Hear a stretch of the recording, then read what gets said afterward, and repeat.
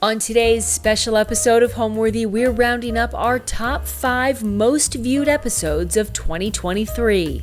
These videos have been fan favorites with more than 2.5 million views. We're going to take you inside some of the most stunning homes, from a gorgeous apartment in Paris brimming with charm to a former Texas church that is now a spectacular family home. We'll also head down south to meet a Super Bowl champion whose home is known as the Healing House, and there's lots more you won't want to miss. Thank you to all of our loyal Homeworthy viewers for an amazing year, and stay tuned for lots of exciting episodes in 2024. Happy New Year!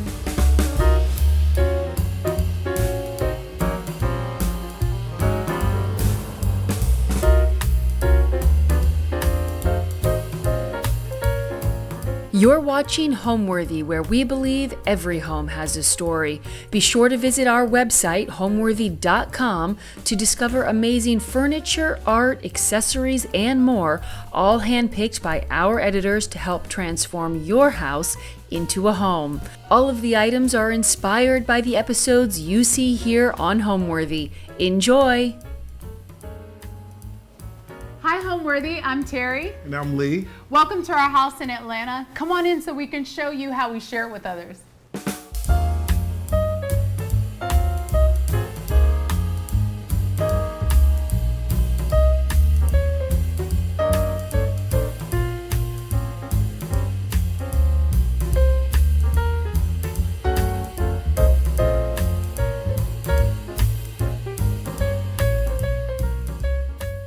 Hi, I'm Lee Woodall.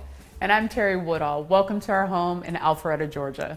When we initially moved to Georgia, there was no direct reason. Like, people move for family reasons, for friend reasons, for career reasons. We actually moved because we felt led by God.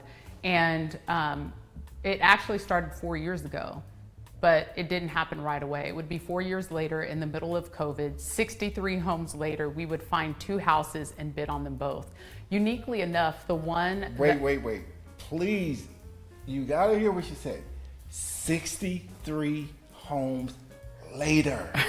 Can you imagine what I was going through? No. 63 This homes. is normal and she for still women. wasn't done. Okay. I was like, We ended up with 2 that we bidded on, and both of them accepted our offer. One was actually completely redesigned already by my favorite architect, Harrison Design. And the unique part about it was that Lee had remembered being in that house when he was in the league. It happened to be a colleague of his in the league, and he had died of cancer. And although the house had been completely redone and totally my style, I loved the neighborhood, I loved everything about it. And we put in an offer. We ended up in the house that needed the most work. And ultimately, in the end, not only did it need the most work, it was totally not my style at all. Like, it was neoclassical, old school. I tell Lee he's like, in his former life, an old lawyer with mahogany kind of furniture and heavy, dark colors. So we walked in here and I thought, oh my goodness, I am not gonna be able to call this place home. and for 2 years, she kept saying, this is not my house. This is Lee's house. This is Lee's house. This is Lee's house. She would tell all my friends, this is Lee's house. This is Lee's house. Until she got it done. Then when she redecorated, did everything, this was less than a year. She redid everything. Then it became our house. But before that, this is Lee's house. This is Lee's house. I'm doing this for Lee.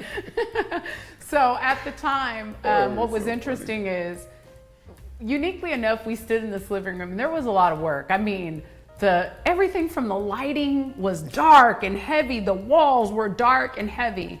But the one thing about this house was that it was constructed well. And I think that resonated with me because it reflected stability. And we stood in our living room and we prayed. And honestly, I was also like, the other house was smaller, same price, but smaller.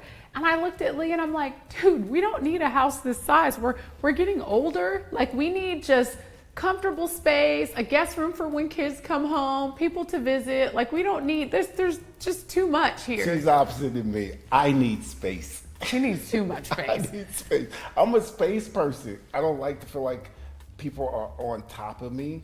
I like space. He likes space so he can run and hide when I have company. Let the truth be known. For all of you people who know that Lee disappears when you're here, this is why.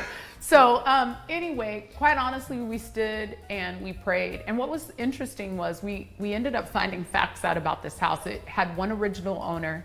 He had built this house and constructed it in a way where it was meant to serve other people. And that was our heart, is honestly service. The rooms, including our guest rooms, are very nice in size. And his intention was to bring 20 of his family members together for 30 days. My husband told me, don't get any bright ideas. But the thing is that quite honestly, our house is a revolving door and has been from the day that we've met each other. And we have been able to serve people who are in ministry, that are pastors, all the way down to, hard everyday working individuals, celebrities that people may know. But our house has been a place, it's known as the Healing House, and it's also been nicknamed Rest and Refuge. And so this house ended up being a labor of love, and we were able to go through it and appreciate what was done, but at our own style and our own flavor. And I'm still getting used to the Southern charm of it all, but I'm grateful because so many people have left us notes on what our house has done for them.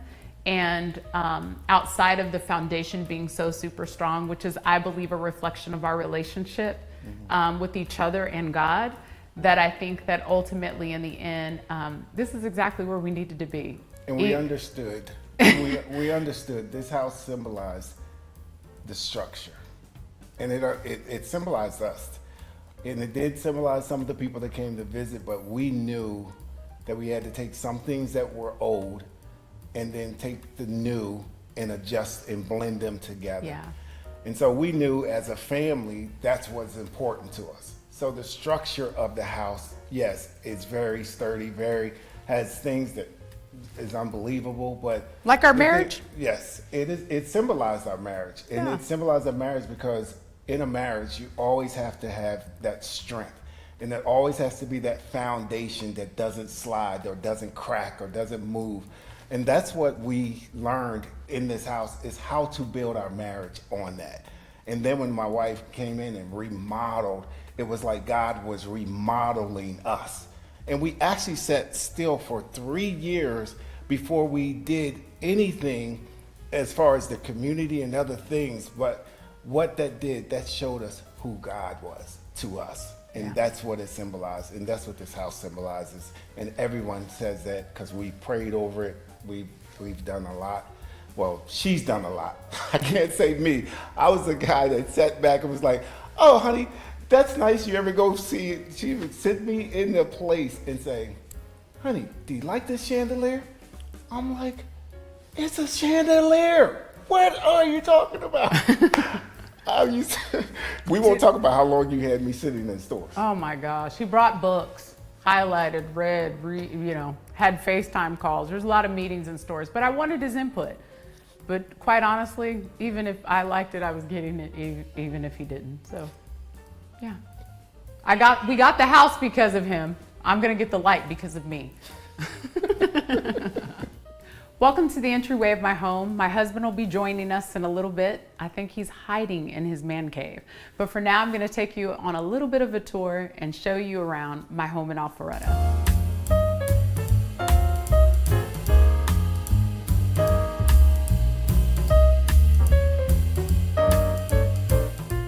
So one of the things that I love that we did in the entryway was tearing down these lights. It was extremely important that when someone walked in, that immediately they felt welcome. So we tore out the lights, but we added these cool benches because when people come into your home, they always ask, should we take off our shoes? Well, this cool bench is made out of cowhide. It's extremely durable. You're not worried about sticky hands, denim jeans rubbing on it. And so I absolutely love this particular piece. And we did one on each side of our house. It's a joke, a running joke, that my house is like Noah's Ark. Everything is 2 by 2. So you'll see 2 lights, 2 lamps, 2 benches, and pretty much all through the house, it's kind of like that. I like symmetry. One of my favorite pieces are things like this box. What's interesting is this is a cool space that I typically hide tissue, but I think the tissue's gone out of here. There's one on that side. So anytime we have guests, instead of having like tissue boxes just kind of laying around or just are obvious, we put tissue in places like this that lift, and you could hide your tissue and, you know, give hugs and shed tears, and there's no embarrassment. So what's cool about this bowl, we have a forgetful fella in this house. I won't say any names, husband. But this unique bowl here is actually from a particular space in Africa. I absolutely love it. It's made out of onyx. It's super heavy, but it's a quick space and place that when you sit down, you can throw your keys and nobody forgets or runs through the house going, where's the keys? Where's the keys? Because there's also a joke in our home, being that it's 12,000 square feet, that don't forget your phone, don't forget your keys, or place something on it where you can find it. This particular painting is actually done by a female artist. It is a watercolor paint. It was very difficult to find two exact that could go in this space and provide symmetry, but I absolutely love it. It is, I forget what the actual name of the painting is, but the intention was that it was basically free and flowing. Like, it's not super defined, but a lot of the colors reflected the colors that we tend to put in our home, in the yellows and the browns and the whites. I love white. Even with kids, I love white. People come and visit and they're afraid of white. I have white in paintings and white in furnishings, and I absolutely love it. But this piece is a piece that you can just kind of stare and look at. No real definition, kind of like my life. So nothing says more about a home than the presence of your front door. This is a mahogany door. It's super heavy and very big. I'm about 5'6½", and so this tells you actually how tall the door is. What I love about this entryway also is that it's not just plain. There's beautiful dental molding, and as you walk on the other side of our entryway, there are these beautiful arches, and everything that was done here was hand completed. So if it messes up, we're gonna have to find somebody who has this type of technique that they know how to do this. But if you come into our dining room, we call it the White House dining room simply because I think we have the same symbol on our ceiling as in the White House dining room. And we mixed old with new. So we kept a lot of what was the original millwork that was done in this house, but we incorporated the Prescott lighting, which I love because it brings modern into the space. Again, lots of accents with white. You'll find crosses or symbolization all throughout our home about our love for Christ. And this dining room table, it looks a little short now, but believe it or not, it goes out to 12 feet and we can seat 12 people in here completely comfortable. So in this dining room, what I absolutely love was one year we had a Thanksgiving, and there was a woman, I was just led on my heart. She was working in security, and I asked her, what are you doing for the holidays? And she said, actually, I just lost 3 people in my family back to back, completely unexpected. And I just planned on spending the holidays alone. So this table was a table that have hosted many people like that. We enjoy pulling out the table, making it large, making sure that there's food in the center of the room. Right now we have these beautiful orchids. You're gonna see orchids all through my house because orchids stand for strength, beauty, luxury, which I absolutely love. And this particular dining room, what's interesting is not only have there been a lot of tears, but there's been a lot of laughter, fun conversations, and just strangers that are around the room that started out as strangers but ended up as friends. So we actually— She came on to me. I did not. Are you kidding me? I know everybody's saying, looking at her right now and says, Lee, you married up. All my friends say that to me. They're like, oh, you married up. I said, yes, I did. Thank you very much. At least I know how to pick up. Well, honestly, we met at a charity dinner, and it was interesting. During that time in his life, he had always been a person to give, but he was also not only giving money, but his time. And at that time, we were both at a press conference, and that's actually when we met. We exchanged phone numbers. He made some crazy, goofy story as to why he needed my number. She came in with security. I was like, who is this girl coming in with security? Who is? And I didn't know he was security at first. I thought it was somebody she was with. But I said, nah, That's not her style. I'm gonna go up to her anyway, ask for her phone number. She know who she want. Let me see. The confidence is unreal. I just asked for her phone number. Hey, but it worked out. I asked for her phone number, and then I started sending her text messages while we were being filmed. Can I be clear? He started sending the text messages. I had not even walked out the door. I'm like, ding, who is this? And it's Lee. Hey, how you doing? I'm like, I just walked away from the press conference table. Can I get out to my car and buckle my seatbelt before you text me? But obviously it worked. He was confident in that. He might not be confident in comfy, fluffy pillows, but he's definitely confident in giving his phone number to me. Yes, and when we had that chance to meet, I knew that she was the one. She didn't know it right away. Because she was an entrepreneur, and she said that she was going to be too busy.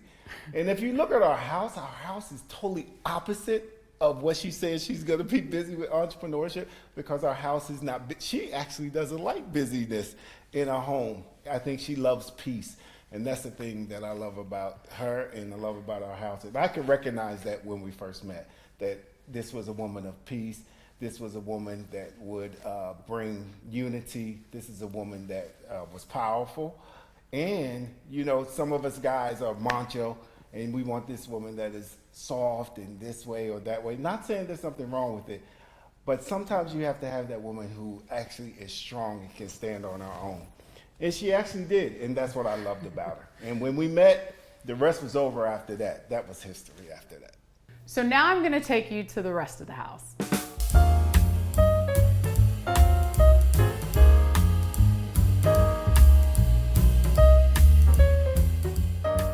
Okay, so you saw the entryway. This is what we consider the receiving way. We're very intentional about our spaces. So even down to our books in our home, the first book that you see is Soul of a Home and Atmosphere, because that's what we try to set, the atmosphere, and help you understand the soul of our home. There's a picture of our family, and then we have a beautiful piano here. This hallway has been a space of praise and worship. So we've actually had producers from both the gospel music industry as well as the secular industry play this piano, and we literally line up in this area on the staircase. We sit along the staircase, and we use this whole hallway to just sing, praise, worship, have a great time. And one thing that I love that I changed here was there's this rounded wall. Not sure how clearly you can see it, but there's a theme also throughout the house, not only with the intention of the words, but circles, like things come full circle. So for me, although at times I needed a home provided for me, God has now provided that home, and I've been able to provide a home for others. So I just kind of love the idea of everything kind of closes itself up. So there are a lot of circles in a sense in our home. That's intentional. It's not just design. Because this is the center of our home, it is the space that I think is extremely important and the number one thing that we want people to see. So you saw the soul of the home, you saw the atmosphere of the home, but this is probably one of my favorite areas of the house. This is where our Bible looks like it floats in midair, and it says, "As for me and my house, we will serve the Lord." And because of this hallway that we have here, anywhere that you go, you can actually see this. And I just believe it embodies everything that we believe and how we want to focus. So here is our staircase, and it kind of looks like it's marble, but surprise, it's not. It's actually limestone. I've been to a lot of countries, specifically parts of Africa and Mexico, which a lot of limestone is used, and here we have limestone on the stairs. Now, to be honest, it could be a bit slippery, so grippy socks are important, but what I love is all of the detailing, and it goes all the way up, all of the millwork. And I think it just is very elegant, and it's traditional, but it has a transitional flair. And what I love is that the staircase isn't the first thing that you see in the house. You actually have to come into the entryway to experience the limestone staircase. So I grew up in the Bay Area, Oakland, California, Bay Area. And what was so interesting and unique about my life is that for as long as I could remember, home was not necessarily a place that was completely stable. There were times in my life where we moved quite a bit, and at times even being homeless. And in California, there were these places that were model homes. And one thing that I loved about the model homes was that you could actually walk through the model homes and see them. And it was a place for me where I believed that I could actually dream and see something different than what I was seeing. I didn't even know it was possible to live in a home like that. And I thought, what do people do to even live in a space like this? And what was interesting about those experiences are that even at times when I was homeless, even at times when I used cardboard boxes to create dresser drawers, and then I kind of moved on up because we went dumpster diving and would bring home things that people were willing to throw away, and we would refurbish those things and decorate our house with those things. I really felt like a sense of home and what it actually meant, but I just never had a stable ground. And so now today, my house is extremely important to me to create that. What I can remember is growing up as a pastor's son, being that person that came from a structured household with a mother and father that are still married today, been married for over 60 years. Yeah. And being in that structured household, understanding that things were supposed to be neat, things were supposed to be done, you were supposed to be obedient and listen. And just understanding what that was all about. Just growing up in a household that love was there, family was there, spent a lot of time with family, spent a lot of time with friends. My dad was a pastor, so understand, when you're a pastor's kid, you have people coming through your house all the time. No matter how big or small it is. And let me tell you, when me and my wife got married, I thought I was done with that, with people coming through all the time. Was I for a surprise? I got someone who wanted people to come through all the time. And our house is this place of peace. And, I look at her sometimes and I just say, thank you, because she reminds me of what my mother used to do, and all the things that I loved about my mom I also love about her. And the ironic thing, their birthday is on the same date. And that's what was so ironic. But the unique part about this whole thing is that we've watched how our lives not only was built separately, but then together, and then we built what I call a home that symbolizes both of who we are.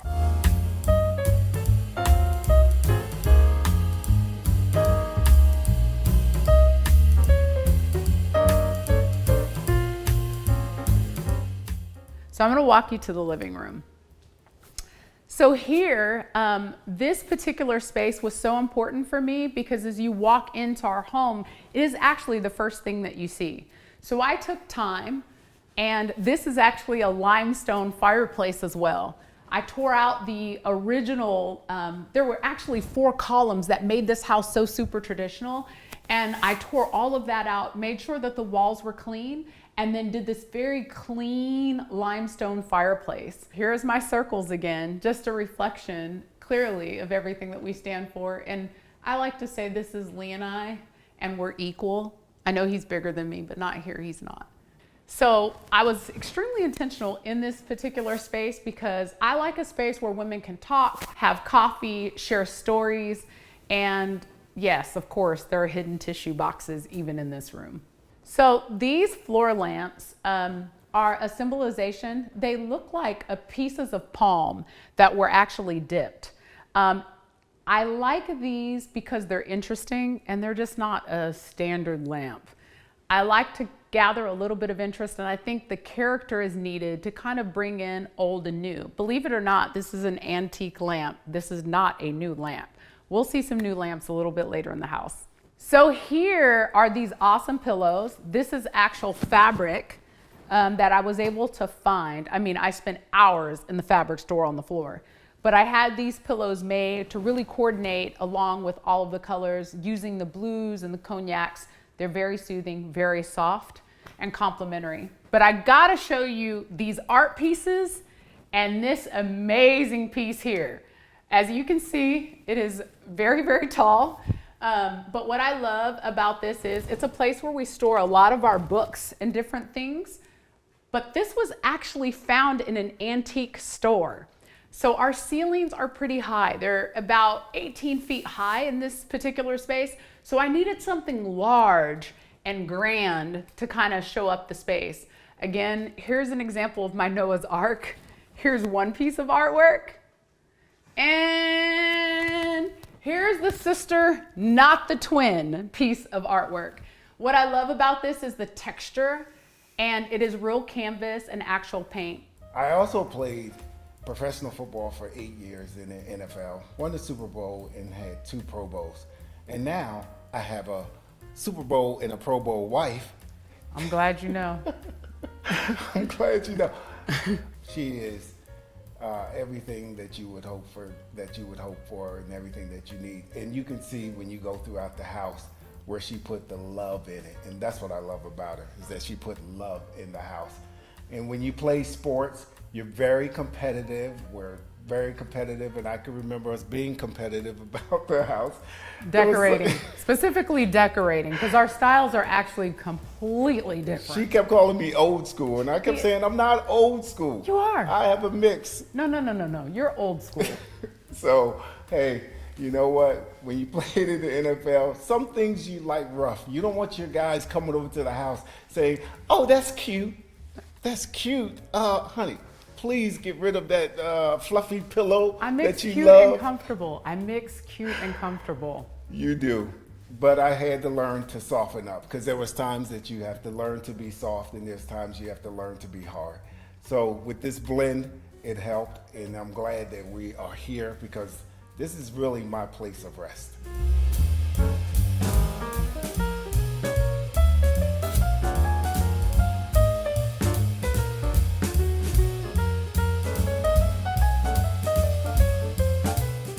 So I'm going to take you now to our family room space.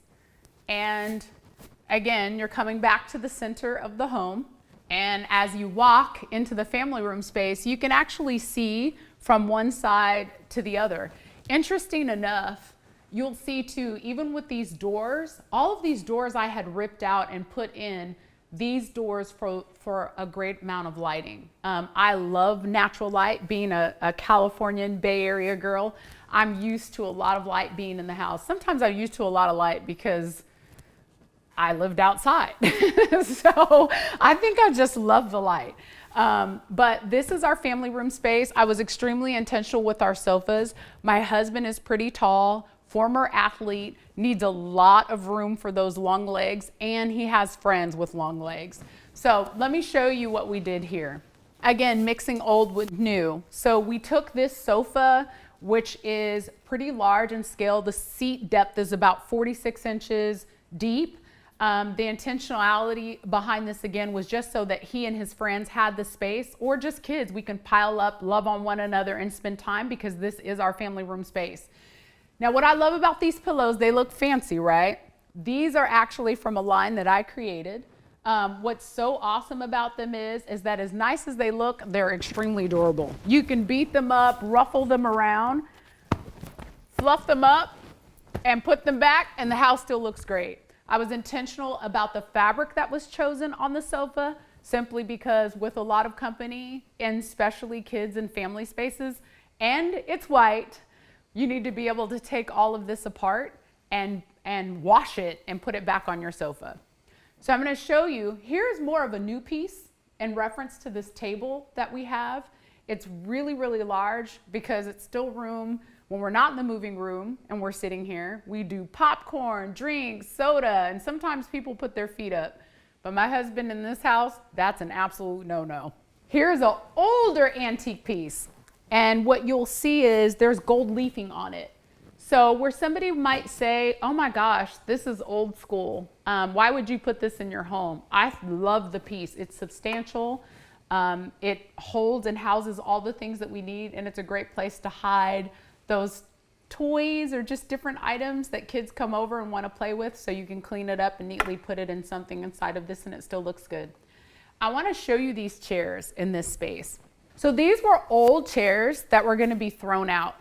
And I took fabric that I was able to find. Not only did they take the legs off the chairs, I made sure that they spin so that you can turn and tilt towards the television. And in addition to that, they're white. It also is a performance fabric. And again, they were very old. So I changed the style, I kept the curve, but what was important to me, I didn't want them to be thrown away because I definitely could see how they could be repurposed. If you notice, there's no true separation. Our family room and our living room flow one into the other. So one reason that I love to use light colors or white colors is because it's easy to complement the palette, but also it doesn't absorb the space. My husband was like, are you sure you want to do white, especially in the family room? And I was like, absolutely, because I think when things are heavy, they anchor the space. I know that we invite a lot of people over and we love good conversation. So having a large sectional where we could sit together but not sit on top of each other was extremely important. And at the same time, having rooms of separation. In our living room, there's a fireplace. It's more a space where you converse, where here in the family room, there's an actual television and people sit and they watch TV and they kind of laugh. And to be honest, because there's this lovely hall of separation, although we can see one another, we share the same space, but we actually can have our own conversation. So over here, people can be watching TV and commenting on what they're seeing and what they're watching. And over there, they can have intimate conversation. And to be honest, we're not on top of one another and we're also not over talking one another. So that's what I loved about how we were able to lay out this space specifically. Well, today, I am a serial entrepreneur, author, Emmy-nominated television host for a show that I did around autism. And I would love to say that a lot of the adversity that I've gone through is what actually built me to become the entrepreneur that I am today. And it's also the thing that has made my house truly a home, not just for my family, but for others that we serve.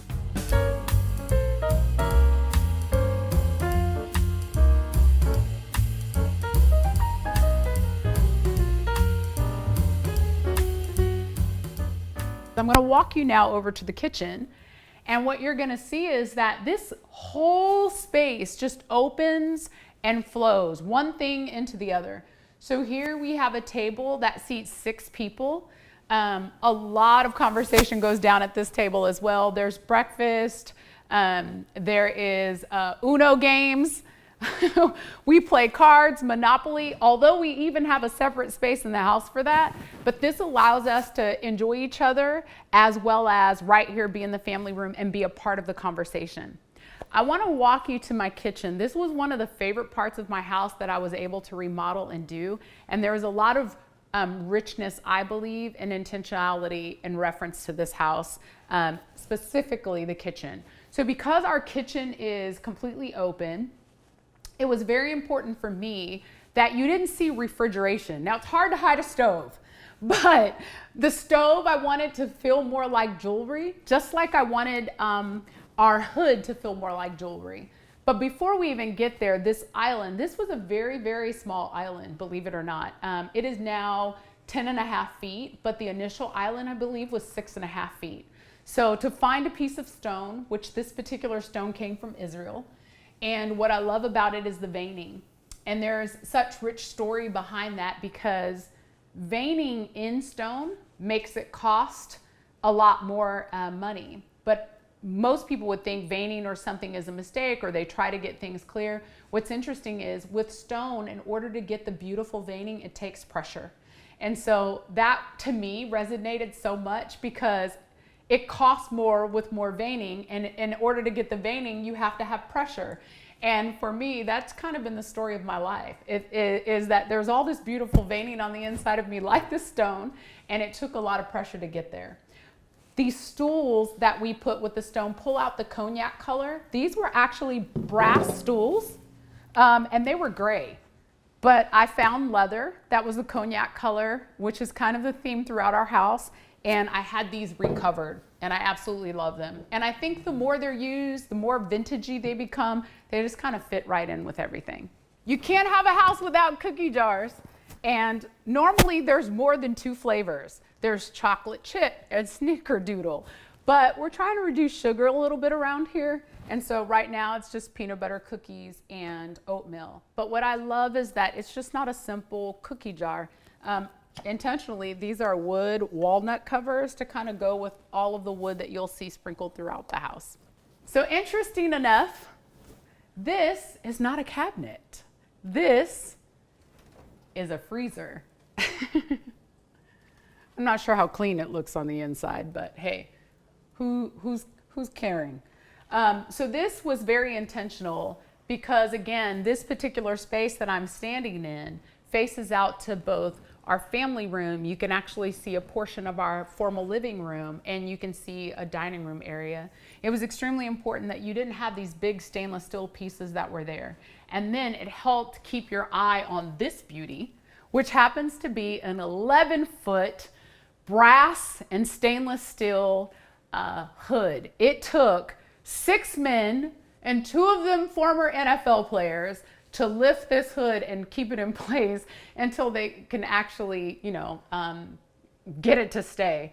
I was extremely intentional about seasons and spices too, because all of this space gave me more area to cook, enough area to prep, and I needed things to be easily accessible. So I have all these kinds of slides that are built in that allow me to reach my seasons relatively easy. Now, the one thing that I'm standing on that you can't see, but I'm sure they're going to show you, is an area where people walk in my kitchen and then all of a sudden it's a massive pause. Because what we're walking over is a glass wine cellar. So I'm sure we're going to take you down there a little bit later, but what I'm standing on is above my wine cellar. And you can see down there, and it's a cool space to kind of hang out. There's a ton of space, but it gives ambiance and lighting actually from the wine cellar up through the kitchen, even when all the lights are off. So let me tell you, I do like to cook when I have time, because I like to prep, and I spend a lot of time kind of thinking through the recipes. We have 2 large pantries in this house, but one of my favorite things is we also have 2 dishwashers on this floor. And in addition to that, we have all these cool pieces of cabinetry, which shows all of the things that I love to use while I'm cooking, and even the cool drawer and drawer pieces to keep everything organized. I am fanatic about organization. So for any woman that's out there, the drawer and drawer thing is the thing to go with. The other thing that I think was extremely important for me, going back again to organization, is things like this. You can hang pots on the inside as well as additional seasonings. Now, my husband grew up old school. His family is from the South. They like a lot of seasoning. And my mother is both Hispanic and white, and she loves a lot of seasoning. So there's a variety of seasons here because we also like foods from all sorts of countries. And so I have the curry spices and the African spices and the Spanish spices and what I would consider soul food spices. I'm gonna take you to my scullery, but before I do that, this beauty right here is the refrigerator. So, we have a refrigerator with drawers on the bottom. And if you noticed, again, symmetry, that was extremely important to me. The freezer doesn't have drawers, but I was able to have the cabinetry built, and it looks like just like the refrigerator, except for these are actually working drawers that open, and the freezer just has a look to it. Now I'm going to take you to my little spot that I think is the coolest place in the house. It might even be the smallest place in the house, quite honestly, but it is the scullery. So what this is kind of like a back kitchen, if you will. It's a preparation area. This is where we have our coffee machine, and we have tons of teas. Tons. I mean, what do you want? I got it all. Orange, green, chai, you name it. But this is a beautiful coffee machine. I love everything clean and put away. There's tons of space to prep here, as well as display different dishes that I've purchased in places, anything from TJ Maxx to Portugal, Spain. It lives in these cabinets. And what you'll see here is also a dishwasher. You typically knock and this thing opens. I absolutely love this feature in the house. I don't really use my dishwasher. I'm gonna be honest, I'm kind of old school. I fill the sink and wash the dishes. So again, I love lots of light, and this pass-through window was actually extremely intentional. It also, when you're back here prepping, you're not feeling like you're in a cave and by yourself and not part of the conversation. So as you can see right through here, this is typically where all of the family conversation is happening and going down. you can see not only to this family room, but also somewhat into the dining room, which is the eating kitchen space, not the formal dining room. And what I love about that is, hey, I can join in the conversation about the football game, what's happening on the news, or whatever's happening in the world, just simply because this window is open. So the one thing that was a must for our house is, I don't know about many of you, but kids constantly open the refrigerator, and so do guests. So we got a see-through beverage refrigerator so people can see what they want to drink. Or they're always asking us, do you have Coke? Do you have sparkling water? Do you have regular water? Do you have juice? Well, it's all right here. And they don't have to open the refrigerator and shut the refrigerator. So right here, I'm able to clearly, or you can clearly see that you can see whatever it is that you want, and you can get the beverage of your choice. I'm gonna walk you to the space and place where I love to place my dishes.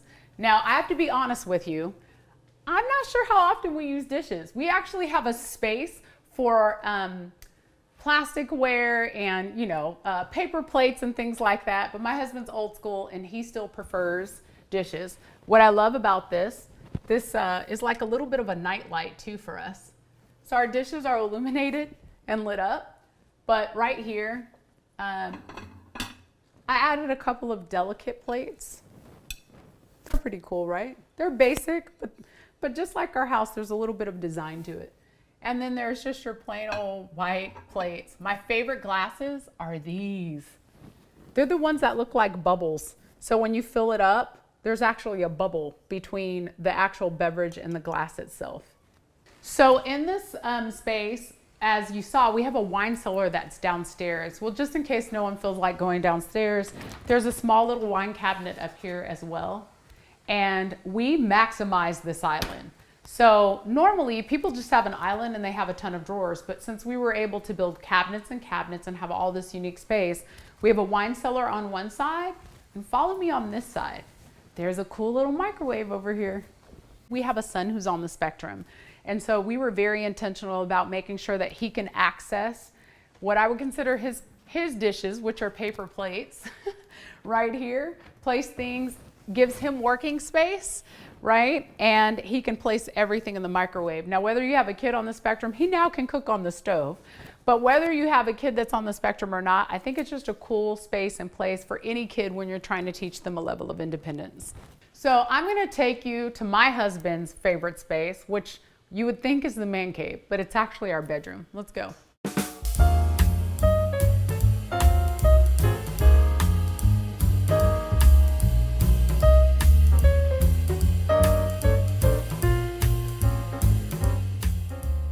So welcome to my primary bedroom. Uniquely enough, it is not the largest room in the house. It's a little bit what I would consider on the cozy side. I believe the original owner's intention was for owners to stay out of the bedroom, but it's my husband's favorite spot in the house, so he actually stays in the bedroom. So I had to be intentional about how I put this together, considering what he likes to do, which is typically watch the game and read the Bible. In this space, again, I went with the same similar color scheme throughout the house, but different textures and different fabrics. So let's take this for example. This actual piece here is a piece of fabric that I found, and the intention behind this was not only to bring all of the same similar colors that you will see throughout the home, but I love the softness. I found both this fabric and put it together and created a throw out of it. The other thing is, this was our bed, and during the COVID season, it was extremely hard to get beds. So I actually had this custom made with the same performance fabric. So if you purchase a lot of fabric or love fabric, save it, because you never know how you're going to use it. And so again, clean, fresh, simple. Our bedroom set is pretty modern. Even down to the bench, this was also made out of performance fabric that I had. I literally sat down and drew out how I wanted this to fit, and then figured out material and found material that would coordinate. For anybody out there who's doing a house, you know, I'm not a professional decorator. It's not like I went to school for this. I just love creating spaces. And so if you have fabric, or you find out that you have fabric that you don't want to let go of, even from old pillows, or that was on an old sofa, but the sofa's worn out, you can actually take those things and completely repurpose them, which is what I did over here. So we talked earlier about the leather seats that I had that were in my kitchen, the bar stools. Well, that same similar leather, I had lots of it. And I was able to take these old chairs, keep the style of them, but yet have them completely redone in the cognac leather. And so nothing went to waste, including these pillows, which are part of an ottoman that was torn apart and then put together. I made throw blankets. Very similar with the other fabric. On this side, I put that soft fabric, which this is pretty heavy. And then on this side, the material typically is kind of used for curtains, but I thought, who cares? I don't want them for curtains. I want them for a throw. And that's exactly what we did to make this space cozy and comfortable. So here, this is our intimate space. So these are just pictures of my husband and I in different areas. This was at a friend's wedding. This was at the football game. This was a family trip to Cabo. This is a place and a space where I was being awarded for the work that I do as an entrepreneur. This was when I was also being awarded for the work that I do as an entrepreneur, and this was my 40th birthday. And so uniquely enough, we don't have a ton of family photos in the house, but where we do have photos, or where we do have you know, helmets, or just things that reflect our past, we're very intentional about what we hang up. And there are all sorts of stories that go with each of these pictures. What's interesting about our space is that, one, I love it because we're on the first floor, but we are going to transition over to our bathroom, and we actually have separate closets, which I also love.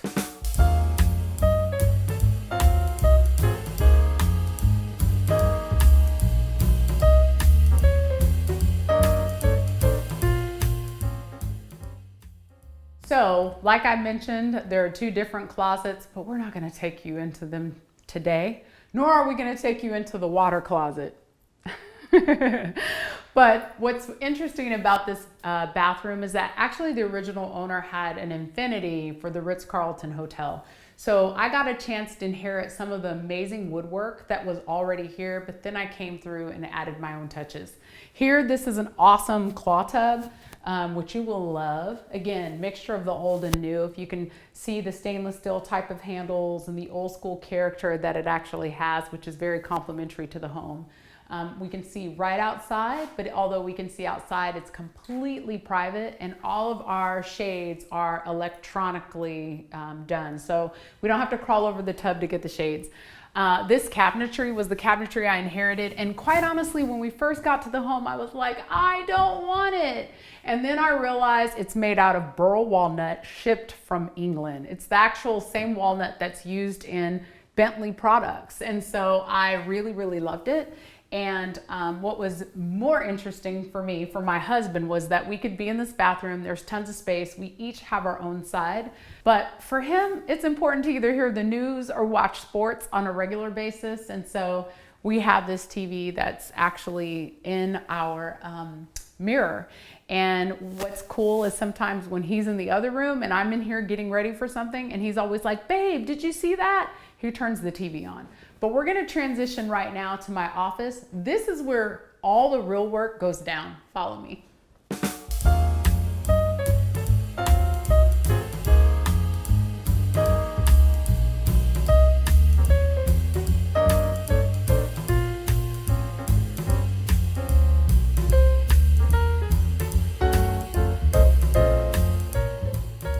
So one of the cool features about my house is this door. It's a quick way to kind of sneak away and not walk in all of the main hallways. But it is also easy for me to kind of get in here, do the things that I need to do early in the morning, and I start my day off with a prayer call, typically about 6:30, 5 days a week with a few amazing women. But this particular space is my personal sanctuary, and it is a mix of old and new, well-traveled and repurposed items. So I'm going to talk to you a little bit about this desk that I'm standing in front of. This was an old executive desk, right? And again, I'm a modern girl. There's some modern in me here, but there's also traditional and transitional. So what I did, instead of throwing this desk completely out, I repurposed it. I ripped off the top of the desk and actually had stone that was measured and the warm colors and tones that matched my office, and I just had them install stone on top of my desk. This made it easy, it didn't make it feel heavy, and I didn't have to waste a perfectly good desk simply because it seemed a little too old. I am over coordinated, as you saw it within my kitchen. I know we didn't go through every drawer, but I think everything has a space and place, and this includes all of my books. So although they are done not only in title or like leadership or marriage or personal development, but they're also color coded. And this is also like my closet. I really was concerned about the office because there's so much wood in here, and this is actual real wood. And I thought, how could I lighten this up?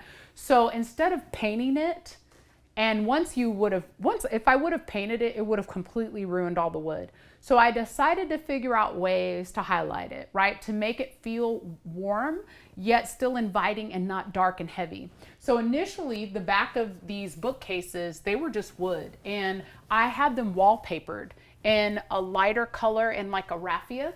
And this gave it more texture and depth. And instead of damaging the wood, I get to keep these beautiful wood bookcases, but yet lighten the space up. The ceilings were also dark and heavy. And so you'll see that I painted just the center of the ceilings white. That brought the room more alive, and it didn't feel like it was heavy or I was in a cave. I took time changing out the lighting. These are alabaster lights, again, the alabaster box in the Bible. But these are amazing lights and unique features. These are bone, made out of actual bone. The mirror is made out of bone, and this is made out of bone. Not from people, and no, I didn't kill any animals, but these were animals that had already passed away for whatever reason, or whatever happened to them. And the actual tribes put together these items out of the bone. Waste nothing, remember that. Again, you'll see more cowhide. These are ottomans, and what I love about these ottomans, I'm not one to put all my awards out everywhere, so I find a place to hide them.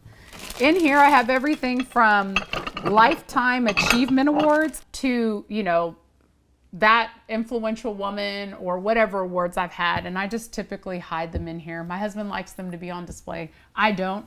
So if there's anything that you want to hide, ottomans are a great way.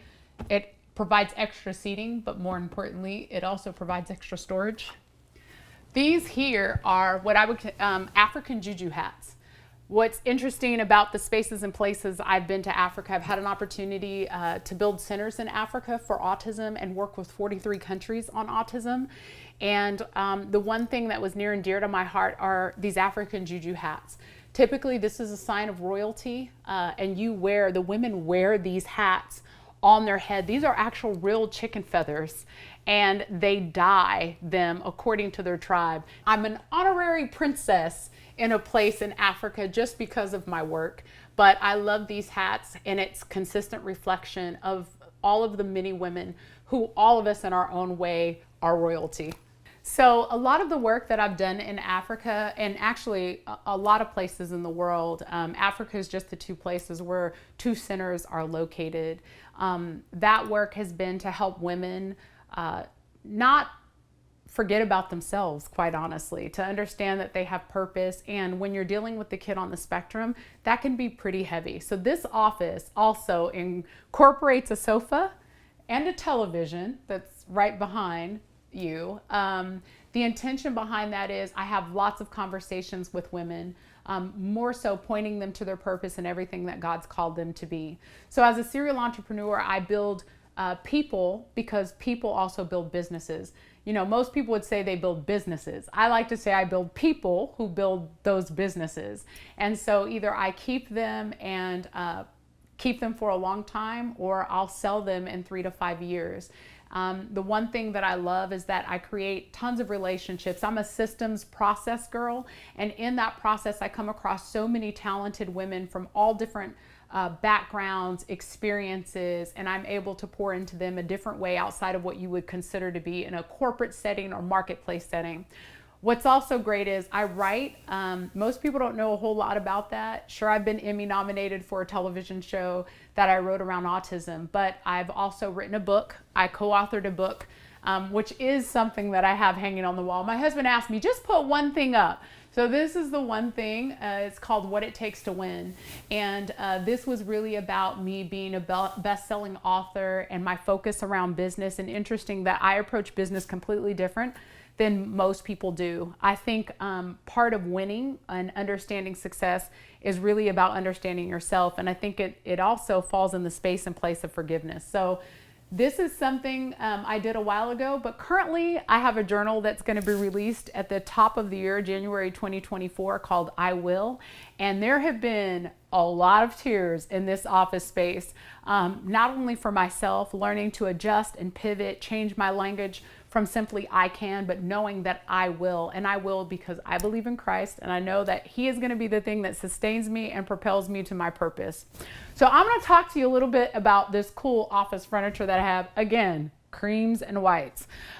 You're never going to get bored in this house. You'd think because there's lots of whites and creams, it's really texture and textiles and how you put things together. Cowhide, okay? Your best friend, my best friend. This here is cowhide that's been placed on pillows. And I love it because, again, it's super durable. I have a little niece that comes over, and I have grandchildren, and I'm not worried about what they put on them. These particular sofas are extremely important because, look, I spend hours sometimes. My husband likes all the lights off. I need to be here sometimes reading, writing, talking, and praying with other people. But I want to show you something that's so super significant to me, outside of a couple of family photos that are in here, because we do have those. But there are different symbolizations like the elephant. So here is an elephant. And I don't know how many of you guys know about the female elephant. The female elephant, this speaks so heavily to me because most people don't realize that elephants, when they are giving birth, the women actually surround the elephant. They surround the elephant and they protect her, and they kick up dust because as she's giving birth, they keep all of the predators away from her so that she can safely give birth.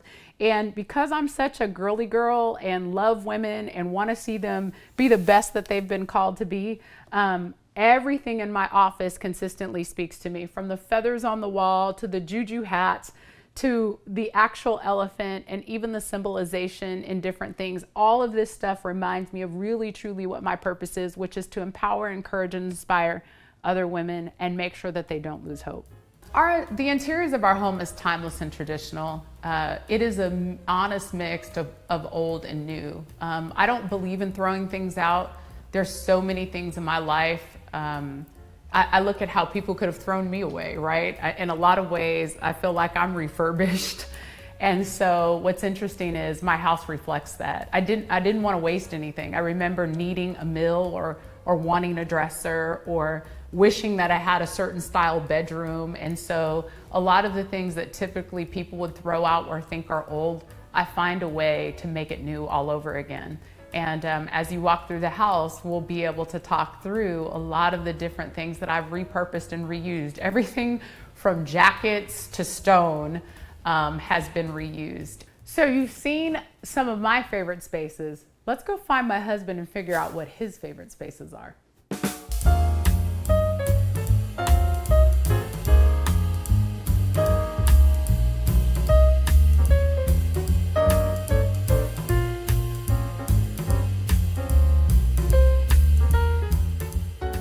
There you are.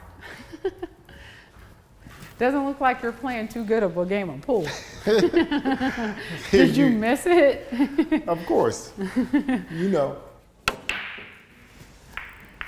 if I put this one in the hole, Whoa, that means whoa. scratch. That's not the objective of the game. That's why you stay up there and I stay down here. Well, look, I want you to show people this particular space and why it's so important to you. And we can start with some of these awesome helmets behind you. Oh, you talking about these awesome helmets? Yeah. Of course, this is the team I played for. This is actually the 49ers helmet. This is Clark, who had the famous catch with the San Francisco 49ers. So this helmet actually was signed by him, and he actually drafted me. This is the guy that drafted me, and this is when they were going to the Super Bowl, and Dwight Clark made the famous catch that they talk about all the time. And these are just different helmets that they've started to put into the picture. Well, no, this is an important helmet. This is Jimmy Garofalo's helmet. Yeah, it's Jimmy's signature. It's Well, not his helmet, it's not but his helmet. signature. Oh my gosh. Tomato.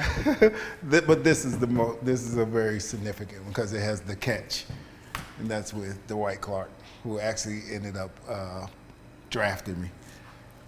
So let's kind of talk about, I like to call it your little wall of fame.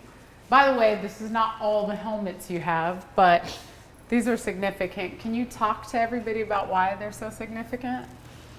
Well, of course, this is a very significant one because this is all about community right here. So when you talk about this is about community, and that's what, when you retire from the NFL, you end up being in the community, so being a part of the NFL alumni, which I'm currently a part of.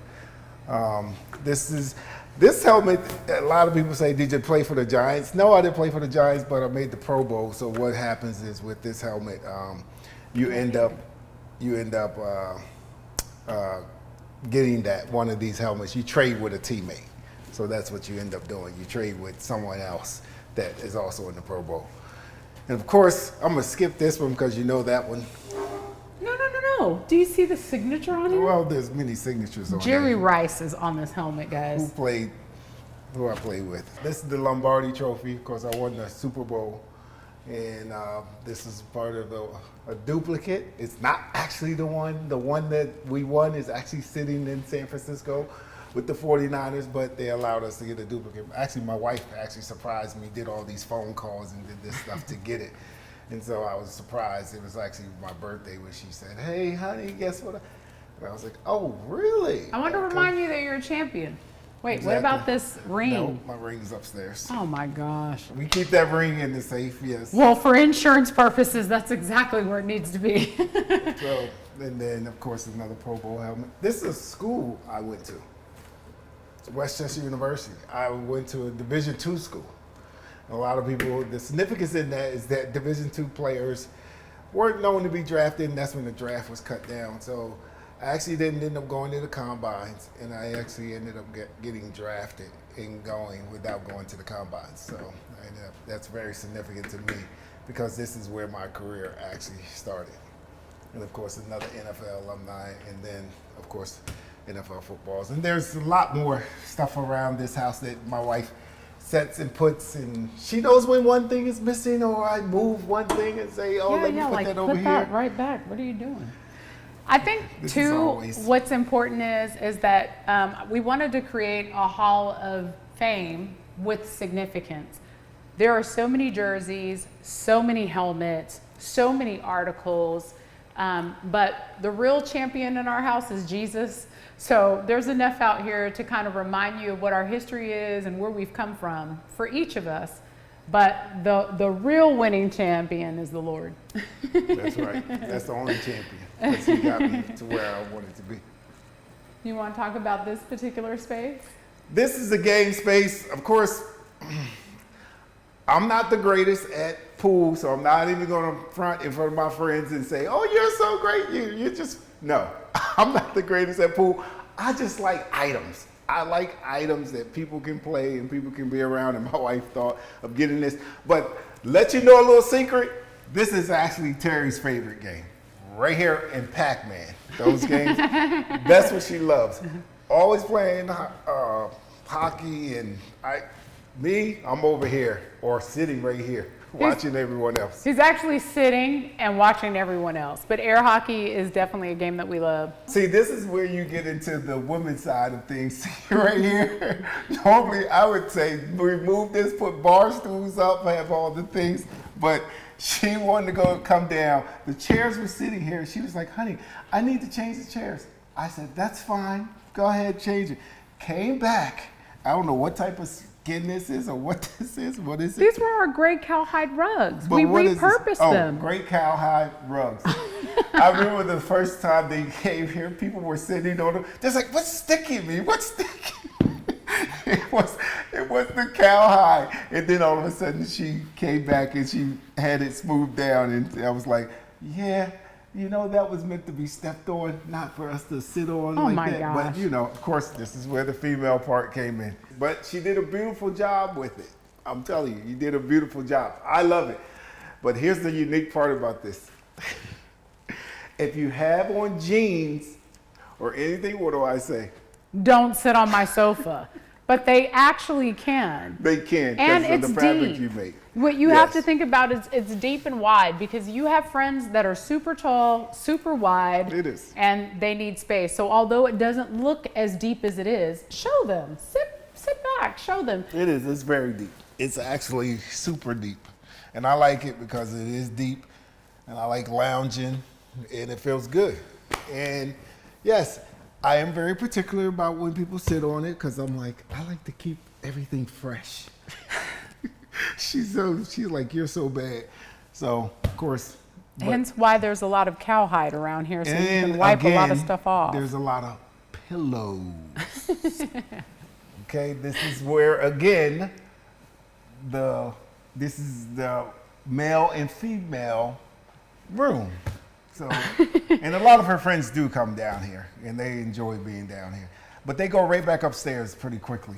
What gives this house a soul and makes it come alive, it has to be the people. Because the house itself is the structure, and it's together, and it's pieces that sit there. These pieces will outlast us. We understand that. But when you know that your spouse put their soul and mind and heart into it, that's what gives it. When you can feel that love, when she goes and she picks out a couch and she looks at it, but she looks at the couch not for herself, she looks at it for everyone else. And so I've seen my wife do that over and over again. And I'm kind of a selfish person a little bit, not too much, but You're selfish. That's all right. but I've seen her pour into so many people, and I've seen her do the house that way to say, oh, your mother's going to be coming. She'll like this. She'll want this. So the house has been where she's thought of others. And sometimes I have to remind her, hey, honey, think of yourself. Hey, what do you want?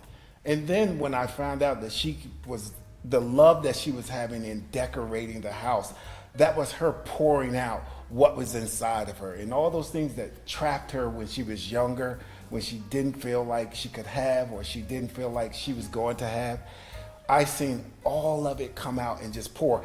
I sat there and I watched it because what I was able to do was live in her beauty that gave me the good feeling inside of, man, I always love coming home. Because sometimes you can come home and not love it. You could come home and be like, oh, I'm coming back home and want to do more and want to do more. I actually love being at home, and I love the fact that she put everything into it, and you can feel the love, you can feel her soul, and most of all, you can feel God throughout it. I would say the thing that makes a home have a soul, I think it's the intention. It's the intention of the design. It's the intention of how do you want to use your home. I've learned because people gave to me to give back. And when you have a home, it's your private space, right? And you think, this is mine, I've earned it, it's an investment, or whatever reason why people purchase homes. But I think I look at a house and I look at how this home could serve and support other people. There's a scripture in our home, you'll get to see, it's right on this wall. As for me and my house, we will serve the Lord. And what's so interesting is that is the soul of it. It is the moment that you walk in the door, from the intentional of the lighting to the intention of the colors to the intention of the spaces. What would I need if I were going through a divorce? What would I need if I lost a child? What would I need if I were diagnosed with cancer? What would I need if I had to completely start over and lose my finances? What would I need? And we have had so many of those situations in our home. And so when I think about the people that have to come here, the intention behind the design is to give them rest and healing, for them not to think through. We put notebooks in our rooms. We're very intentional about what their experience is. And so the soul of the home is the people, but it's also the intention of the design for the people who will be there. So outside of using this particular space for what you see it as with gaming, you know, the Pac-Man, the pool tables, the air hockey, we have chess and what is that? Tic-tac-toe. I couldn't even think of it. We have all of those types of things and multiple TVs. But what's also cool is that there's a guest space that's down here. This also provides a living room, a kitchen. There's 2 gyms that are down here that allow guests to feel comfortable and in their own space with tons of privacy. I love working out because I like to stay in shape. So let's talk about this gym space. At first, I had the space that you work out in. Of course, it was heavy, it was equipment and stuff like that. All of a sudden, my wife comes down. She looks at it. She goes, I can't work out here. It's just too much. I'm like, what? We should move it. I'm like, move it where? I got put in the back, and all the female stuff got put over here. That's why I said calling it female stuff. Cardio is for anybody. Because this is you know the truth. This is a male and female cave. So it's a new thing. We're going to start a new trend. The male and female cave. That's what it is. That's what you should call it. I wouldn't call it a cave. Well, personally, I'm just saying. What would you call it? It wouldn't be a cave. It just wouldn't be that. Okay, she'll come up with the word for it, but it is a shared space between. What about she shack? No.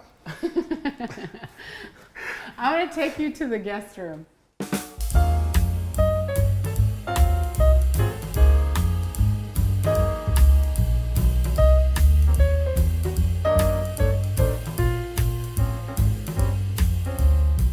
So in this particular space, this is one of our guest rooms. What I love about our terrace level, also known as the basement, right, or the man cave, is that our ceilings are very, very high. Actually, they're even higher on this floor than they are in our main house. And so the ceilings are high. It doesn't make you feel like you're in a space that's heavy. For anybody who's building a house, it is worth the investment for the high ceilings. Our doors are 10 feet tall. Even in the terrace level, our ceilings are about 15 feet to 18 feet tall in this particular area. But this is a guest space. We actually have guests coming. We actually stayed in this room when my parents came. We did. So we've actually used our own guest space. So here, what's so cool is within this particular space, for all of our guests, we always put together a guest box. It includes magazines and notebooks and snacks, a cool little travel kit and just things like that. We're intentional. Again, there's a notebook that's here that I talked about. We put fresh flowers. Everybody likes a Reese's peanut butter cup, right? Like, you know, who could go without a Reese's peanut butter cup? We have fresh water, drinking water for the guest. We're intentional about all of our covers. Again, tons of textiles and textures. Our curtains are silk, where our pillows are a combination of velvet and a different cotton silk that we have here. And so the color scheme in this room is more so in the green family because it's inviting and warm and easy and you don't have to think about anything. So also in a lot of our guest rooms, again, this is one of many of the guest rooms that are in our house. A lot of them actually have desks. This gives time for our guests to sit down, and I won't call them guests, they're family. This gives time for people to kind of sit, read, write, be at the desk, do work if they need to. But what I love about most of our guest rooms, or all of our guest rooms, they either have these beautiful type of chairs or they have a sofa. So all of our guest rooms are equipped with everything that you would need in a hotel, because that's the idea, is allow them to have the peace, the tranquility, not think about anything, and be here to heal, have hope, rest and refuge, right? That's the name of this place. And we do have television in here, but we hide it behind beautiful cabinetry like these. We're going to take you to the bathroom.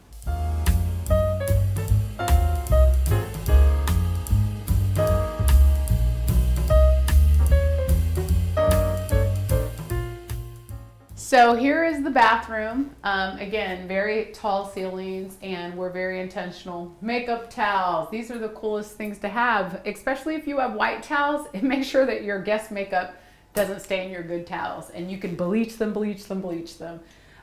In addition to that, we have a steam shower that's actually here, and what we love about it is that you can not only just take a regular shower, but it gives you the feeling of a spa. And then you can also walk outside, and I think this door's locked and I can't open it, but that's okay. That's what I'm here for. Oh my God. Macho, he can open a door. But out here is another sitting area, and a lot of our guests come outside and they sit and they have coffee on the terrace. We also have outdoor televisions. And they love this terrace because it wraps around the house. When I think of what home means, it means family. It means an extension of family. It means love. It means embraced. It means blessed. It means favored. Sure, stability and all of those different types of things. But home means protection. And I finally realized that home was when I didn't have to pack up a bag and nobody could tell me anymore that I had to go.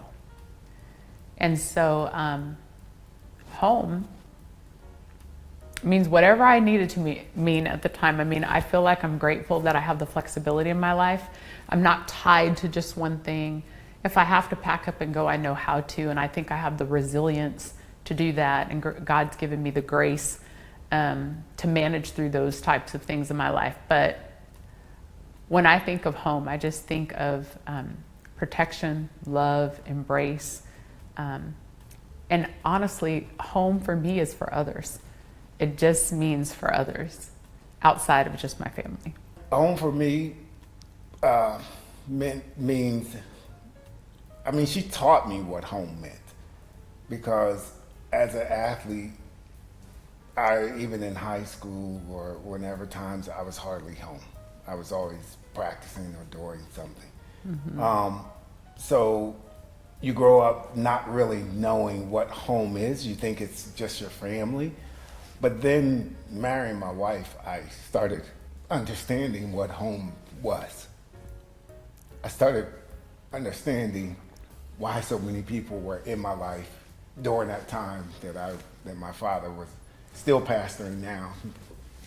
But she took it to another level, to where it was about family and gathering and getting together.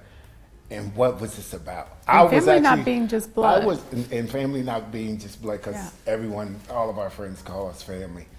But it was almost like she was teaching me to enjoy home, enjoy where you live, enjoy every moment of it, live in it, invite others to be a part of it. Because like I said, I was the person to say, oh, okay, enough people, that's enough. But she showed me how to embrace, how people were being healed, how people were being blessed, how people were motivated by what they seen. They would leave and say, oh, I want to live, or I want to have, or I want to do. Hey, can you come and make my house feel like this, make my home feel this way? And I started knowing what home really was. And I might have not, and for those that are listening, sometimes we don't realize what home is because we're always on the move. But I can tell you, if you step back and take time to breathe and understand what someone puts into it, you'll feel the soul of a house begin to birth out of you, but you also will feel what home is all about, and you'll never want to let it go. Let me take you to the wine cellar. This is where some of our couples like to have date nights. Truth be told, We don't drink. Lee and I don't drink wine. At all. And we do collect it, but what's cool is this wine cellar is meant for you to not just go in and grab a bottle, but to sit and stay a while. Come on. So here's where a lot of action takes place, mainly for our guests. We've literally had people have dates in this space. So this is our wine cellar. Come on in.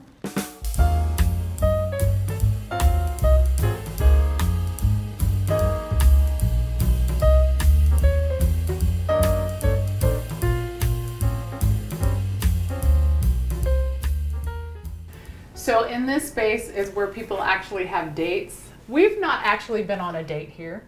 That is not for you. So people have actually sat here, been served here. We do have lovely bottles of wine. My husband actually knows, even though neither one of us drink, he knows a lot about wine. But it is a great, cool space in our house. And to be honest, I'll give you a little hint. For anybody who has hot flashes, this room is freezing. So a lot of people come in here for that reason also. And what we love so much about it is that this is the space that also illuminates our kitchen. If you look up, that's how we walk back and forth across our kitchen. So a lot you can see from upstairs. So this cellar actually holds, I think, a little over 5,000 wine bottles, and I don't think we have more than 1,700. So our idea is when we fly different places to continue to either collect or we get them as gifts. And quite honestly, we keep a lot of wine because a lot of our guests love it and like to pair it with food. And so it's cool that we have it, and it gives us something to finish right along with a few other things that we need to do in the house. When I used to drink wine, I used to love drinking, having a glass of wine and being able to taste the notes in the wine. When you learn about the wines and how it pairs with the food, it's very different. And when you learn that this wine goes with steak, this wine goes with the type of soup, or if you're having lobster or chicken, those different wines, you can actually taste the difference in your food. And you can actually taste the difference in the notes. And I try to tell people, a lot of people don't understand why they make the long flutes of the glass, because most people grab a glass here at the top. But if you grab a glass at the top, what you're doing is you're heating the wine. So therefore, you're changing the notes in the wine. And when you change the notes in the wine, it gives you a different flavor. So you're supposed to drink the wine from the flute, because that's where it doesn't change the taste of the wine. So what we were blessed to have this cellar be original part of the house, but then we put our own style and taste in it. And again, it's not for us. That's the crazy part. We don't drink wine. And what's also been interesting is we've hosted couples that are having challenges within their marriage. And this thing is like a vault, okay? You can come in here and eat and argue, and nobody can hear you.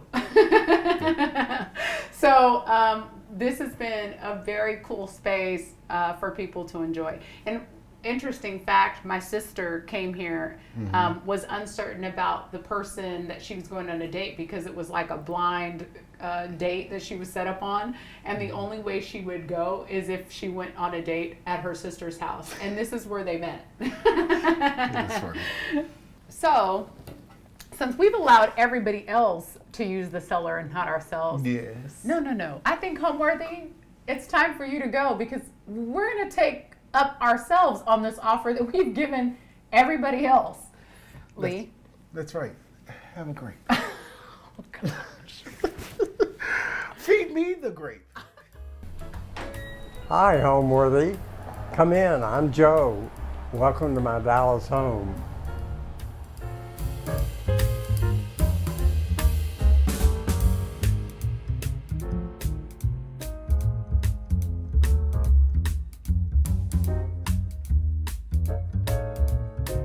I'm Joe Minton. I've been an interior designer in Dallas and Fort Worth for 50 years. I recently lost a job because the client thought I was too old to finish the job. Well, what they don't know is I'm going to live to 100. or more. I'll decide when I'm 100. We are in my house in University Park in Dallas, and this room that we're in is 300 years old. It was the oak drawing room at Wingleworth Hall in Derbyshire. It was 30 miles from the Duke of Devonshire's house, Chatsworth. I'm lucky that I'm in perfect health, and I continue to work. I love working. I love what I do, and I'm very good at it. I'm really at the peak of my powers right now as far as interior design. We're on a busy street in University Park. In the front and the back of the house faces, our property has a little creek behind it and a forest. So when you look out, you see, it looks like Sherwood Forest out there, past the garden.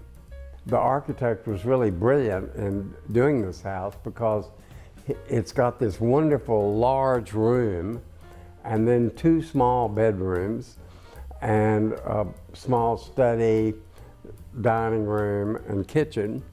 And it has 3 bathrooms, but it's a very small house. It's suitable for 1 or 2 people. It's not a family house. It has no big playroom. It has no, and I didn't want a big playroom.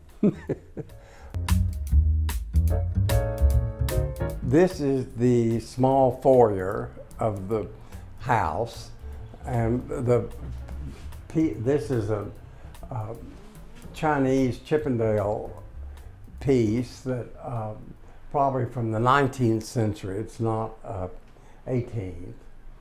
And those are wonderful Chinese phoenix birds. And I noticed that there are some of these very similar birds are in the new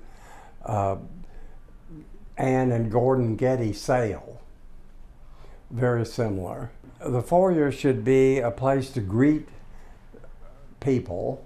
The larger the foyer is, the better. I would prefer this to be a larger area because people tend to congregate in the entrance hall of a house. And I love big entrance halls. But this is a very small entrance hall, but it works here. At least it's got a hall. I hate a house where you enter right into the living room. When we moved in, the room looked just like it does. It's been like this for 300 years. The room is early Georgian. The Wingleworth Hall was built in 1720.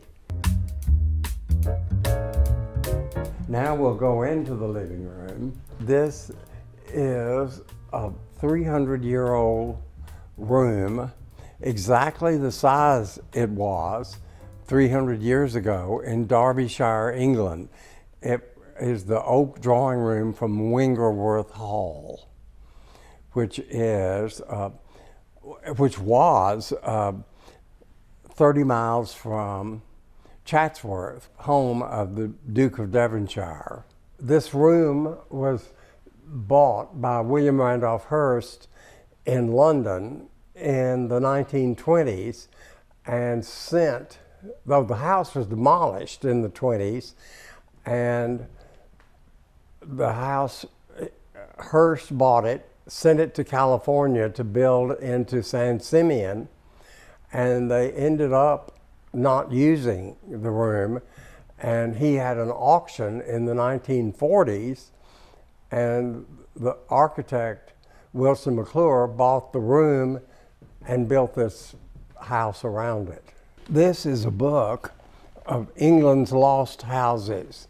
It's houses that were demolished since the 1950s in England, and this is Wingleworth Hall, where this room came from.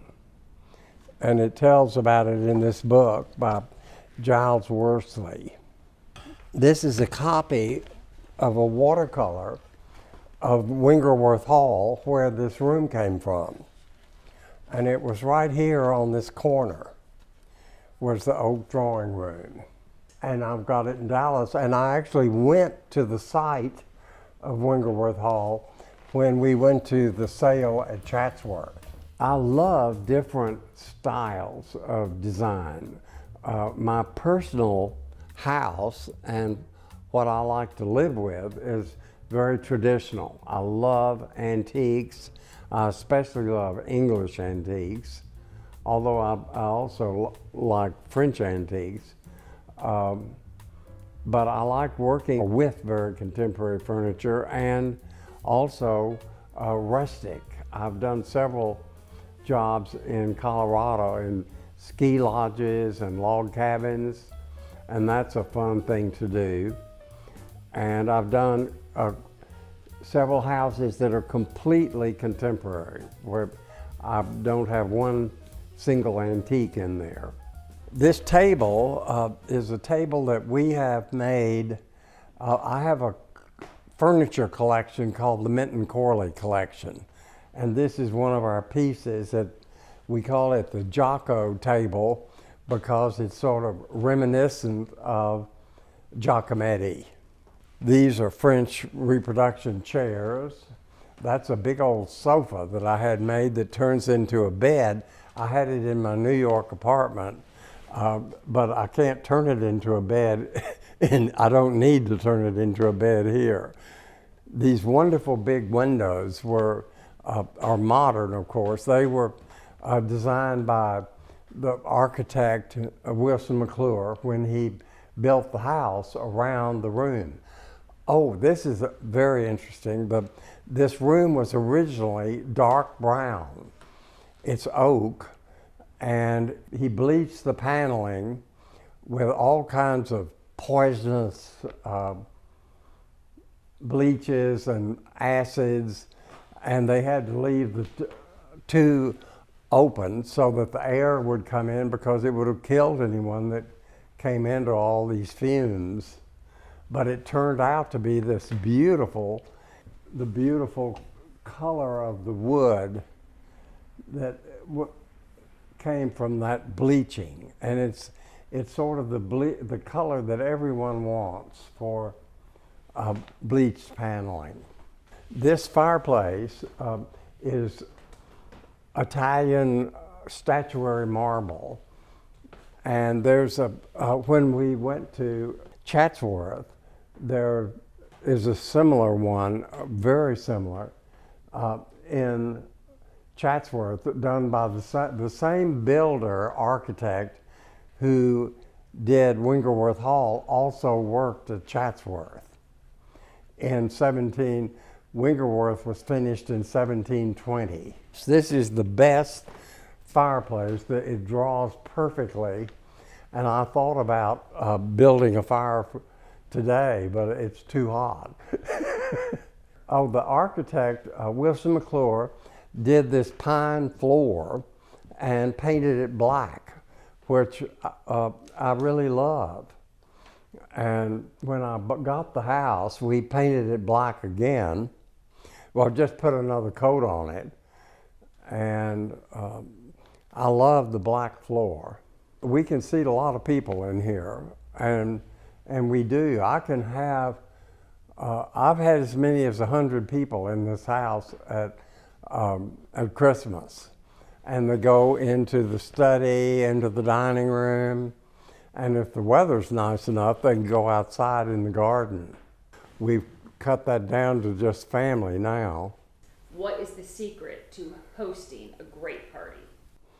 It's getting the right guests, I think, is the most important, and being relaxed and having fun at your own party. We have a collection of Ming Dynasty blue and white porcelains that came from the Chinese junk, which was a ship that were sailing from China to Amsterdam, and it sank in before 1740. It sank in the South China Seas, and a Captain Hatcher located it and pulled back all of these porcelains, and they went on to, they took them to Amsterdam, where Christie's had a big sale. And my friend Betty Gertz, who had a wonderful antique shop, bought about almost half of the collection, and I've acquired them from Betty. These are all little pieces that they were on their way to Amsterdam before the end of the Ming Dynasty. And how long did they live at the bottom of the sea? For 300 years, and which gave them a patina that's slightly rough. It gives it a velvety feel from the salt water. Here are the little tickets that I've left the tickets on the pieces showing that they're from the Christie's sale. These are Italian Louis XVI chairs, and they're covered in an Hermes leather in this parrot green. And we've got 4 in the living room, and then we have 4 in the dining room. And the dining room table can expand or can seat any number of people, but we've got 8 chairs like this. This is a very modern house with an ancient room in it, and English furniture. Oh, this is a wonderful table. This is an Irish Georgian table, and the top is all one piece of wood, which is very rare that there was a mahogany plank that wide. But I love that table. I love the windows, and they, of course, open up and slide, and we can open up to the outside. When the weather's nice, we can have a wonderful party outside.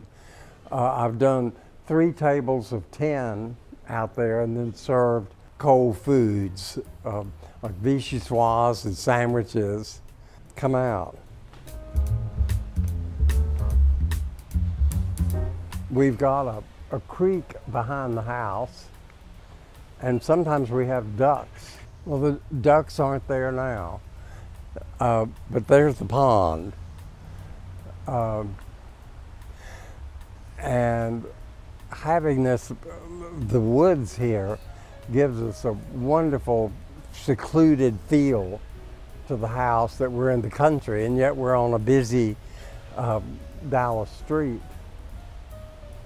I designed this garden when we first got the house. I planted the holly bushes and divided the garden into 3 sections. I love the view from here, looking through the 3 sections to the identical segment down there. That's off of that segment is centered on the fireplace in the study, and this is centered on the dining room. I feel like that we've got Sherwood Forest behind the house. I looked out one morning, I came out here with my coffee and looked over, and there was a little, it was like a jungle. A cat was creeping along, and birds were flying around, and there was a red-headed woodpecker in this tree right here. And that woodpecker has come back 2 different years. I wish he'd come back again.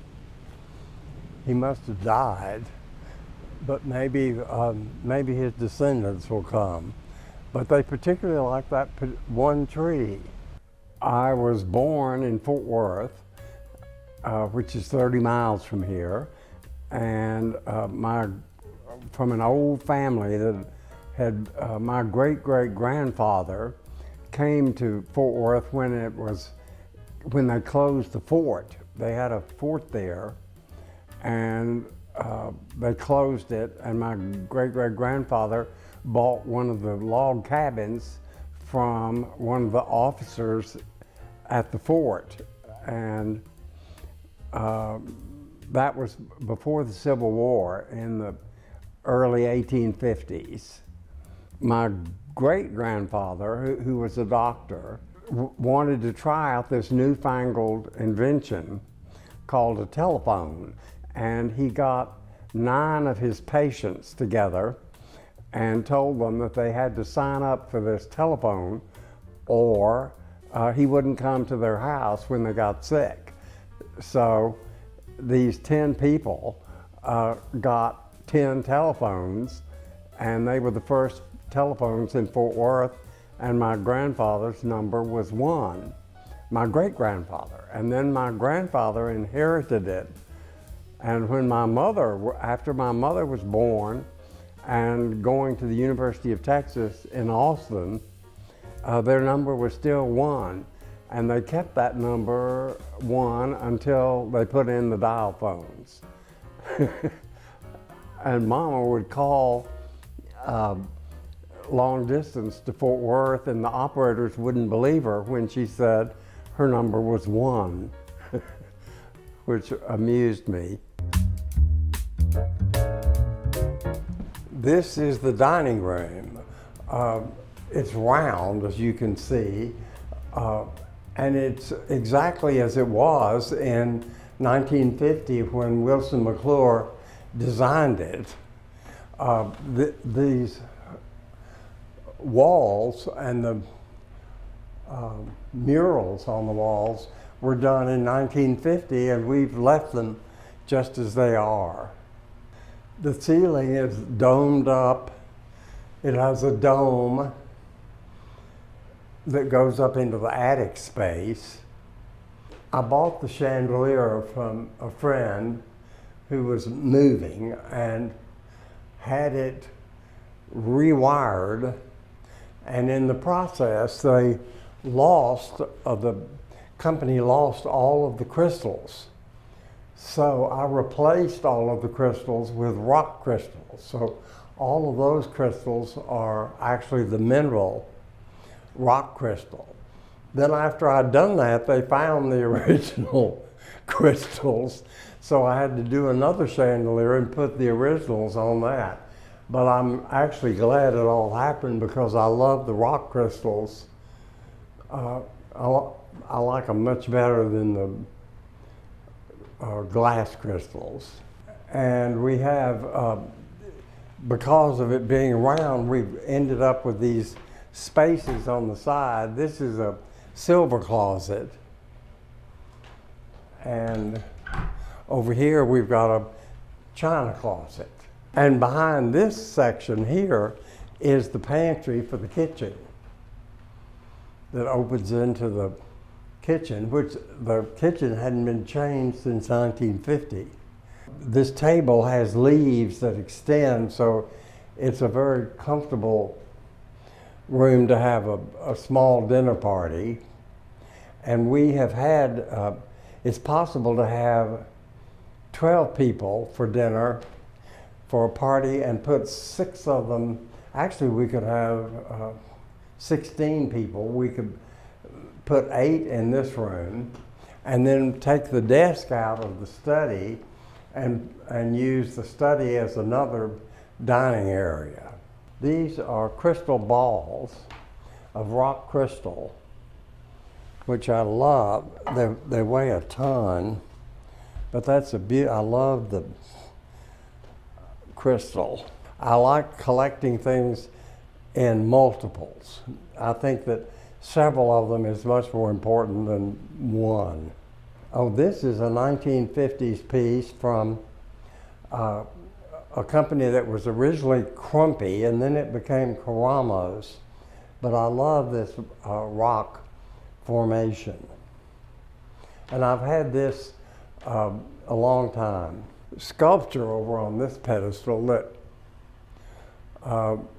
is actually a period piece of one of the Caesars.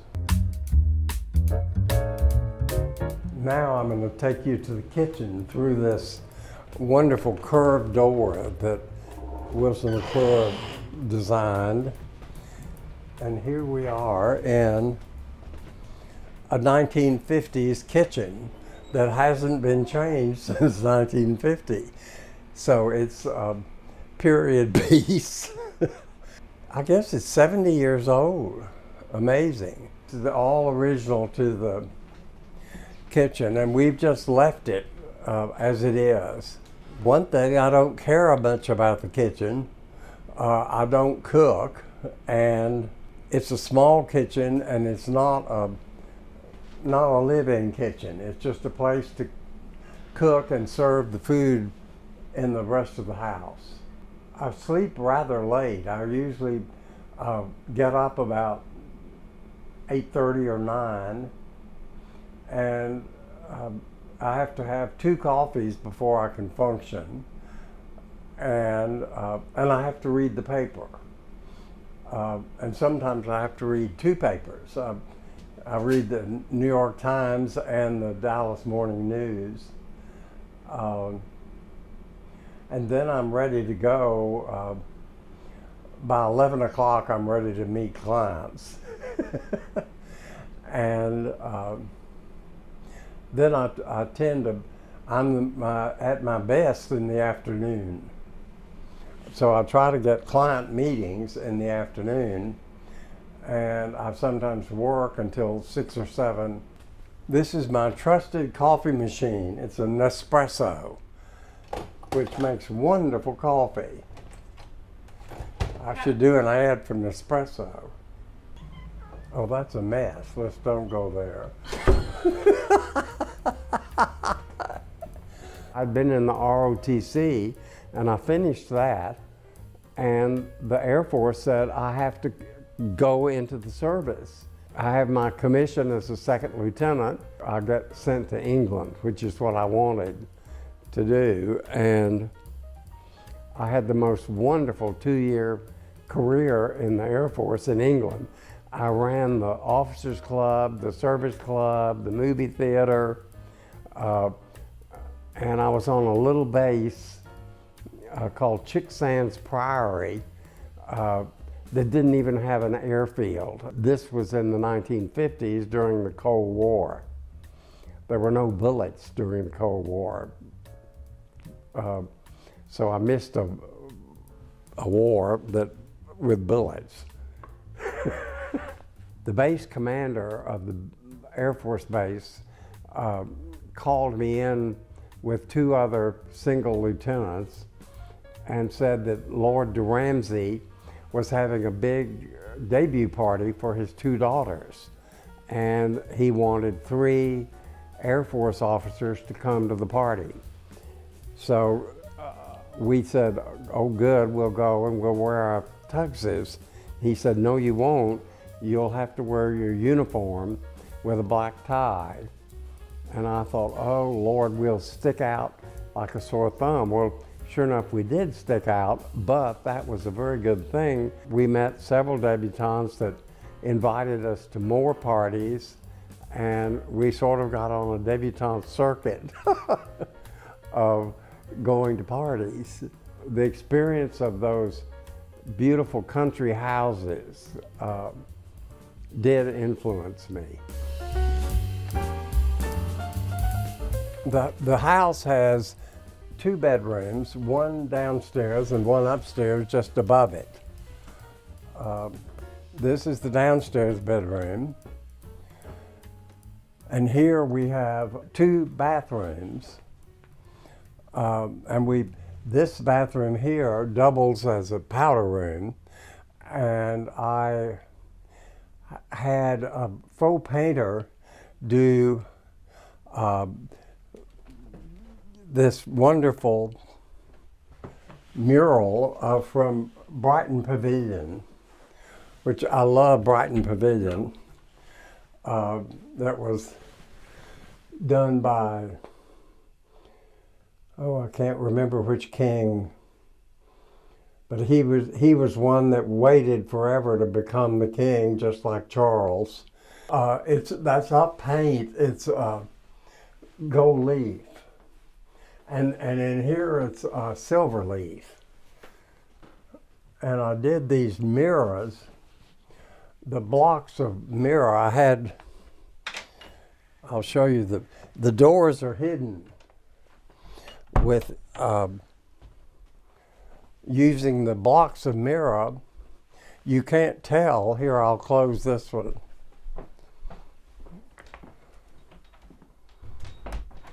Because this room has so many doors, by doing the wainscoting on the bottom of the door and doing the mirror lining up with the top of the door, they're sort of hidden when they're closed. And the same over here. There's another one over here. That was broken. This room was so small that I thought it needed the mirror to get more light and just enlarge the space. I bought this bed in Paris in the flea market. And this wonderful little chest belonged to, well, it was at a shop called Vivian Watson, who is since deceased. But it's a wonderful little secretary. This is a French 19th century commode. Carpet I had made, and I love this leopard pattern. All of the wood in here was painted white when I got the house, and this wonderful faux painter managed to match the old wood in the 17th century living room. The curtains are Fortuny,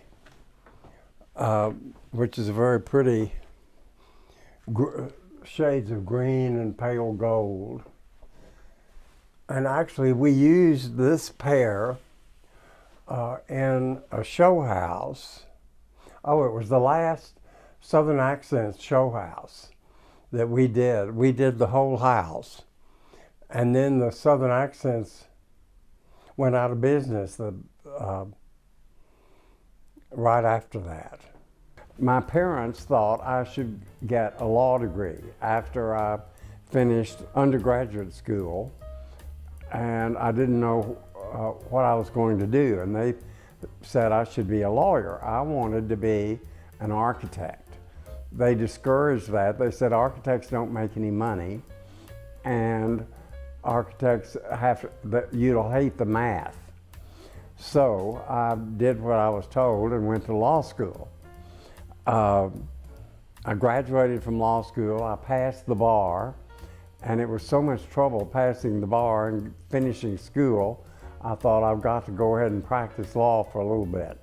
So I got a job with the city attorney's office in Fort Worth, and he immediately made me the tax attorney for the whole city, which was a hideous job of suing people for their who didn't pay their ad valorem taxes. And I did that for a year. No, I did it for 2 years.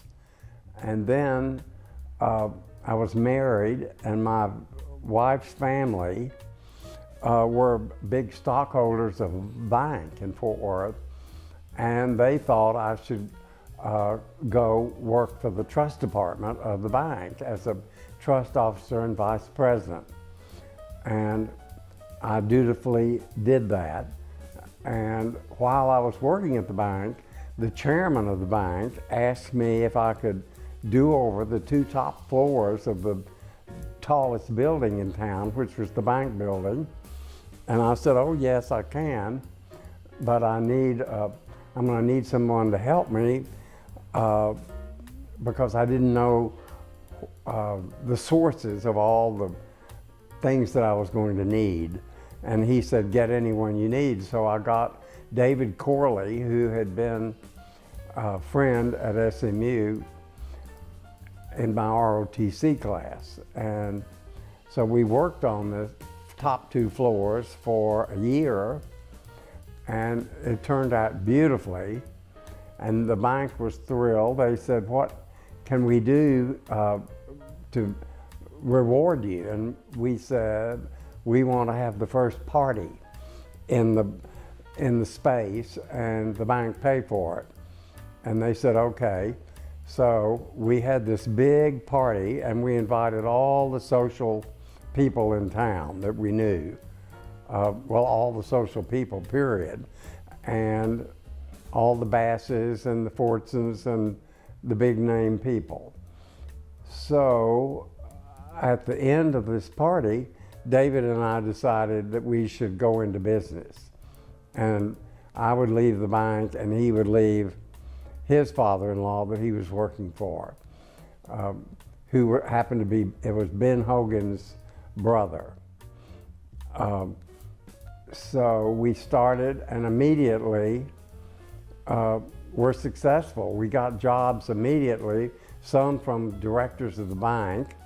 We ended up being hired by the bank to do the lobby, and we got the job of doing the Midland Country Club. Okay, through this hidden door, we go into the other bathroom, which, as you see, connects. It's very brilliant that this connects. This sort of becomes a hallway and connects to the study. And in here we've got more closets and chest of drawers, and then in here is the toilet and the shower and another big closet. I used this brush the other day trying to clean some fabric. I don't use it on my hair. Maybe I should.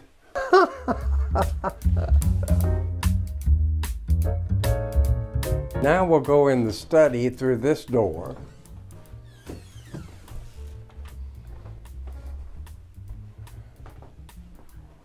And the study connects, we have a wonderful wood-burning fireplace in here that also has wonderful draw. And we use these wood-burning fireplaces all the time in the winter. This is the only TV. So you sit in these wonderful old leather chairs and sit here and watch television. I don't like seeing them.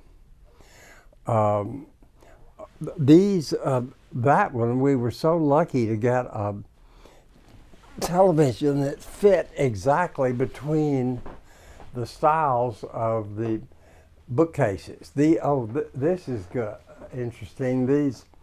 I was in Paris in the flea market, and I saw these 2 Georgian bookcases. They're George III, and I thought they would be perfect for this room. So after I came home, I called the dealer. It was an English, actually a Scottish dealer in France who had them for sale, and the French aren't crazy about English furniture, which is nice.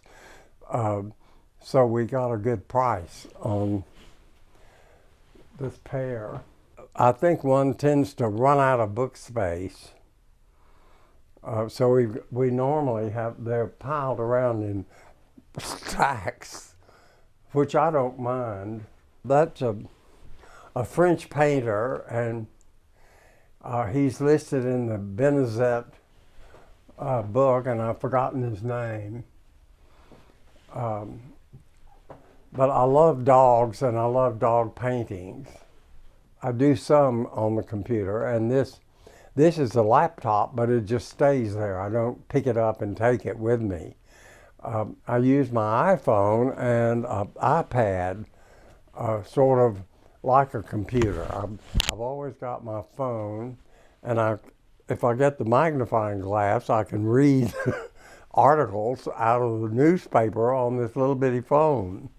The laptop connects to the television, so we can use the television monitor there as a screen. It's hard to keep up with it. I need a IT person to constantly be working on it because things seem to go out of whack. I didn't kill these tortoises. I got these in Europe in the flea market, and they're very, very old. And I think that it's bad people collecting tortoise shell because I like the turtles. But I had these, so I hung them. There's no point in getting rid of them. Those are 18th century turtles.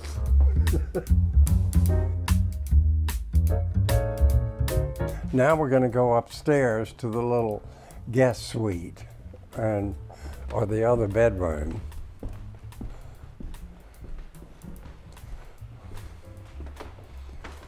Through this little hall here, we go up. I've covered everything and a mattress ticking, which you'll see upstairs. This is a little trick I did with mirrors. I mirrored this little wall space and did the portiere curtains so that it opened this hall up and added more light. And this room is covered in the same ticking, and the day bed. Home means a secure, not maybe secluded place where you are comfortable, protected, happy, and it should be beautiful. And that's really my job, is making these houses beautiful homes. Hi, Homeworthy. I'm Rebecca. Welcome to our home in the Louisiana Delta on Lake Bruin. Come on in.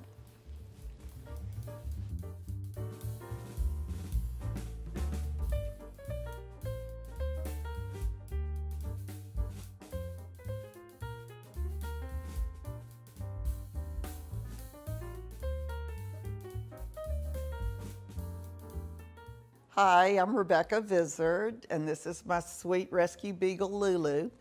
And we live in the Delta, in the middle of nowhere, between Natchez, Mississippi and Vicksburg, on the other side of the Mississippi River. So we are in the Louisiana Delta on Lake Bruin, near a town called St. Joseph. And I actually grew up here, and I tried to escape. I thought I wanted to live in the big city, but accidentally I ended up back here, and it's been a good thing. When we first moved back here, I stayed quite frustrated all the time because I remember going to the grocery store and they didn't have limes, and I just had a meltdown one day and just said, "It looks like a lemon, but it's green. Can you please get them?" Because I was drinking gin and tonics at the time, and you can't have that without a lime. So anyway, what I can say is, since Amazon Prime has come around, I love living here because I don't have to worry about running out of printer ink, or I can get whatever I need in in 2 days. It's incredible.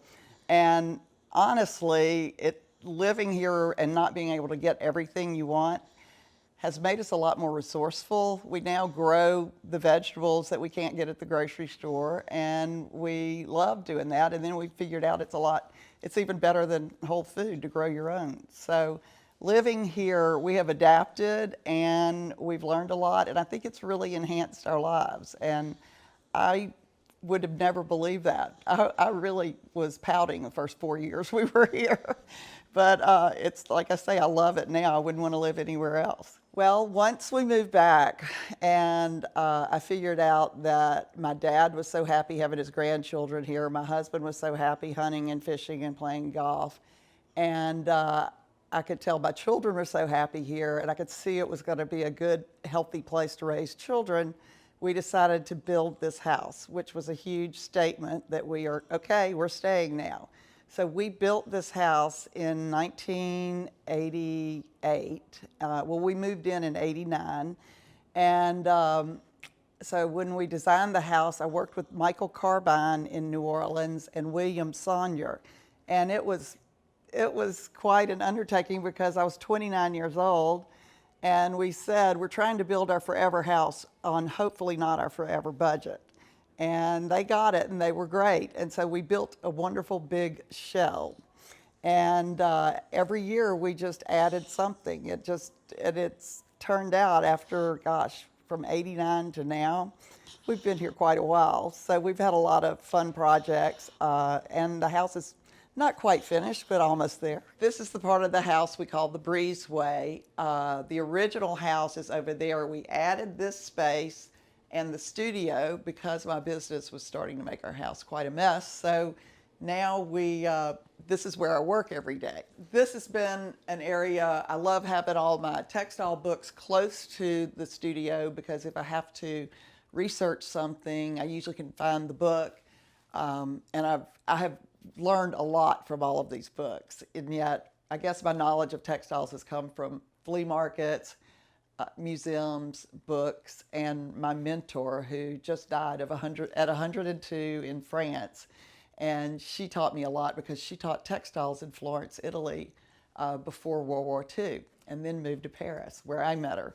But anyway, my books, I don't know what I'd do if the house caught on fire. I would be throwing books out to everybody because I've collected them from museums all over the world and elsewhere.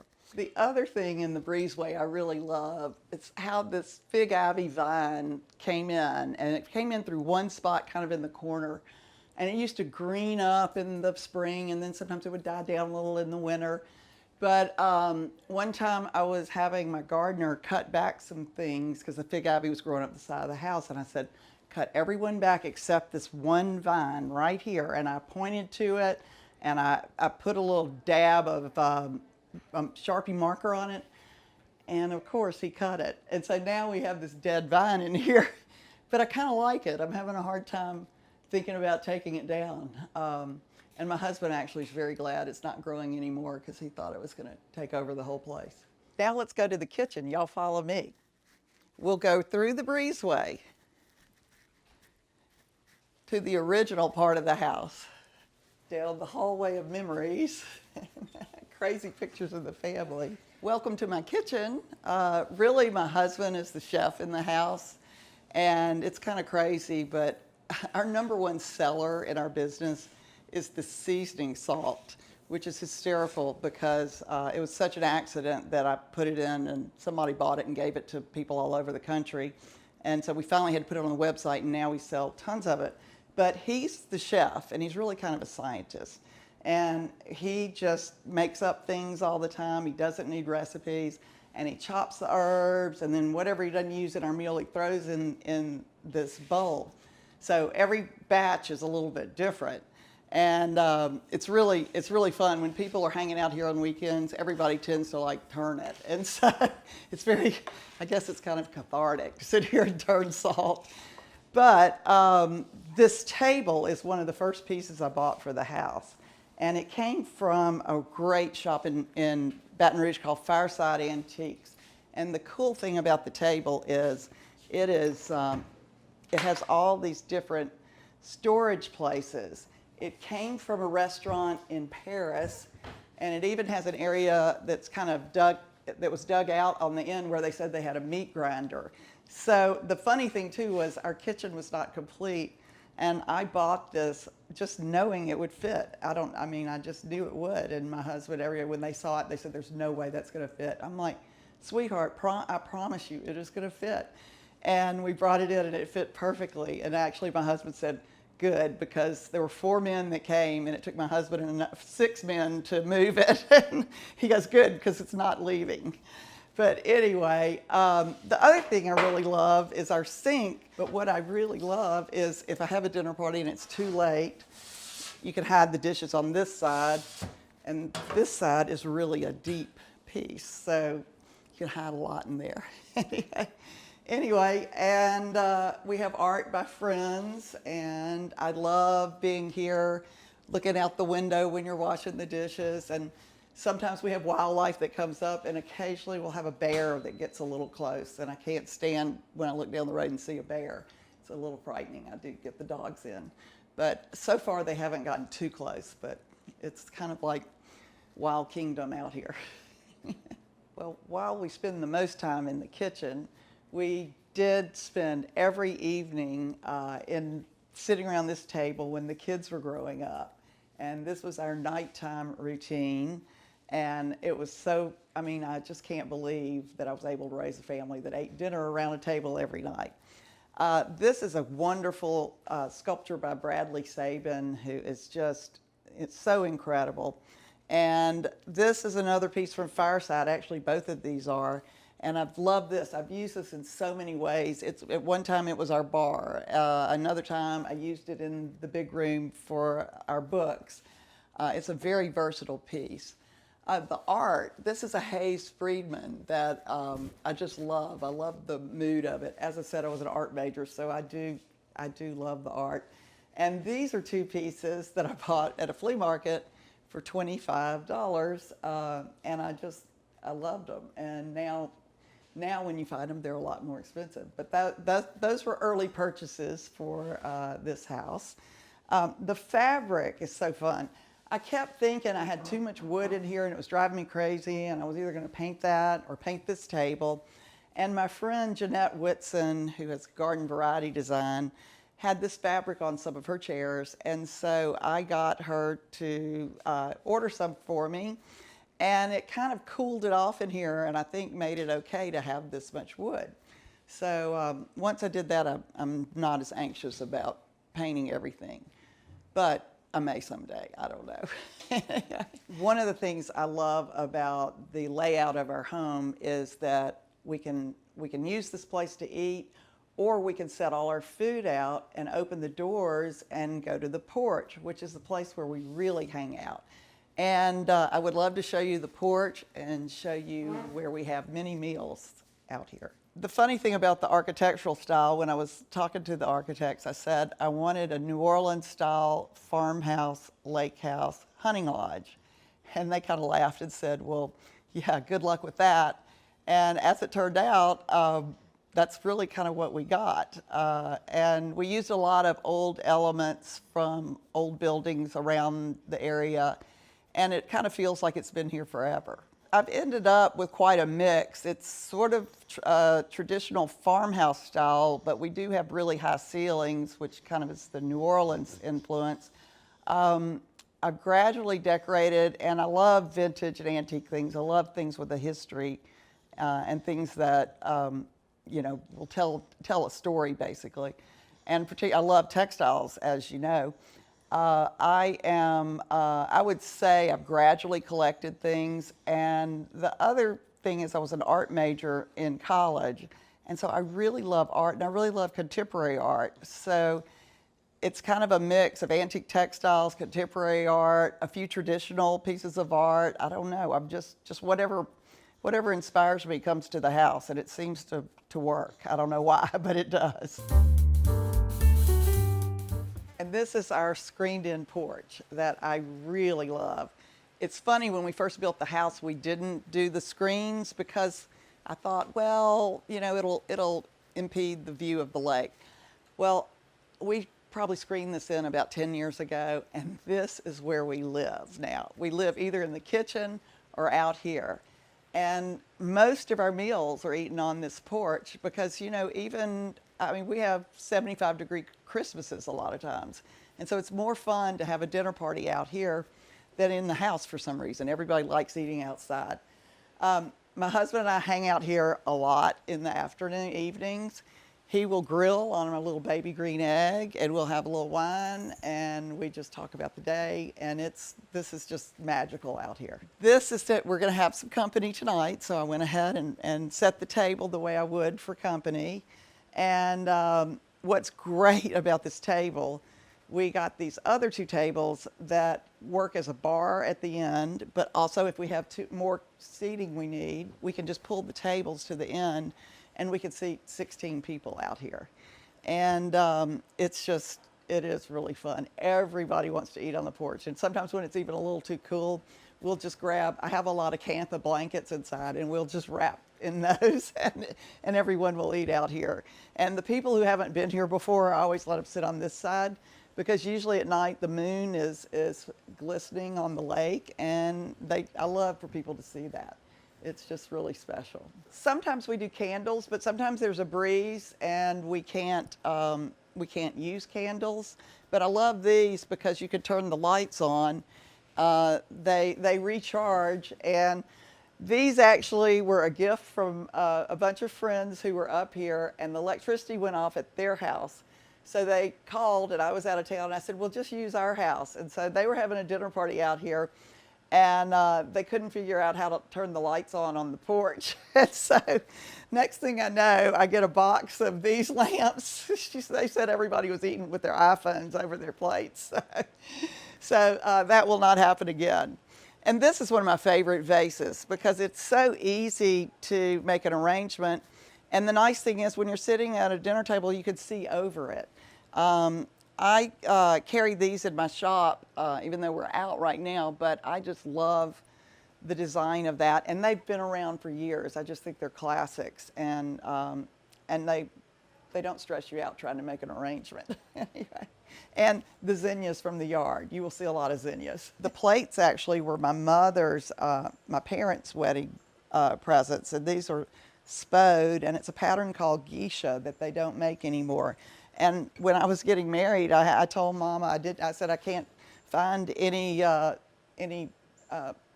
plates that I like better. And she said, well, look, I never use those. Those are my fancy plates.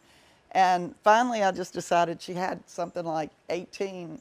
So I just decided they've become our everyday plates. And I love them. And they make me think of my parents being young and in love and getting married. One of the other best things about the screened-in porch is it's right off our living room. And when we have parties for more than 16, I mean, we've had as many as 30 or 40 here, and everybody ends up being able to sit for dinner because we open up the living room. Well, hi, Birdie. This is our living room, and I love this red color. And the funny thing about this color, I think this was about the 10th time I painted it. I couldn't get the color right in here for anything. And finally I got a red, and I really wasn't happy with it. And my dear friend Ann Conley said, B, I think this color's just too aggressive for you. And so I went, you're right, that's the problem.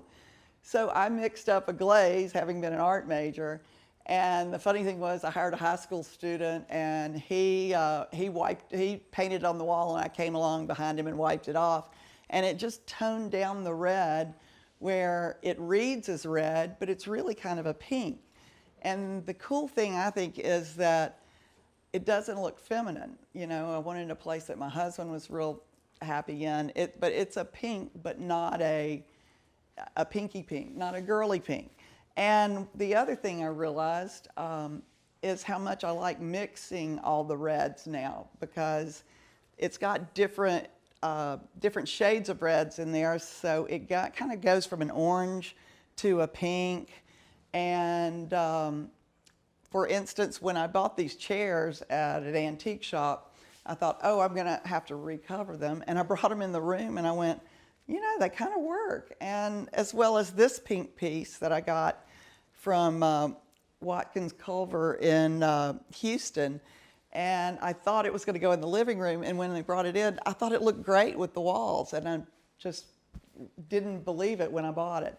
One of the things I'm learning the longer I'm playing with color is that reds and pinks and oranges can all kind of blend together, particularly when you have a big eclectic mix with all kinds of things in there.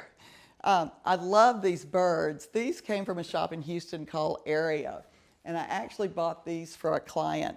And when I brought them home, my husband said, "He can't have them, I want them." And so I went, oops, all right.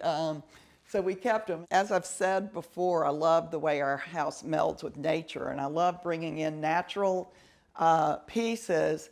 This is a great example of a stump from an old cypress tree. And I just think it's phenomenal. It's so architectural. It makes you realize that really nature is probably one of the best architects or artists there is. I love the way the colors and the gold kind of go with the wood in that. I love the way our dogs just get everywhere in the house and feel very comfortable.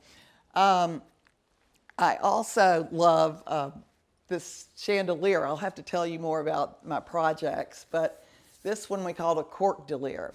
And it's made out of wine corks, and I hire at-risk kids to help me make all these chandeliers. So I'm going to show you another one in just a bit. But these projects are just dear to my heart because they are helping the needy in our area, and they have fun, and they get very excited about making their own money. I try to catch kids when they are about 16 or 17 before they sometimes get sucked into the welfare system or something. But once they get that little itch and love making their own money, they tend to get jobs and do well. My first group of 7 kids, 6 of the 7 all have done well, have gone on, and they're all working and good, productive citizens and happy. So it's just one of my favorite things that's come out of living here. The things in here that I find the most interesting, the table, the coffee table here is from Mac Maison in New Orleans. And the legs are from the old Woolworth building in New Orleans. That was part of their balcony. And the top is an old limestone piece that was used for making lithographs. That was also an early purchase for the house. The other thing, I love this particular artist, Damon Matsuo. He lives in New Orleans, and my friend Ann Conley has an art gallery in Baton Rouge, and I walked in one day and just said, "Ann, I have to have that." And it was the first piece she had gotten from him. And I just loved it because I love the movement, I love the structure. And then I realized it's a man holding a baby and the woman's pregnant. And I thought, well, it could represent my family. So it's pretty special. Then I've just collected a lot of different art from different people. I have a couple of Hunt Sloanums. I love, this is actually a Picasso, and it's got a different drawing on the back. I love art. I can't seem to get enough art. And I don't mind mixing the really valuable with the kind of fun. One piece my nephew did when he was in high school. And then we've got serious artists. And this is my friend Bill Joyce, who is a famous cartoonist. He did the characters in Toy Story for Buzz Lightyear and Woody, and he's done several movies that have been pretty successful. Well, this room, originally when we built the house, we didn't have a lot of money, so this room wasn't even finished. And I mean, we just had a bare light bulb hanging there. My children learned how to ride their bikes in here, and they learned how to rollerblade in here.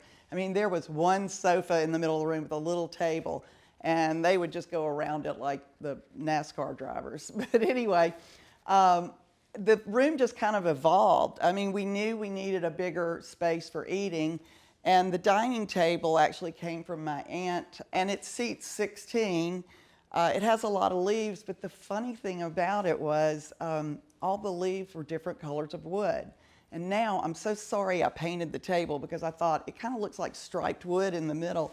But now I look back on it, I think I can just picture them. Well, they needed another link, and they just went out and cut whatever tree and made these different pieces to go in the table. And I don't know why I didn't think that was cool at the time, but now I may strip that table one day. But I do want to show you the funniest thing here, the hat box. the hat basket.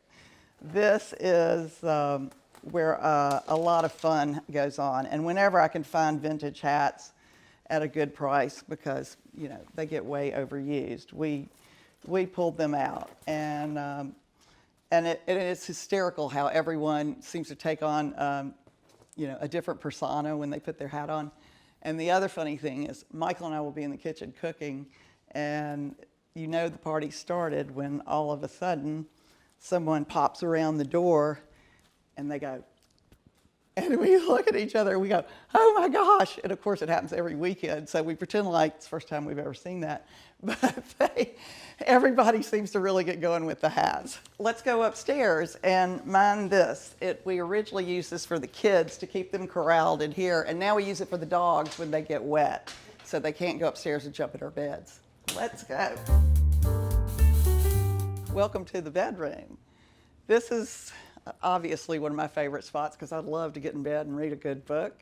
But we love having this porch off the bedroom and the screen, so when the weather's really nice, we leave the doors open. As a matter of fact, one morning we were lying in bed and all of a sudden we heard this huge just, it was so loud, it felt like the house was shaking.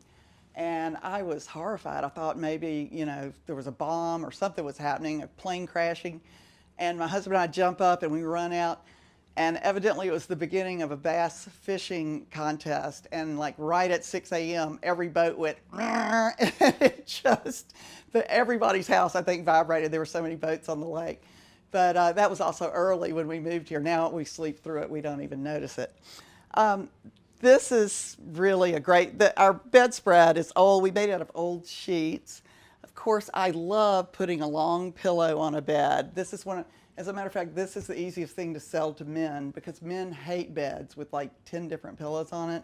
So you just have your pillows you used to lean back on and one decorative pillow. So if anybody wants one of those, that's how you convince your husband you're going to get one. Anyway, once again, I love the Suzanis over here. This is a really amazing piece. We now are representing a man from Uzbekistan who produces the most beautiful Suzanis on real silk, not on polyesters or bamboos, and the threads are all silk. And he just does an incredible job. And I can't tell you, we must have, I don't know, at least 150 Suzanis in our stock right now. And this is one of my favorite pieces in the room because really for a bedside piece, it's got so many nooks and crannies that you can put your, you know, your cuticle cream or your lip stuff and all your little nighttime things right there. And I actually found this on eBay and I was so nervous to buy it, but it came from California and I talked to the guy and he just said he was redoing his house and going all modern. And I just am tickled to have this piece. It holds a lot. The other thing I can't wait to show you are these curtains.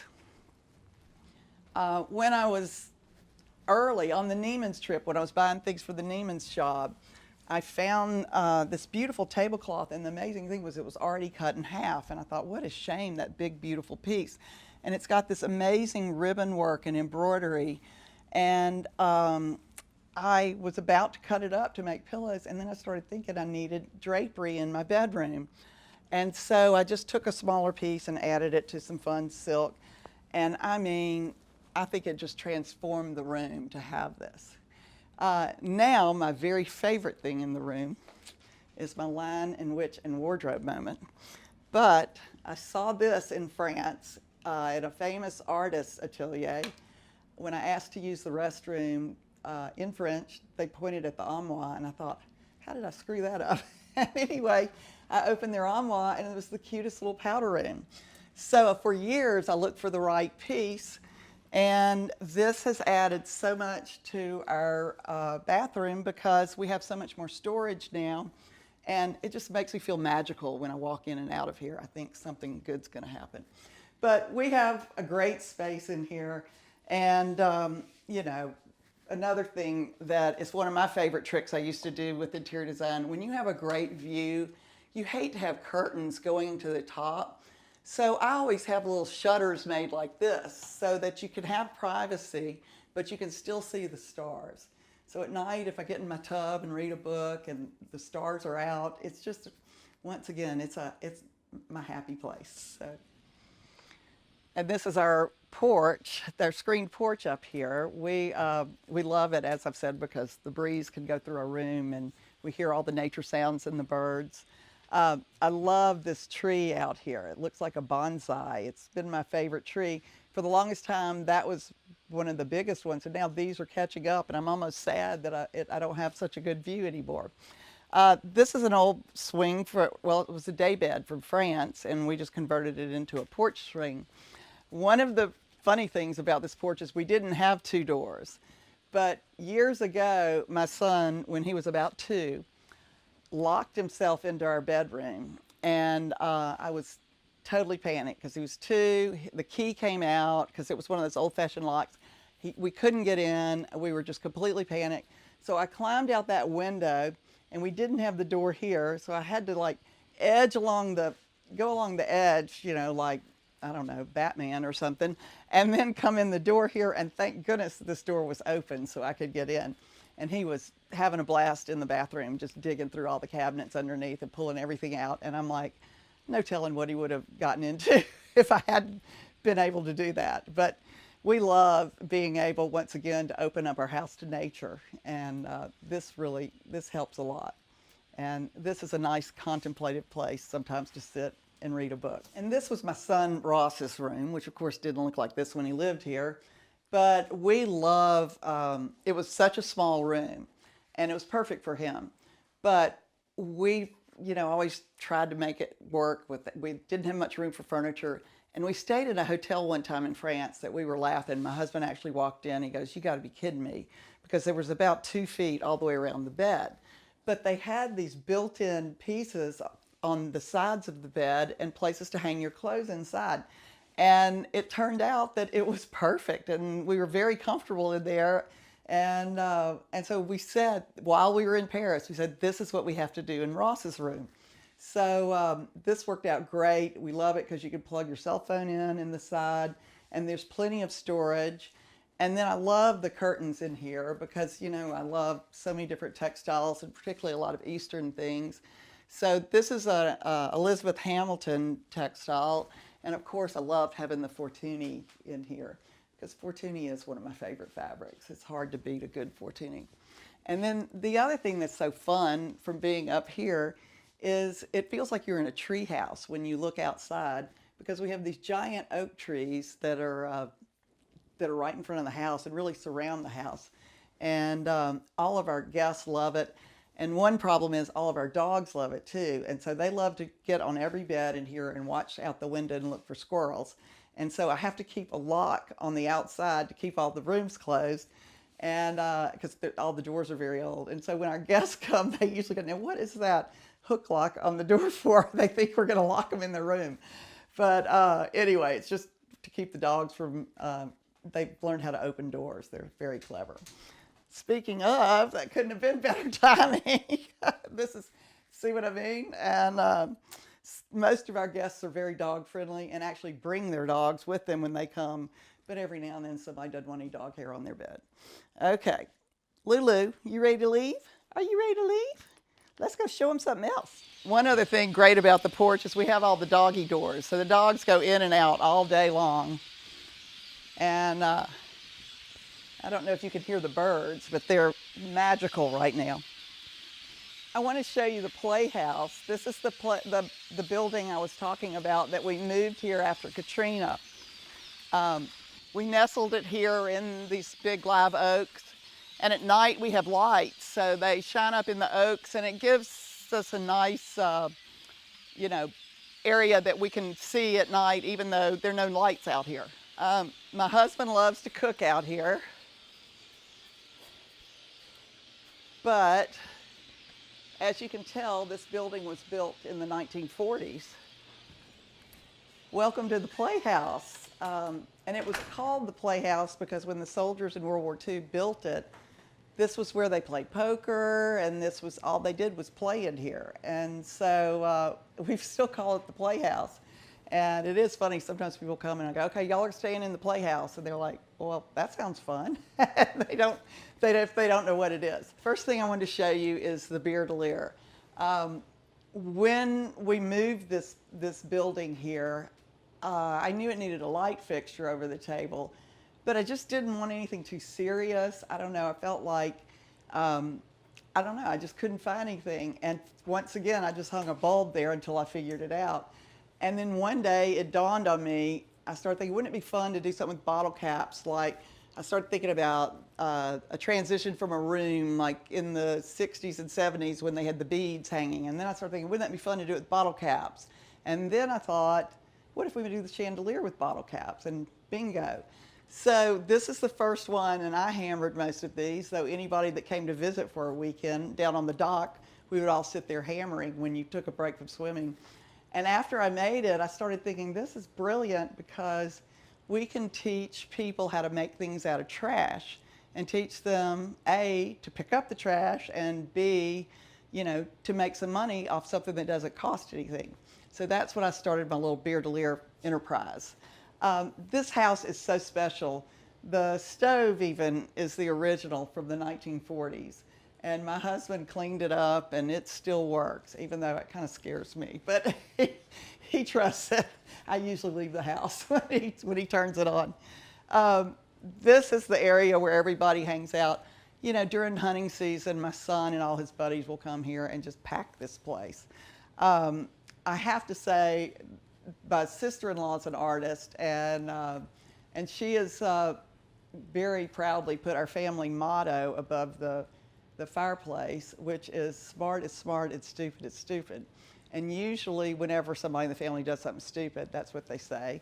And then also when they do something smart, we all say smart is smart and stupid is stupid.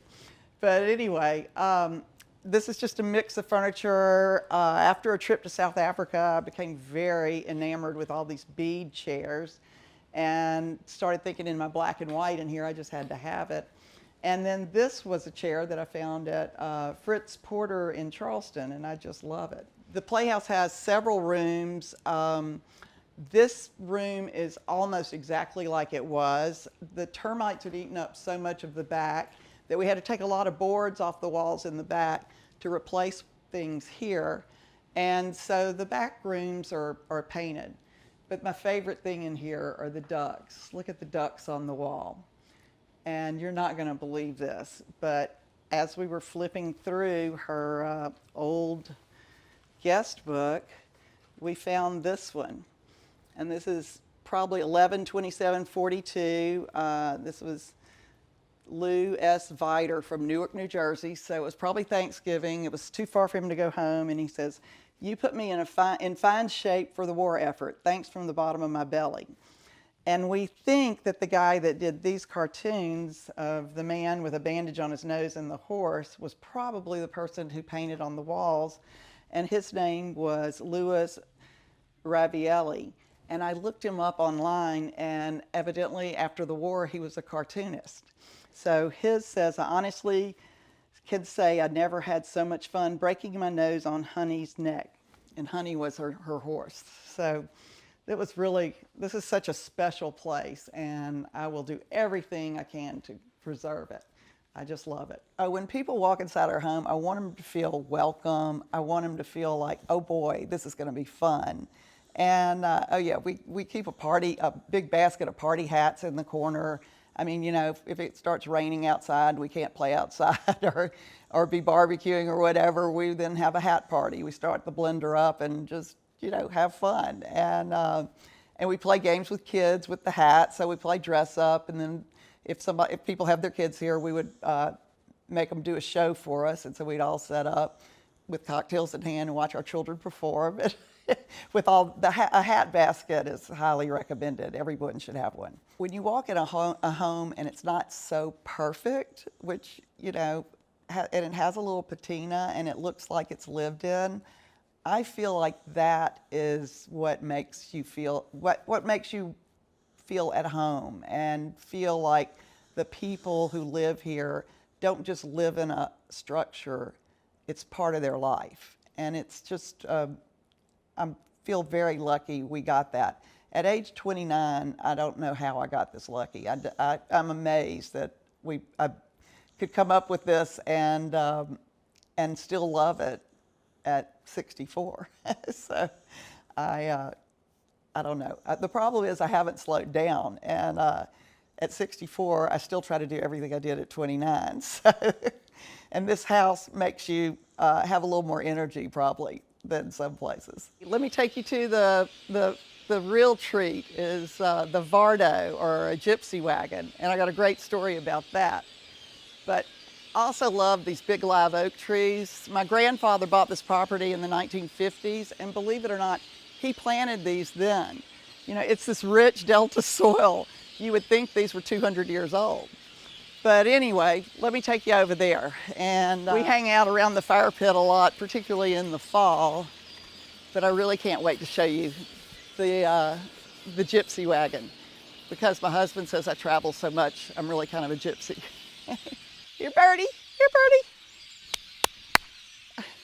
Birdie. I bought a book called Shed Chic a while back, and my husband loved it. And he had been looking at this old trailer base that was just out in the pecan orchard that was grown up with weeds. And he kept thinking, what can I do with that trailer? And so he got the idea to surprise me and make this gypsy wagon for me. And he did a great job. I mean, he had an architect draw it up so that it's got the little slanted walls. And here it is. We have lots of fun in here. Sometimes we come out here with a big bowl of popcorn, and we can pull this out and make a bed, and we spend the night in here, and it's like, you feel like a kid at a slumber party. It is just a blast. And so we drink wine, we watch a movie, we eat popcorn, and then we snuggle up in the gypsy wagon. But it was so fun just finding things for it, and it's really a great place to have fun and come in and read books. This is the book Shed Chic that inspired my husband. And the funny story about the gypsy wagon is he kept leaving on Saturday morning saying he was going to go get some extra work done at his office. And I didn't pay any attention to it, and I just kept about my business. And he was doing this for a long time, and I never thought about it. And then one day I was cooking something, and I ran out of the ingredient. And so I called him and I said, hey, I'm getting ready to run to the grocery store. Do you need anything? Because the grocery store is about 10 miles away. So he goes, no. He goes, I'll go get it while I'm in town. And I said, no, that's all right. I need it right now. And so I jumped in the car. I went in. Of course, I drove right by his office and didn't even notice his car wasn't there. And then got what I needed, drove back. And then he walked in the house that afternoon and he said, well, I guess you realized I really wasn't at the office today. And I felt my bottom lip going, and he goes, you know, I've been lying to you. And I was thinking, oh my gosh, who is he having an affair with in this town of 700 people? And I was just like blown. I was really about to crumble. And then he goes, every Saturday morning, I've been working on a Vardo for you. And of course, the first thing I said was, what's a Vardo? But anyway, I couldn't believe it. And he brought me down to see it, and he said, I'm building it. And he had a carpenter friend helping him. And he goes, and you can decorate it. So it's just been fun to find things here and there. And I mean, this is some fun paper that I got years ago at Creative Co-op, and I didn't know what to do with it. And one day I went, I'm just going to staple it to the walls in here. Because my idea is I think I'll have this for a while, and then I'll get tired of it, and I'll change it to another wallpaper. But anyway, it was ingenious the way the carpenter figured out to just pick up the bottom and pull this out. And the two mattresses go down, and it makes a queen bed. And I love the Cezanne in here. It hides our little refrigerator and all the things under it. And the best thing and the worst thing about staying out here, we love listening to the birds in the morning when you're waking up, and it's just so magical. But all night long, the dogs hear all kinds of things, and they are howling and jumping up and everything, and we're letting them out and letting them back in. So that does kind of spoil a little of the magic, but it's a fun place. As I was telling you about this guy representing Uzbekistan, look, for instance, look at these little stitches around here, and this is why I think he makes the most magnificent Cezannes I've ever seen. This is called a flicker stitch. See how one stitch is white, the next one is black, and it makes them pop. After you see these with the flicker stitches, the other ones, while they're beautiful, they just don't have the depth that these do. This almost gives it a real raised feel and a liveliness to them. So these are my favorite kind to sell, the ones with the flicker stitch. What I think I just love our home because it also is so interactive with nature and it's so durable. We did concrete floors. I don't freak out when kids come running through in wet bathing suits. I mean, I think what I'm so proud of is I've managed to make a place that looks really good, but as you can see, dog friendly. It's very kid friendly. I guess what I've done is we've created a weekend house that we live in every day. And it's really been fun. I mean, you know, we have a nice life. During warm months, which is about April to October, we go down on the dock, take a lake bath, wash our hair, put on my caftan and sit down there and have a cocktail with my husband and then come up and eat. It's really pretty nice. And on weekends, the house is full of people. We have company every weekend. And it's gotten to be we don't even ask anyone. People just call and say, okay, we're open this weekend and that weekend. Which one works for y'all? And we go, oh, okay. And so we're happy to have all this and to be able to share it with our friends and family. Welcome to the garden. See this good Delta soil? It grows things really well. This is so exciting though. I've had such a wonderful variety of zinnias come back up. I'll usually come out here and pick zinnias just about every day. And because zinnias love to be cut. And you go down and cut just where the next one is coming up. But these are some of my favorites. Look at the different colors in this petal. And they blend so well with the other pinks. I love using these to put arrangements together. And then the reason I have so many zinnias is I go through and when I find a bad one, I just clip it and throw it in. And so these reseed every year. You have to watch out. Sometimes I have to pull out the purple ones because the purple ones seem to be dominant. And if I don't watch out, they'll all be purple. So I did that this year. The first ones that bloomed purple, I pulled about 75% of them out. And now I got this mix of all these other colors. So to me, the fun thing to do is go, okay, you plant there. I would like for you to go there. And let's do some of these. These seem to be so healthy. They almost look like dahlias. They're just fabulous. I love these colors. And I have a great vase I'm thinking of putting them in that a friend of mine made. Some of my favorite are these they're like zinnias with perms. If you notice, they're a little bit frizzy on the ends. And these are called cactus zinnias.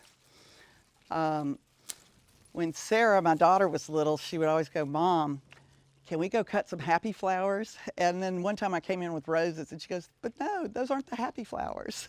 Anyway, so zinnias actually remind me of my sweet Sarah.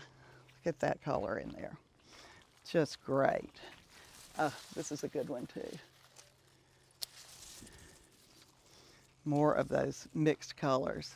All righty, maybe just a few more and we'll have it. We'll add some little purplish ones, purpley pinks. This is an area where we grow all our citrus trees, and last year at the Nashville Antique and Garden Show, I found this little greenhouse from Belgium. And so we've been so excited because now we have a great place to roll the trees in and save the citrus if it gets very cold. Last winter we had one day of 8 degrees, which we very rarely get single digits here. It usually gets down to freezing maybe once or twice in the winter, but most of the time we're almost tropical, but not quite. This is another little good patch of zinnias because I just threw any other seeds left over, and I'll have to show you my seeds after I do arrangements. And one thing about my landscaping I have learned, I was very excited after the Chelsea Garden Show that I went to a few years ago, and I decided I wanted this waddling everywhere in my gardens because it was everywhere in England. And once my friend Jeanette Whitson with Garden Variety Design told me where to get it, which I can't remember right now, but I was so excited, and I have figured out that the climate in Louisiana is not going to work for these. They really start deteriorating pretty quickly. But it's okay that I tend to like things with patina, so we'll just see how long they last. But I do recommend being in a drier climate. Oh, and these are the kale that made it through the freeze, and I have learned if you cut your kale from the bottom and keep doing that, you can end up with topiaried kale. It's kind of looks like something from Dr. Seuss, but you know, I love anything weird. This is a vase that I just love. My friend Chip Sloan made, and it appears to be a Chinese vase, but these are actually the cypress trees from our lakes here in Louisiana. And I keep hoping he will make more, but he seems to be one of those artist types that's in and out of town all the time and changes and does different things, and I so love everything he does. But I think these are my favorite. This is going to be a very basil-y batch. In the winter we have more cilantro, but this is summertime salt. And we just let the salt dry out the leaves, and then the more we stir it, the more they break down. It's kind of fun. Well, in college, when I was an art major, my dad said, "What are you going to do after college?" And I told him I would like to go to New York and work for an interior designer and see if that's what I want to do. And then I would like to go to interior design school. And my dad said, "Honey, that's just for rich ladies to have fun. You're going to have to make a living." So I was really frustrated, but I thought, oh darn, okay. So I got out of college and basically had a few different jobs. But when I got married, and I had Sarah, who is now working with me, I was trying to figure out a way to work from home. So I started hand painting baby clothes. Long story short, I ended up splatter painting socks for Mervyn's, JCPenney's, and Dillard's. And socks were coming to our house in 18-wheelers. And so if you or your daughter had splatter painted socks in the 80s and early 90s, they came from here and they were painted right outside of this house. And that's actually when I made a nice amount of money, and so I decorated my house. And then many friends would come visit, and they would insist I come help them, and very quickly it turned into flying all over the country doing interior design for lots of people in New York and Nashville and Houston and all over the place. And then I realized I was about to lose my mind because it was too much for one person. And all my clients were, whenever I made a pillow for somebody, just a plain pillow cost a lot of money. And I kept thinking, gosh, for this amount of money, you should be able to get something really special. So originally, I made these pillows for my clients. Well, people love the pillows, and so more people wanted to hire me because of to get the pillows. And eventually, I had to give up the interior design. And it was difficult because, you end up loving your clients and then they become friends. But Katrina hit, and at the time, a lot of my work was in New Orleans.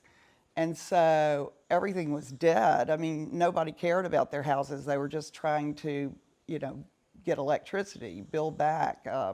They needed sheetrock. They didn't need pillows. And so it gave me a lot of time to just focus on the pillows and start reaching out to other designers and other stores, and the pillow business really took off. Why don't you come in the studio? This is where I work every day when I'm not on the road. And what we do in here is I find textiles. For instance, this came from a Turkish kaftan, and what we do is we cut out all of the little areas, and you have to be so careful not to cut the stitches in the back or the piece will come undone.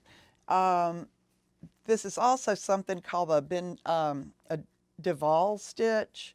If you notice on the top, it's gold threads. And what they would do is they'd bring the gold threads over and then catch it on the back with a cotton thread, because they were trying to save the valuable thread and they didn't want to waste any on the back. I've learned a lot from taking textiles apart. And this process, or this stitch, has taught my ladies how to sew them back onto a better velvet, a stronger fabric, and it's taught them how to hide their stitches. So it's every day is a learning experience. This is where I actually design, and I dig around and pull out something and I lay it out here. And normally you will see me like this, because I keep a tape measure around my neck all the time, and half the time I run to town and I forget I have it around my neck. But I measure everything out, and then I have a design sheet where I draw the picture, and anyway, I'll draw it out, I'll make a description, I figure out the price. And the funny thing is, I actually started out as a math major in college because math just came easy to me. And I'm so glad, because every day figuring out the cost of these pillows is it's like one big algebra problem. And I go, oh, thank you, math. You know, people always say, how are you going to ever use math? Well, it's important. But we have some beautiful pieces. I particularly love this one. Look at the sequin work on this. It is just amazing. And the good thing is it's in good shape. A lot of times the sequins are coming up. We will have to trim very closely as we put it down, and you try to tuck this under so that it doesn't show when we finish the pillow. This is just an amazing cape from probably the Ottoman Empire. I think from Turkey, but it could be anywhere in that area. I just thought that was amazing, and I'm surprised an LSU fan hasn't bought it with the purple and gold. But the other thing that people don't realize, all my trims are antique. And so, for instance, when I go to use a piece, I only have this much. And I may go, this is the perfect patina. And then when I go to say, this isn't quite the perfect patina, but I'm just showing you how to do it. When I go to put this around, I'm like, okay, this is looking good. And then I get to that, and look, I need 2 more inches. And so I kind of go, okay, let me go back to the drawing board and throw it over and find some more. But if you want to look in these drawers, I have quite a collection of these metallic tapes that in France are called galons. And we have the smaller sizes over here. And I'm always looking for these kind of pieces. When I first started out, I was so slow at designing because I didn't have so many trims. And one day in France, I found in a flea market a huge box. And I mean, there must have been $10,000 worth of these trims already taken off of things, because a lot of times we have to take them off pieces like this. So that's time consuming. But anyway, the guy was telling me how much they were by the centimeter, and I said, okay, will you start measuring, and I'll come back. I'll go have lunch. And I came back, and he said, well, I've only gotten about a quarter of the way through, and will you start picking out from these? And I said, okay. And he looked so mad that he was having to measure everything. So I said, okay, well, what about for the whole box, if I just buy the whole box? And he goes, how about 3,000? And I mean, that was when designing became a lot easier, because I had so many different patinas in that one box. And I tell you what, it weighed a fortune, because this is all metallic. I mean, these are heavy pieces, and I did pay a lot to have it shipped back. But that was a turning point in my business, because I ended up with so many different options. But I feel very fortunate that while I was doing interior design, that the businesses kind of overlap, because the interior design basically helped me buy so many of my textiles. So that gave me a nice inventory to start. And then, gosh, in 1996, 6 or 7, I think, Neiman's bought for 22 of their stores. And so that's when I really got into the business very heavy. I had to go to France with bags and bags. And back then I dragged them all home myself, which was not fun. My friends who were traveling with me would call me Pigpen because I'd have these big rolling bags and I would drop them and dust would just flop out of them, and it was really kind of embarrassing. They didn't want to. I'd have to take a cab by myself because they didn't want to be in the cab with the bags. But it was, it was a lot of digging, learning, and fortunately I was, very curious. And I've been doing this so long that it's funny how I have found the same priest robe. I found the first one in France, I found the second one in Italy, and then I found the third one in Mexico. And they were both from the late 1800s, and I thought that must have been the most popular vestment during that time. I mean, it was just crazy to find the same thing in 3 different countries. Home means a place where you just want to go in and cocoon, and you just love it. And honestly, I love having land. I think the home is part of the landscape even. And if you have a home that opens up to the outdoors, you are happy in any season. In the winter, I love being in this big red room that's so warm and with the fireplace going. And in the spring, summer, and fall, the doors are always open to the screen porch, and we love hanging out there and cooking on the porch and eating dinner on the porch. So I just think home is where you're comfortable and you feel cozy and you feel loved. Hi, Homeworthy. I'm Susie. Welcome to my church home. Come on in.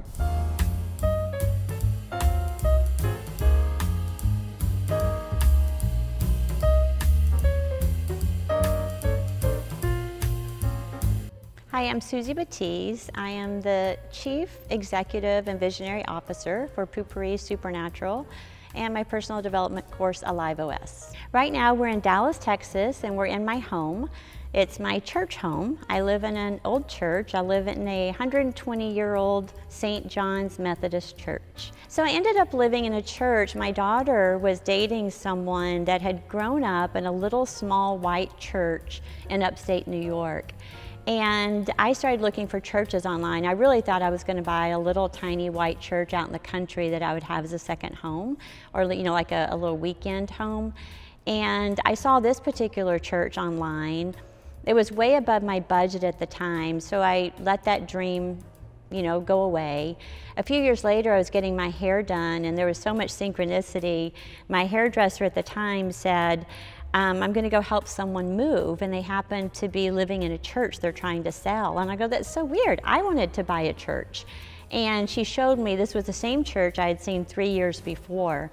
And the minute I walked in, I can say I heard angels singing. It was this 100% resonant yes in my body. It was not in great shape. And my realtor at the time told me she didn't even want to write the contract. She said, this is a bad investment.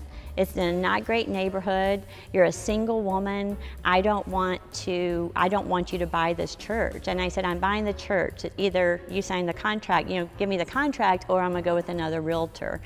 So it's really funny that even though I had this internal impulse, regardless of what outside people were telling me, there was just something I felt in my bones that this was not only my home, but it was also a place for me to have community and gatherings, and that it's more of a work-live space than just me living here. It didn't look great when I first bought it. I could see one of my blessings, I think one of my gifts, and also one of my curses is that I can see potential. I think I've dated too many people on potential. But sometimes that potential actually works out. In this case, it did. There were, for example, every time it rained, we would have to get buckets and big plastic tarps and funnel all the water because this place was like a colander. There was water everywhere. These stained glass windows that you see were just riddled with holes. It looked like a machine gun had done. It was actually hail damage from a couple storms that the previous owner never fixed. There were holes in the floor. Just so much was in what people see disarray, but I didn't see any of that. All I saw was this incredible structure. I felt the energy of it. So I looked beyond all of that, because really those are just cosmetic things, you know, that can be fixed. It did take several years. A lot of people ask me when touring the home, like, how long did it take you to remodel the home? And I often say, you should ask the church how long it took to remodel me, because I was being transformed inside. I had just gone through a divorce. I was going through a divorce. I was, you know, my children were grown. I was facing empty nests. So I was at a place in my life where I was being transformed internally at the same time as I was transforming this home. So I look at, we had this symbiotic relationship going on. You know, it was a very special time in my life. I get a little teary always remembering that time. Welcome to the entry of my home. This is pretty much the way it was. The walls are all original, the stained glass is original. I did find these chairs right here in the attic, which I loved, so they haven't ever been refinished or anything, so I kept them. I often say that they didn't leave me a lot in the home. Whenever I bought it, they had taken a lot out, but I used whatever I have. Someone had told me that should be the title of my book, is I took what I had left and built this, right? I did leave, these were on the walls. It's some memories of some of the past people that were in the congregation, which I felt was very sweet, even though some spiritual worker came in and told me that was negative energy in the home. I'm like, well, I don't see it as negative energy. I see it very positive, that people were very grateful of people that contributed to the space. And there are actually 2 entrances to the church, but this is what I use as my main entry. And now I'll take you into the sanctuary/living room. So this is my living room that was formerly the sanctuary of the church. The ceilings are, I think, at the peak around 33 feet tall. The amazing thing is, while the space feels really large, once you're in it, it actually can feel very warm at the same time, which I take great pride in that. And these are original stained glass windows, mostly original. I did have them repaired because of damage, as I said earlier, and this repair took about 2 years because it's done very meticulously by hand. Everyone I had working on the exterior of the church were historic approved tradesmen or craftsmen that were able, or craftswomen actually, did a lot of the stained glass. So I went to great extents to try to replace the stained glass to as close to original as I could, even though they didn't make exactly this type of stained glass any longer. The walls are all original, brick walls. I did whitewash them. And all of the wood that you see, these floors, are 120-year-old soft pine. They dent very easily. There's still little heel marks in them, which I left. I did have them refurbished. But you know what's amazing about the floors is they're not hardwoods. The church didn't have the money to purchase hardwoods. And I didn't have the heart to cover up the soft pine. So I just had them refinished and live with the beautiful soft pine that they also lived with. It was funny, when I first moved into the church, I kept telling my assistant I wanted a swing in the living room. And it took her about 2 years. And finally I said, hey, what is happening with the swing that I want in the living room? She's like, you're serious? And I was like, yes. I mean, I have this great ceiling. I have this amazing space. Why don't we have a swing? So I worked with some local metalsmiths that came in, and they actually built this swing. And I had structural engineers come in. It can hold up to 2,000 pounds, even though we didn't quite need that. But there have been, you know, lots of kids rumbling on it and things. And I spent a lot of hours on this during my divorce, just swinging back and forth. So it's normally a focal point when people come in. They immediately want to take a picture on the swing, get on the swing. And my great niece, she was 10 from Arkansas when she came in and saw it. She said, Aunt Susie, everyone needs a swing in their living room. And I just love that. I said, they do. So, and I have had some friends that have put swings in even like a 10-foot ceiling. You know, it's nice just to be lifted off of the ground sometimes. So the way this all began with Poopery is 17 years ago, I was at a dinner party in a small house with 1 bathroom. And it was a family gathering, and we were talking about bathroom odor. And we wondered how it could be stopped. And one of my family members said, I wonder if you can trap bathroom odor. And immediately I had this vision that oil floats on water. I was a closet hippie that always played with essential oils. So I was like, I can do that. It took me 9 months of mixing and investigating and studying different oils, but 9 months later, I created Poo-Pourri. I harassed all of my friends and family the entire time, you know, asking them, do you gotta go to the bathroom? You know, because I needed test subjects. And one day, my husband at the time walked out of the bathroom and he was holding the bottle and he says, we're gonna be millionaires. And I said, what are you talking about? And he said, do you realize what you've done? You've taken the smell out of poop. And of course, that was the beginning of where I knew, because of my failed entrepreneur attempts in the past, I didn't really want to be in business, but the product was so good, I knew it had to come to market. I've sold over 150 million bottles. So while I knew this was game-changing and something that the world needed, especially women, you know, I did not expect it to ever be this large. And every day I'm grateful. And it just keeps growing larger and larger and larger, beyond my wildest expectations. So this is what I live in as my living space. I built a nice little center here where you can just kind of commune. The fireplace was put in by a previous owner that had started remodeling the church a little bit before I bought it. It has to be a gas fireplace because, you know, you don't want to take a flue all the way up, a chimney all the way up, even though I love real wood much better. And then if you face here, this is the kitchen. And the kitchen is the old altar to the church. This is all original. This is original to the church. The balcony's original, the little stairway's original, but I actually went in and put a kitchen in this area. First time when I bought this church, I was so overwhelmed the first shipment of furniture that I got in, because I really had spent a lot of money to me at the time. And the furniture arrived and it fit this little tiny spot right here in the middle of the sanctuary. And I cried actually for 2 days. And I thought, oh my God, how am I ever going to furnish this space? And then once I came to, what I realized is that it didn't have to be furnished all in one moment, that this could be a gradual process, room by room. And that's the way I took it. You know, it's 15,000 square feet, so just to think, bam, here's all the furnishing is pretty impossible for anyone. So I would just take it room by room and start purchasing as I could. And because, you know, I had several designers that I interviewed whenever I was with the church. I decided not going with a professional interior designer, because they would say words like, this would look good in here, and this would look good. And I said, I don't want anything that looks good. I want something that feels good, that I love, right?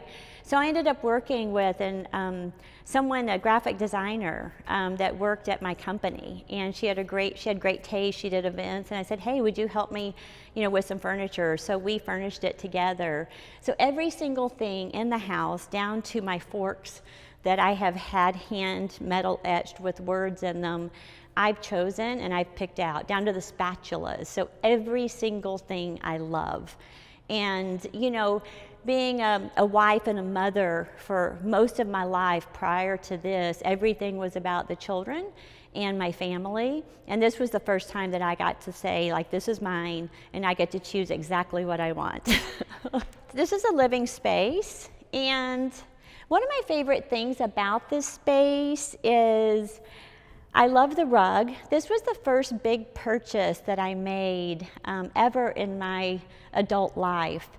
And it's silk, and it was very expensive. And it was something that literally was a moment of me having to feel worthy inside of, number one, it felt very wasteful for me to spend so much on something, right, that I loved. So I had a whole inner process of going in and going like, not only do I deserve it, I can afford it, and I should have nice things in my home. So this rug will be in my life for the rest of my life, because it was that moment of transition for me, and feeling really deserving and worthy.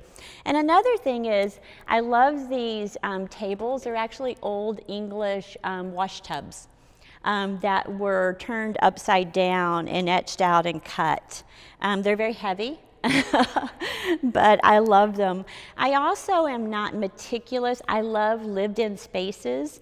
So you'll not find anything in this house that is too precious to put a cup down on, or, you know, to actually live in. I can't stand when you go in those places and you feel like you can't set anything down, or you know, like you're going to hurt something. So I, on purpose, wanted this to feel very lived in, and that you could be welcome here and feel at home. So the piece of art over a fireplace is a piece I had commissioned by an artist out of Kauai. I just loved her artwork. It was very bright and felt lively.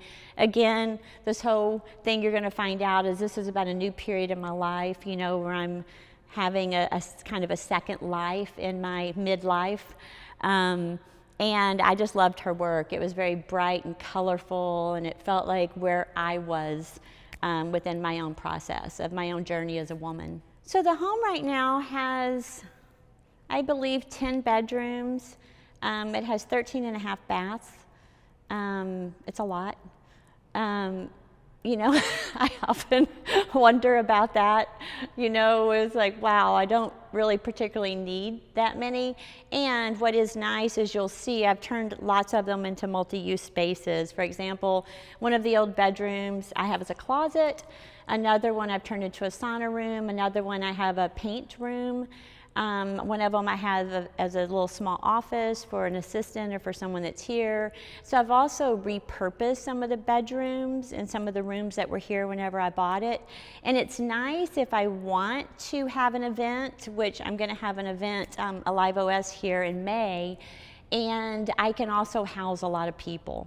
So when they all have kind of private bathrooms, so that's nice as well. Knowing that it's not just a space for me to live in, it's a live workspace, it has come in handy. Yeah, one thing I would like to note about this space is the lights above. These were supposedly the first pendant lights in Dallas.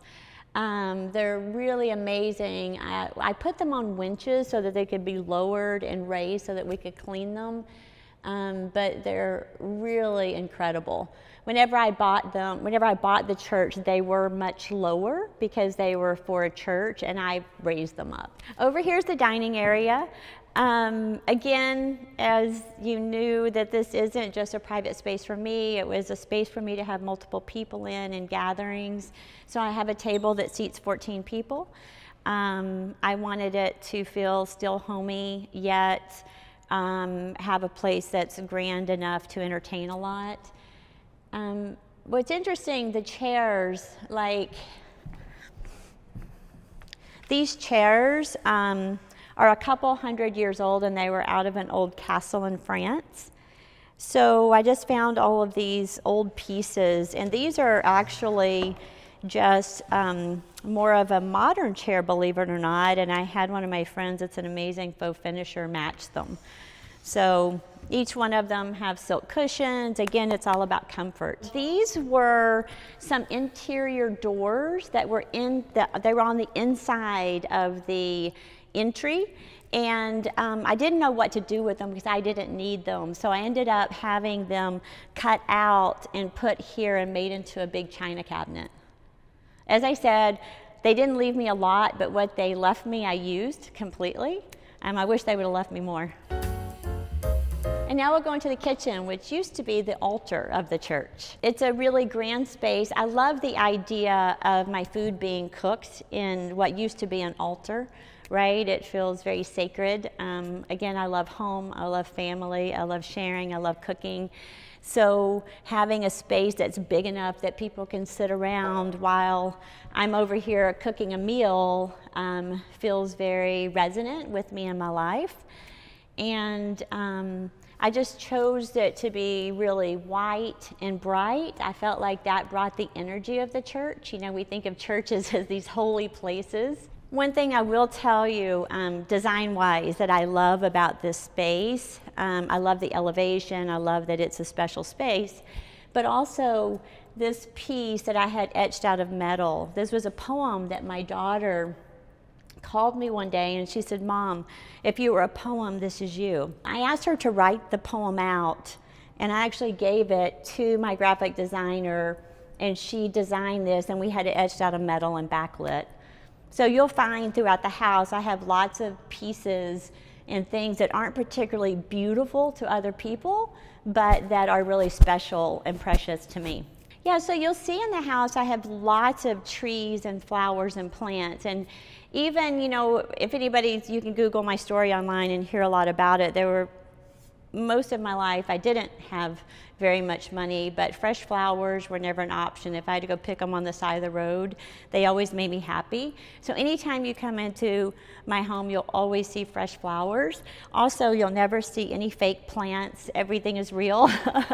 This tree, actually, her name is Dolly, because one of my friends, when I brought her in, it took 10 guys to bring her in. It's so massive. And one of my friends said, "Wow, she's really top heavy." And I said, "Yeah, let's name her Dolly." So that's why her name is Dolly. But yeah, I have fresh plants everywhere. They all have names.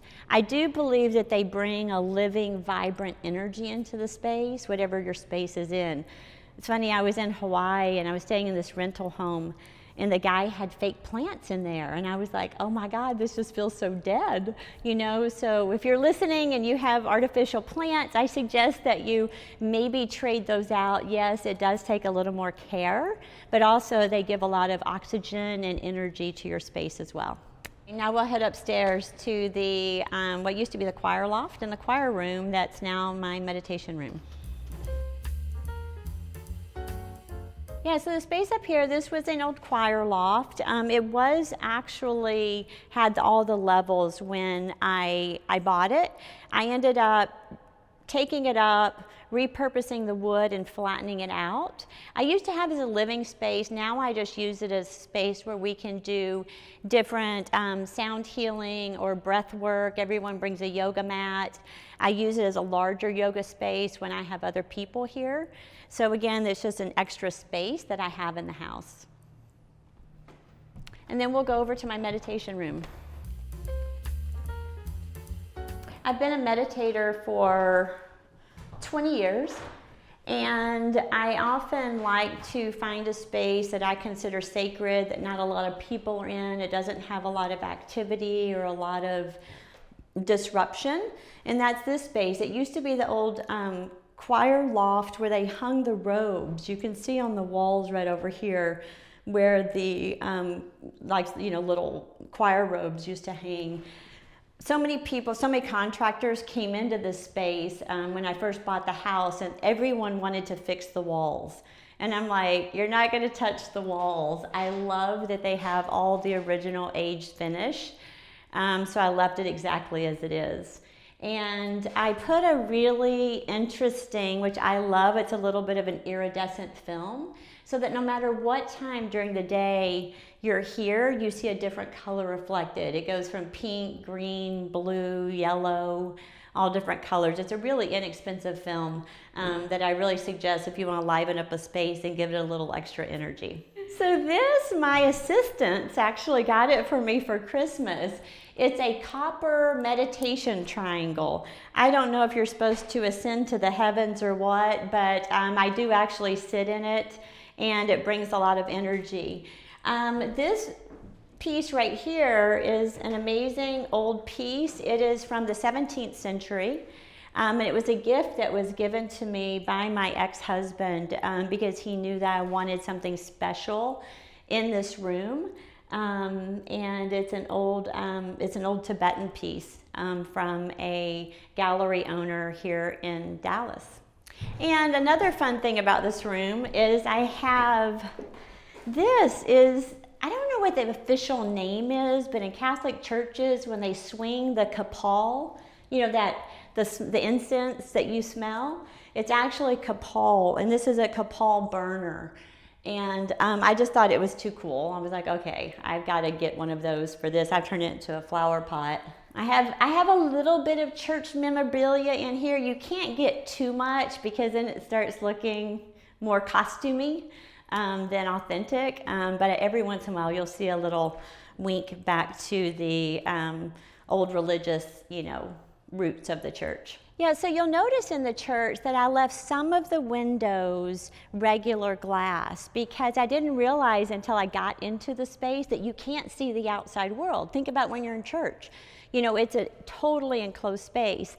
And I love to see the sky, and I love to see the trees outdoors and life happening outside. So I left some of the windows. I have the stained glass stored upstairs so that it can still be put back. But I did very selectively choose to leave some of the windows just glass, if you'll look up here, just so that I can still see the sky outside. One really fun thing about the church is that it was a working church, so there were so many different rooms. For example, we're not going to go in there, but my bedroom is the old marriage counseling office. And this room was actually the only room with no natural sunlight, and it was the church nursery. So knowing that it had no natural sunlight and what could I do in the space, I turned it into a sauna room. I turned it into almost like a nursery, right, where you could come back and rest and rejuvenate through the day. And when you shut the doors and turn all the lights out, I purposefully painted the walls this dark eggplant so that it really was truly a dark space. I have a massage table in here. Whenever people come to give me a massage, I have a sauna, I have a biomat, I have different sound healing tools in the room, but it truly is just a space for rejuvenation. I think one of the main things that I love telling entrepreneurs, there's a lot of myths out there. One of the myths is that everyone's out to get you and no one wants to help you. That's absolutely not my experience. My experience is people are rooting for you. They want to be a part of your success and they want to help you. So I think if you can understand that, my daughter's a young filmmaker and I just shared this with her. She's like, how am I going to get this done? I need this. And I said, just call people. People want to help you. And she called me later after her first film and she's like, oh my God, Mom, everybody wants to help. So I think that people don't think about that. There's all these stories out there.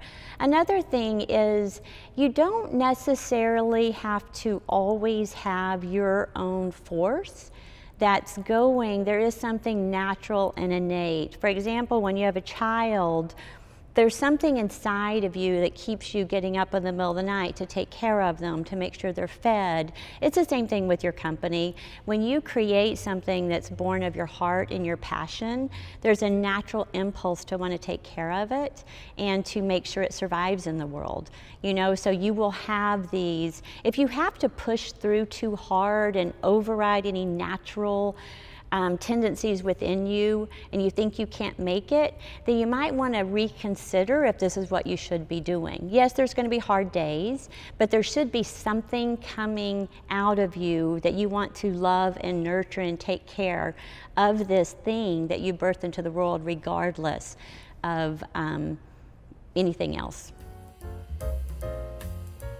This space is what I guess most people call a mudroom. It blends the inside to going out to the outside patio.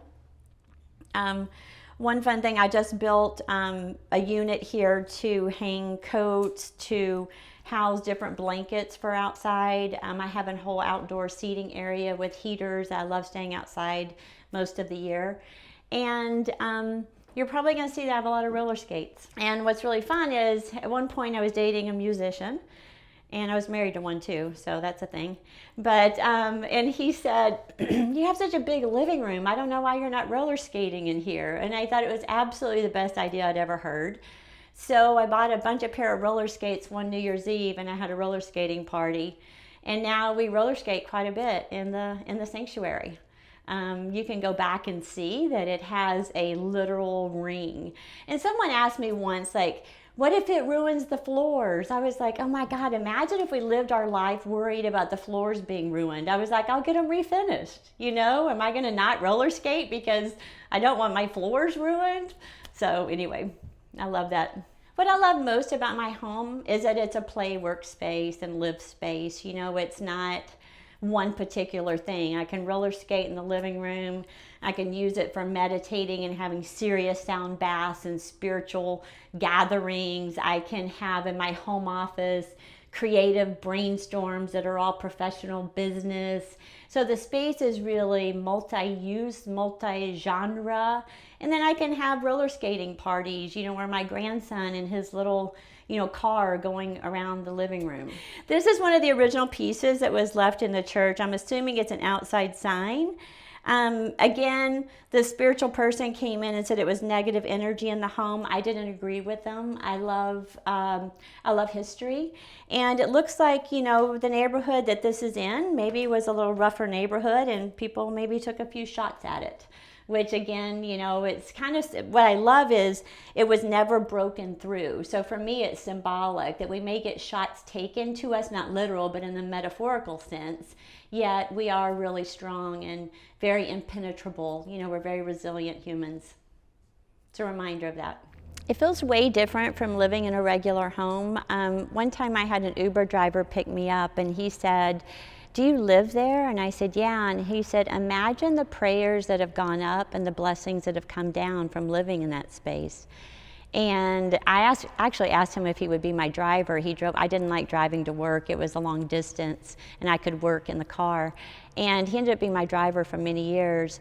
But that is the truth. You know, you can feel the blessings that went on in this space. You can feel the happiness, the weddings, the births, the, you know, maybe even deaths, all these periods of transition. I happen to call it the Temple of Transformation because I do believe it's this place. I've had, I think, right now I have the 8th woman living here that has been in a transition in her life with me. They live in, you know, I give them part and give them up to 9 months to live here because sometimes we just need a little bit of a break from life. And it helped me in transition. It helps other people in transition. And when you think about a religious place and religious ceremonies, there's a lot of transition going on. You know, we're always moving from one place to another. And you can feel all that energy here. And of course, that has come with some visitors of the non-physical realm. I won't say the house is haunted, but I'd rather say it's blessed. But I do have 3 rules in the house. Because I had to first claim the space when I got in because there was some ruckus. And I said, number 1, you can't ever show yourself to me. Number 2, you can't scare me. And the third thing is that you must only be here if you're in the highest good of everyone that enters the space. So I had to really lay down some rules and say, and I've had a great time. You know, everyone that's ever been in the house only feels amazing positive energy, so those really worked. Okay, so now we'll go up to my home office. This is a painting my daughter and I did when she was like 12 years old. So I love things keeping things that mean a lot to me. This is my home office. It's about 2,000 square feet, which is quite large. Someone once told me when you're in a creative meeting that you should have a view that is really far, right? So that you can get the big ideas. I love that you can see the skyline of Dallas here. And one thing that I particularly love about the space is this used to be the Sunday school class. Right? And I love the feeling of youth being here and having fun. Also, you'll notice the floors are at different heights, right? What I learned from the Historic Society is that this used to be a tent church. And the back part of the church was built first in 1910, or in 1890 this was started. And do you remember you saw the old balconies and then somebody would be down in the center? Well, that's what this space was. That's why these floors are at this level. So the windows are, you know, equal to the floor. But I think it gives it a lot of character. When I came in, I raised the roof right here, or the ceiling, because I wanted a little more height. Again, I used things I found in the church. These are fans that were in the attic. And I had it turned into a conference table. which is really fun. It all, again, thinking of a creative space, you know, they move, people can play around. I had several pieces of furniture made out of the old fire escape. It did not legally have to have a fire escape, and it did go through my master bedroom, so I didn't feel safe with it, so I had it removed, most of it removed, and I had it redone into different pieces of furniture. So not only do I have creative meetings here, but as I told you earlier, I'm a maker. I make things. And the way I created Poopery is I made it. You know, so I make a lot of our own fragrances, a lot of the products. So I sit here and I have many different types of oils and scents that I will just come up here and I'll start playing. These are all notes of different formulas that because you forget, right? You think you're going to remember and then you don't. So I'll just come up here and start playing with different scents whenever I have an idea, or if I smell something out in the world, like, oh my God, I want to make something that kind of smells like that, I'll come in and play. So for me, this is a play space. It's a workplace space. And sometimes I have friends, they'll come over and they feel really nervous, but I'll say, just pick out some scents that you like, and then I'll blend them up a little bottle of a essential oil blend that they love. And every time they love it, they're like, oh my God, this is amazing. I'm like, yeah, because it contains everything you loved, right? One of the things that really surprised me, and it always surprises me with every project, is everyone always tells you this is gonna take longer and cost more than you ever think possible. And you're like, yeah, whatever. It surprised me on how many years, the extent of going back and repairing 120 years of things not being done right and correctly, and being in integrity and realizing, oh my gosh, I'm gonna have to rip all these wires out of this wall, completely redo the electrical, right? And not just patch it the way it had been done. So that was still, so every time it was so shocking. Every time they opened a wall, or every time we went into a project, every time I was shocked, like, what? Oh my gosh, which I don't know why, because we all know this, when you buy an older home, it's an act of love. And I do believe, I believe that we do need these historic homes, and I believe that it takes, you have to have a passion for it. You have to have a passion to want to rebuild it and rebuild it in integrity. This is one of the guest rooms that I like to call the Buddha room, because it has a couple of Buddhas in it. This is the only room that houses anything from my previous life. So this room is all furnished with things that were mine in my old home and old space. The Buddha, the table. This is a piece of art from Peru that I got down there many years ago. And it's halfway, it's a half basement. So what's so amazing about the space, the scale, the size of it, it's very comfortable, but then also it's very grounding. So sometimes, if I'm feeling ungrounded, I'll come sleep down here, but it's a space that guests love to stay in. And I furnished it with different things. You'll see lots of wood. I love this light. It's an old tumbleweed that was turned upside down with a light fixture in it that I thought was super fun. This is the basement of the church, and what I love about it, it was the old rec center. I remember going to church, and then afterwards everybody would come down and you would eat meals usually. That's what this is. You can see even the old, what's it called, shuffleboard? With the little triangle, do you see the floor? So it's really fun. So you know that this truly was a rec center of the church. I've repurposed it with things. I built a kitchen down here that's really good for events, so that people don't have to be cooking in the main kitchen. If I'm having an event, they can cook down here. Also, if I have guests, because the downstairs is 5,000 square feet, they can stay down here, have their own kitchen where they feel like they're separate from the main space. I decorated it with, again, this is an old bowling lane, a table made out of an old bowling alley. And then these are original windows to the church. That there were 160 windows on the back of the church that I had refurbished by a historic window company.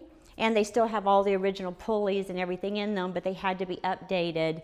But I had 160 of these windows left. I didn't know what to do. And we came up with the idea to make them into different dividing screens. So when you have a large area, they sort of divide the space. And again, I didn't throw them away or get rid of them. They're still here. They're just in a different form.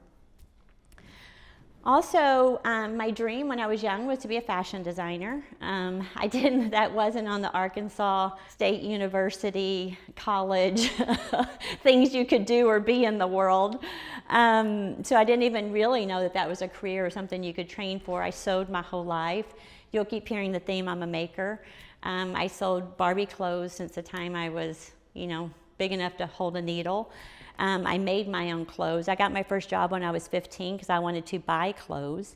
I didn't want to wear all the homemade clothes. Now, of course, all I want to do is make my clothes. It's funny how we go full circle back to what we actually wanted to do.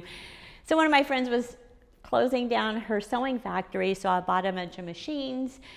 I've only gotten as far as making scarves for some of my friends and a couple pieces for myself. I forgot how much labor and how much time it takes, but I look forward to spending more time here. Another thing I did down here is I built a podcast room. Even though this was an old closet that I turned into a podcast room, even though I don't have a podcast right now, it has been something I've flirted with for a few years. I do think at some point I will do that, maybe in the very near future, you'll see. But I built that space specifically for this. So you can just see there's lots of spaces. This is a workout space that I utilize. I just left it open. Some of the little small rooms, the room, because it was a functioning working church, had a lot of office space. That's why it has so many bedrooms, right? They were offices. So this is one of the offices that I've decorated with a couple of twin beds. That way when I have events or a lot of guest staying, everyone can have their own private bed. Again, these aren't expensive decorating techniques. This is literally some rope with dried flowers that's gone down the wall. So people think that it is going to take a lot of money and cost a lot of money. It's not.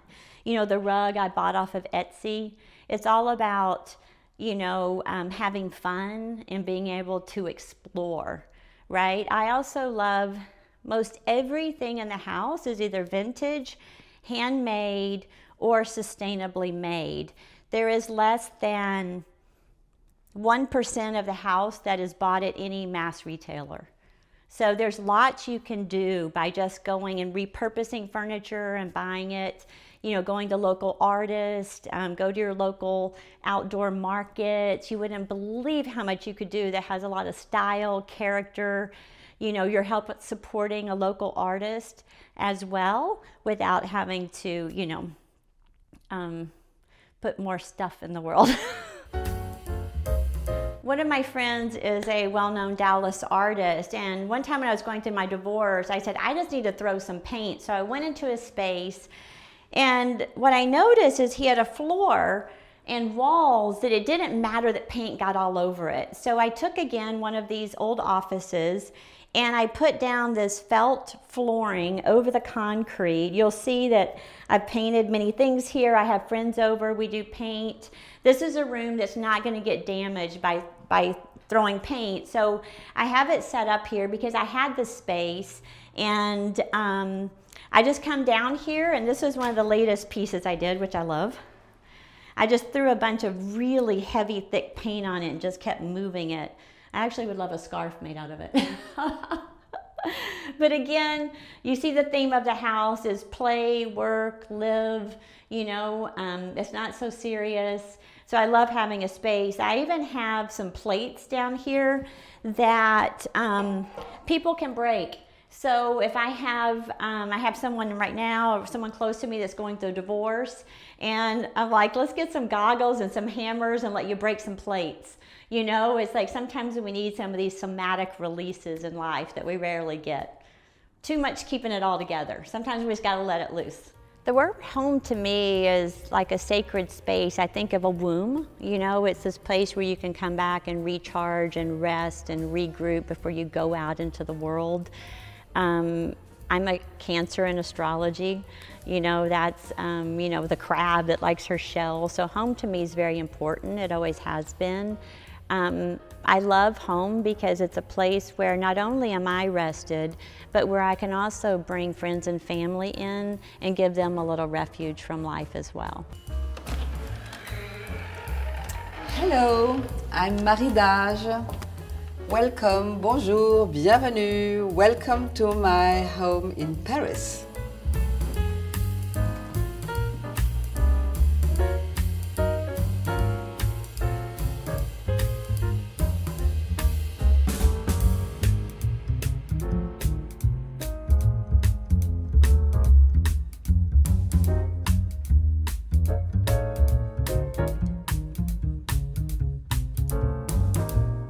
Hello, welcome at my house. I am Marie Dage, designer for tabletop since 30 years.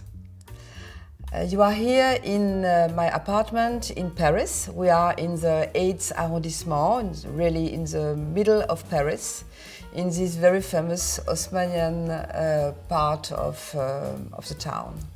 So I have a big family. I have 6 children. So this was a family house and also my work house, because I had a showroom here.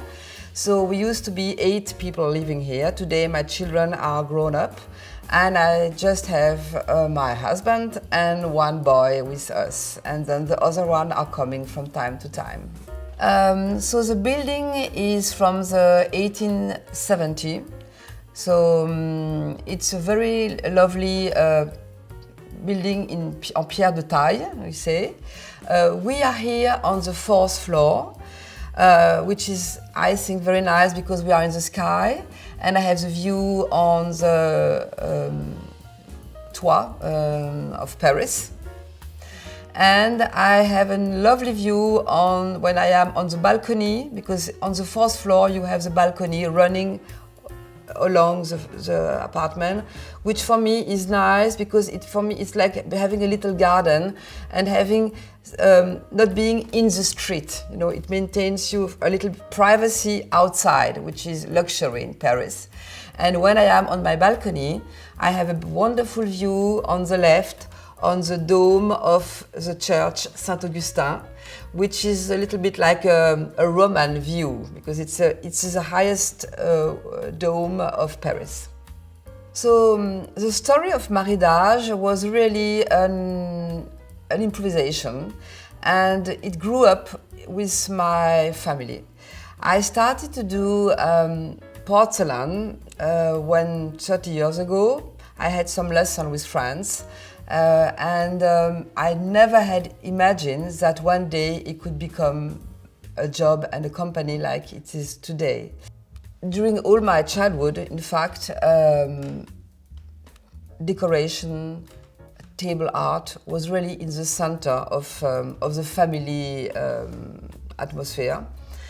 And so very naturally, when I started to paint porcelain, I jumped in the thing. And for me, it was not only painting some patterns, but it was also bringing a whole lifestyle, which is the French identity of l'art de vivre à la française, table art. Okay, so welcome here in my foyer. So as you see, right at the beginning, you have my identity. I am a stripe lover. So all around the place, you are welcomed by these stripes, black and white, which allows me to put lots of different color, because everything is matching with black and white. Here, my wishes was also to enlarge the space. So as you will see a lot around my house, I love to play with mirrors. Initially, you had this little niche, which is a beautiful niche, very Haussmannian, with this interesting work of wood. And on the top also you see the branches. It's a very beautiful Haussmannian work, and there was already this mirror. I just put it some lamps to make a little bit of dramatic decor. Here I put my bird. I'm also a bird lover. It's a bird from Brazil, which is welcoming you in the house. And on the other side, I create this mirror, which goes from the top to down, so that it's like a little trompe-l'œil. We have the impression that the flat is going. You have the reflection of the two mirrors, which is interesting. I painted in this blue black, not completely black, but always this subtle tone, and with this commode in front. This is a sculpture of a very dear friend, Marine Darcourt. You will find some other one in the rest of the house. A lot of art pieces are pieces made by friends. I love to be surrounded with what my dear friends are doing, beautiful things. Here my little goblet, which is used as a perfume candle, because I have 3 fragrances, all made in grass. I think it's important when you arrive in a place, you have the colors, but you have also the smell. I mean, all your sense must be attracted, the eye. I love to put music, so when you arrive, you will have the eyes with the stripes, the music, and a little bit of perfume welcoming you.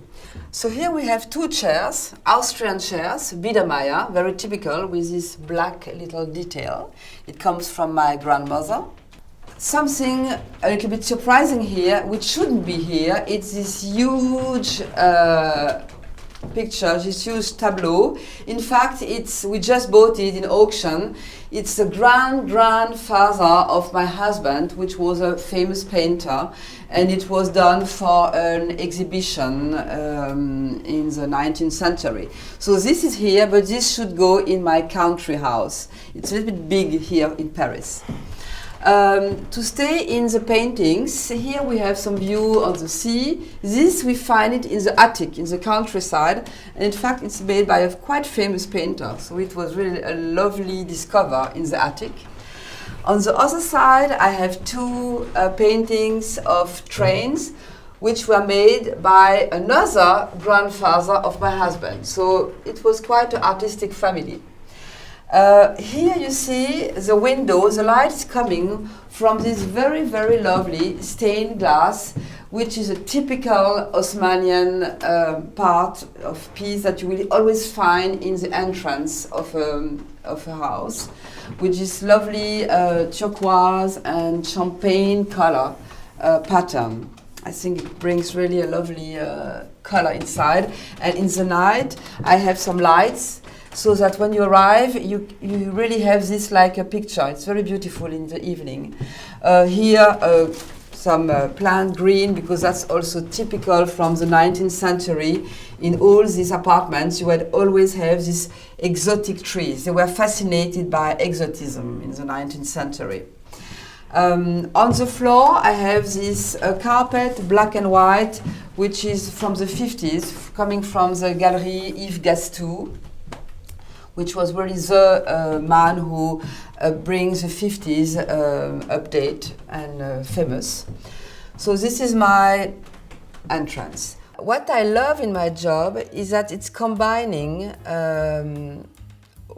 workcraft, handcraft work, and thanks this technique that I'm really maintaining, which is a hand-painted porcelain.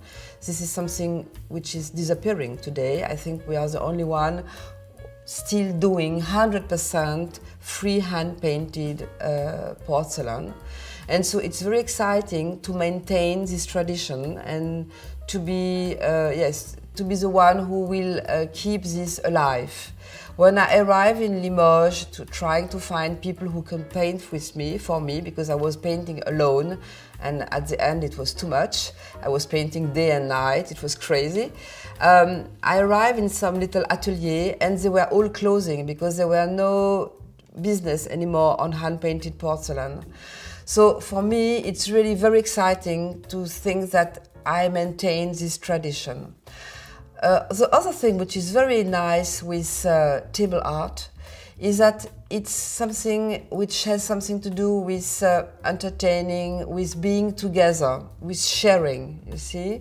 So it's not only decoration like curtains or sofa, it's really dressing a table and being part of this important time of the life. I think in life, all important moments like meeting someone, introducing your fiancé to your family, enjoying because you have a successful year. So with all your colleagues, you are going to organize a dinner.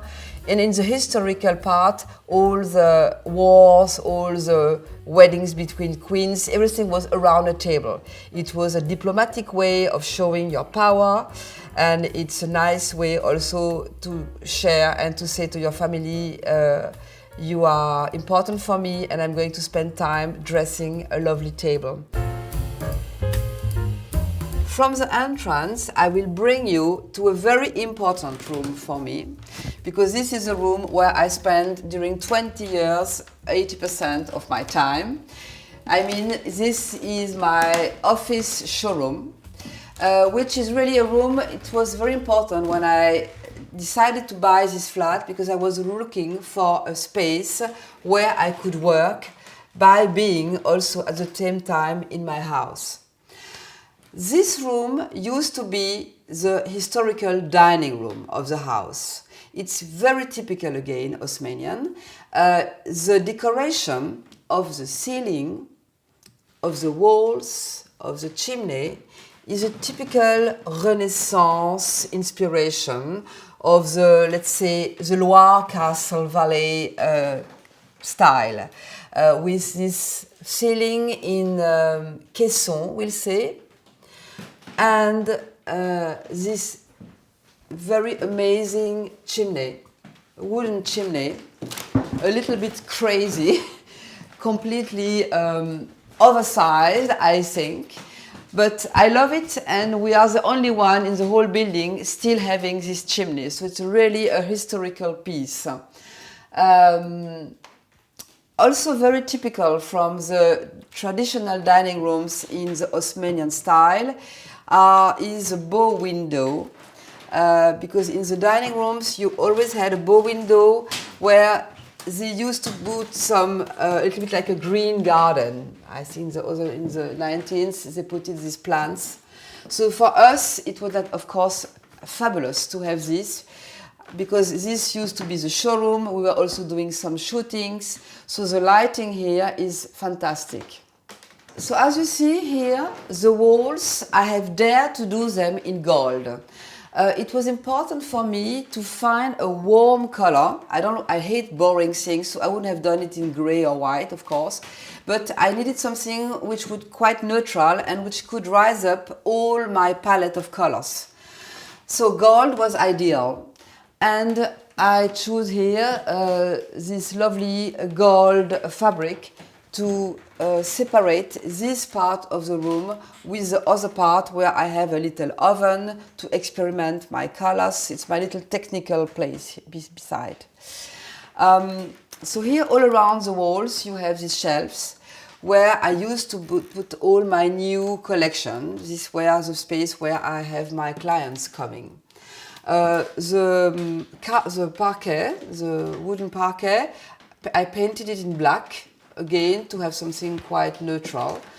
So here it's really a play with black, white and gold. You see here you have the heaters which are hide in this boiserie, black. I did the black frame here. And black, of course, all the iron étagère for my porcelain. Here briefly, I can explain you my concept, which is quite easy to understand here. On the table, you see lots of colors. This is my palette. I have 68 colors that I all create myself. It's really like creating a perfume by mixing some colors. Sometimes there are 8-10 colors for one color. And beside I have my little oven where I taste my colors, because colors can change after being heated. So this is really a work like creating a perfume. So the way it works, my concept is you have 68 colors and 90 collection, 230 different patterns. Here I have illustrated all my plates in only 3 very neutral colors. So this is the way to work. Choose your pattern, choose your colors, and you create your own set. That's all about maridage. It's really to be able to have completely bespoke sets. So in fact, you see here, what I have done is that I have chosen always, you can see all the plates are the same color. It's really to explain the concept. All the plates here are done in 3 colors, neutral colors, 2 shades of blue and gray. For instance, when you look at a plate like this, you see, you have navy, dark blue, light blue, and some gray lines. This means that you can choose 3 colors. And so this plate can become a plate like this. So here, what I have done is that I have chosen some pink, some green, and some gold. And it gives me a plate like this.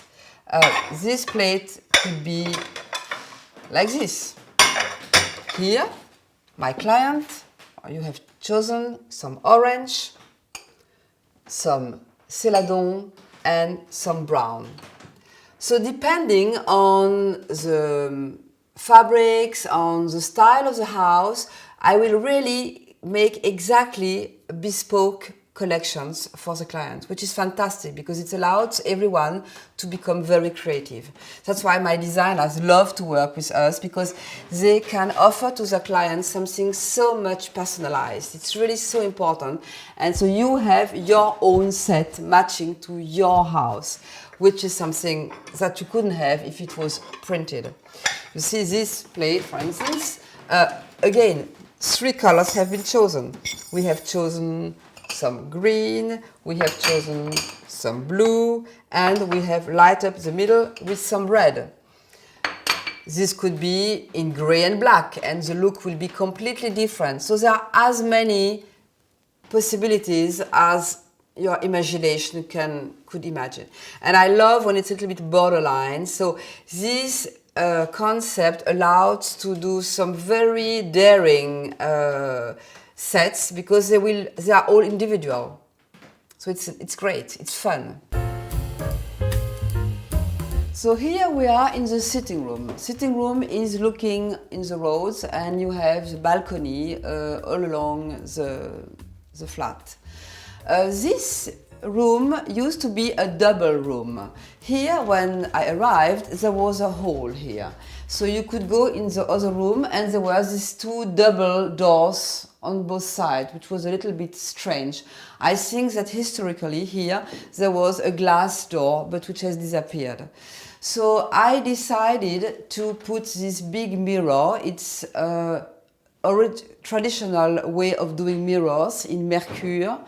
That's why you have all these little spots, but it makes it more interesting, and it's a nice link with the old mirrors, which used to be already in the flat on top of all chimneys. So here, this mirror, traditional mirror, it's part of the building, so 1870. I didn't change anything. It was gold like this, with this interesting gray painting around. So you see a lovely wooden work all around the mirror. As we are in the ceiling, one thing which I loved also a lot in this apartment is the sophistication of the work of stuffo, we say. You see on the ceiling there are all these volute plaster work, which is again really the Osmanian style, and on the top of all the doors also a very beautiful work of flowers and branches. I try to really rise them up by leaving all this framing of the doors in white. As the walls, I choose this color which I create. I spent quite a lot of time trying to find this color because I didn't want that it becomes palm or brown. So it's a mix of lots of different colors that I create, in fact. It's a kind of, we call it marron glacé. Very often when I try to find a color for my walls, I go from my palette of colors. So this would be my color number 14, because all my colors have got some numbers, which is marron glacé. And I like very much this color because it allows you everything around. You can put pastel colors, dark pastel colors. It always works. It's a very easygoing background color. So in this room, you will find thousands of different colors. So I really dare to mix everything because I think as long as the colors are subtle and interesting, you can mix them as many as you want. As I'm here, beside the chimney, I decided to do these two banquettes, which are can be open, so you can put lots of books inside, magazines, and I did these pillows in this canvas fabric with very shocking pinks, which will in fact quite contrast with, you will see, for instance, my carpet, which is not at all the same family of colors. But it doesn't matter. As long as the color is beautiful, it will be okay. You see here you have very feminine and shocking pinks color. And in fact, my carpet has much more brown, burgundy, more masculine colors. But it works. It's a beautiful work of iron. It's an Irish iron carpet, and as it's handmade, you have very subtle tones, which allows to make the link with more shocking colors. For the sofa, I have these two enormous sofas. You can sit inside and you can read and you fall asleep very quickly because it's so comfortable that it's like being in a bed with all the feathers. The table is very big. I like when you have a very generous table because sometimes also you may have some little spontaneous little dinners. This is a table that I have since 30 years. I made it done, it's in iron. And when we are young married in our little flat, we had already this huge table and we didn't have any dining room. So we used to have our dining sitting on the floor and being around this table. It was our dining table. It's modern, it's simple, so it can be really mixed with all my more traditional furniture. Here you have two Louis XV bergères. As you see, the fabric's completely different, but it doesn't matter, it mixes. This is coming from Istanbul, some are coming from India. This is a Piafre one, it's an inspiration of this Uzbek pattern. So it's always, I like when I travel to bring back some little souvenirs so that when I'm in my house, I keep on traveling. In front of the chimney, you have these two little poofs, which I love, very convenient when you have a dinner, when you are entertaining, because you can sit like this, you can sit like that, you can bring your poof and have a conversation on the side. I hate when there is a big circle and only this big huge circle. I like when you can move around and have some conversation all around the room. This is a beautiful sculpture from Chiparus. I bought it in auction. I love auctions. So I like auctions because you go there and you never know what you are going to bring back. Sometimes it can be some birds or a chair or a lamp. This time it was this woman, which is, protecting her from the wind. I think she's very feminine. My auction passion comes from my childhood. My mother loved antiques, and I spent a lot of time with her every time we were coming to France in auction. It was in Orléans, in Paris, and I remember the excitement of doing this and saying, shall we get the thing or shall we not get the thing? And it was so fun because you never know really what you are going to have at the end of the day. So this is fun. And also I love antiques because my mother in Martinique was, I think, the first woman who get interested in colonial furniture. The English island had a lot of beautiful furniture, but the French one, people were not interested anymore in colonial furniture.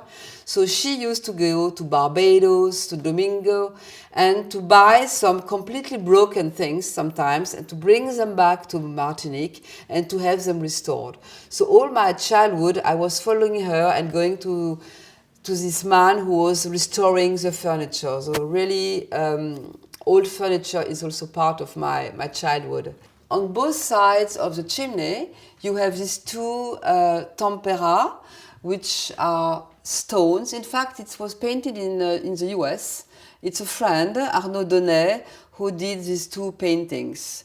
I like these white shades that they bring and this warm atmosphere they bring, and very nearly abstract. Here, another bronze work from my dearest friend Marine Gallo, the same as the one in the entrance. So this idea of being surrounded by friends. So for the curtains, I love this silk color, green, gold, which can be really a good link with all the colors of the room. I want to show you really these details of the windows because these are really very, very beautiful work in bronze that you don't find anymore in all Haussmannian flats. So this is really something also which attracted me a lot when I saw this. And I keep the gold here, and here it's painted in what we call cul de canon. It was really the way to do it in black like this. Moving a little bit more here, I like also very much finding pieces and reinterpreting them. So these were very simple vases that I transformed as a lamp with these branches that I painted in orange to give the impression of coral. So it was a funny way to create some lamps. The orange is linked with this lovely photo, which is also a piece of art made by a friend. And here a little bit of ethnic remember of some African travels that we did with my husband. So I like when it's sophisticated, but not too sophisticated that you think, I'm not daring to sit on this seat, I'm not daring to touch because it's also perfect. It has to be spontaneous, cool, and like it's obvious. It's beautiful, but it's everyday life, and we live with beautiful things, and we deserve it, and we don't have to be scared of that. It's the same thing with my porcelain. I always say to people, don't keep your lovely porcelain in the cupboard. Use them. You deserve to use it. Life should be with beautiful things. And like a flower bouquet, you don't need to have a huge flower bouquet with very sophisticated flowers. Just go in the garden, just go in the countryside and cut some flowers next to the road, some wild flowers.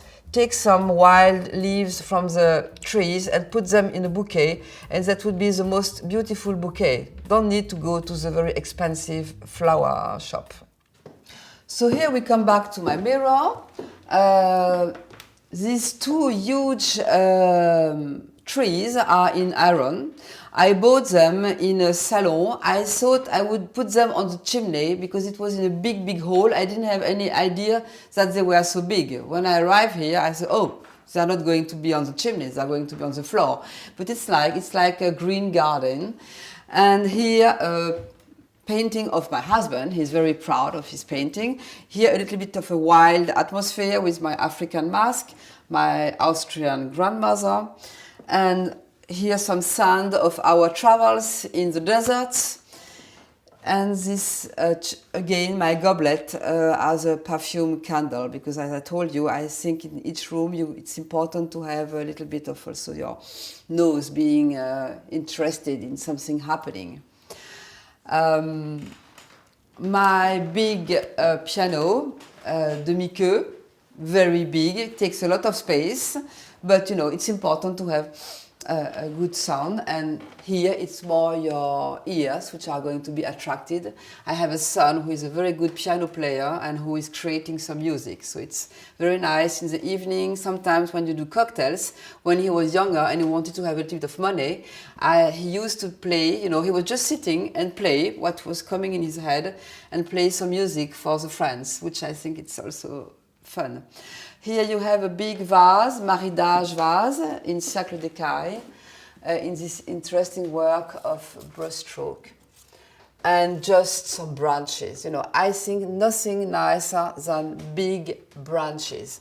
I remember when we were coming back from weekend with my children, they were always complaining because the car was always full of branches. So they have those branches in the head. And at the time we were living at the 4th floor with no lift. So we were, and my husband also was complaining because we were carrying the children, the luggage, the branches, all the little animals coming out of the branches. But you know, it's very important for me. When I'm in the countryside, when I arrive in my house, I open the volet, and first thing I do is to go around and cut branches to put in all the pots. And then I can think about what do we have for eating, is there something in the fridge or not, but important first, branches all around the place. So you see here, I want really to show you the details of the doorknobs, which are really beautiful work. You have this olive leaves work with this little all this work you see with the branches, with a feuille d'acanthe work. It's really a beautiful work, and this I really wanted to maintain. I was lucky because it was already with this original gold. It has never been painted, as it's very often unfortunately done. People paint that in white because they find that gold is too, I don't know what, because they want to make it modern. And so here we already have the original gold bronze work, which is really something very valuable for me. And all the work from the top to the bottom is really from the origin. And on the doors panels you have again this lovely work of wood. So this is the lucky thing when you are arriving in a flat, in an apartment of this period Haussmann, because all the beauty of the ceiling, doors, windows is there, and it's part of the history of the flat. So I think that's important to keep. So here, my balcony, my little garden, Parisian garden, with this very lovely view on the church Saint-Augustin, which is the highest dome of Paris, with a cross on the top. I love this view. It's a little bit my Roman view, Italian view. So on the balcony, this is full of sun in summertime, so it's really nice. And when there is too much sun, we just put a little bit of the store, so it gives the impression to be a little bit at home outside, which is nice. So this is the sitting room. So let's say we are entertaining, we just had a nice aperitif, and now the show is starting. So I say everyone, c'est servi, venez à table, and we open the doors.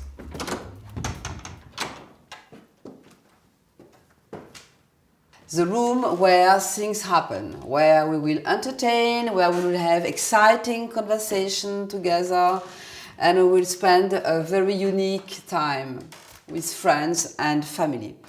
So this room, as I told you before, used to be linked with the room we just saw, because here again I have this big frame which were empty, and here I decided again to put some mirrors to have this lovely reflection between the different mirrors.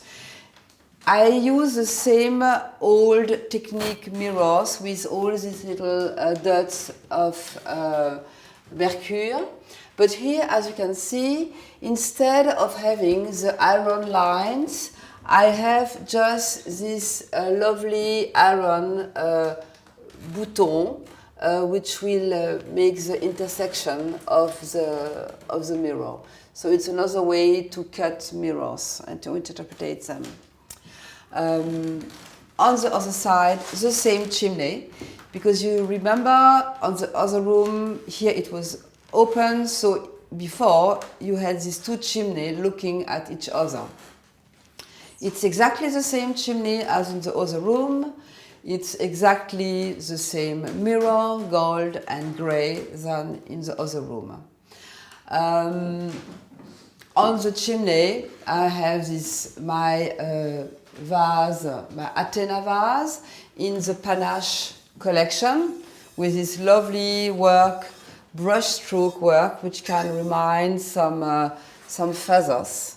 Here it's in these blue-grey tones, and around candle. You will see in this room that there are candles everywhere.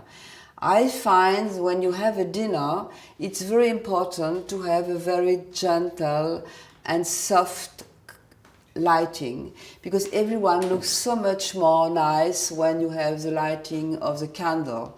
So everything I can find where I could put a candle, I will use them. I will show you after. So here I have all these glass candles, which I think are nice because in front of the mirror, it plays with a reflection of light, with transparency of mirror and glass. So we have here 6 candles in different heights, making a lovely decor in front, around the vase.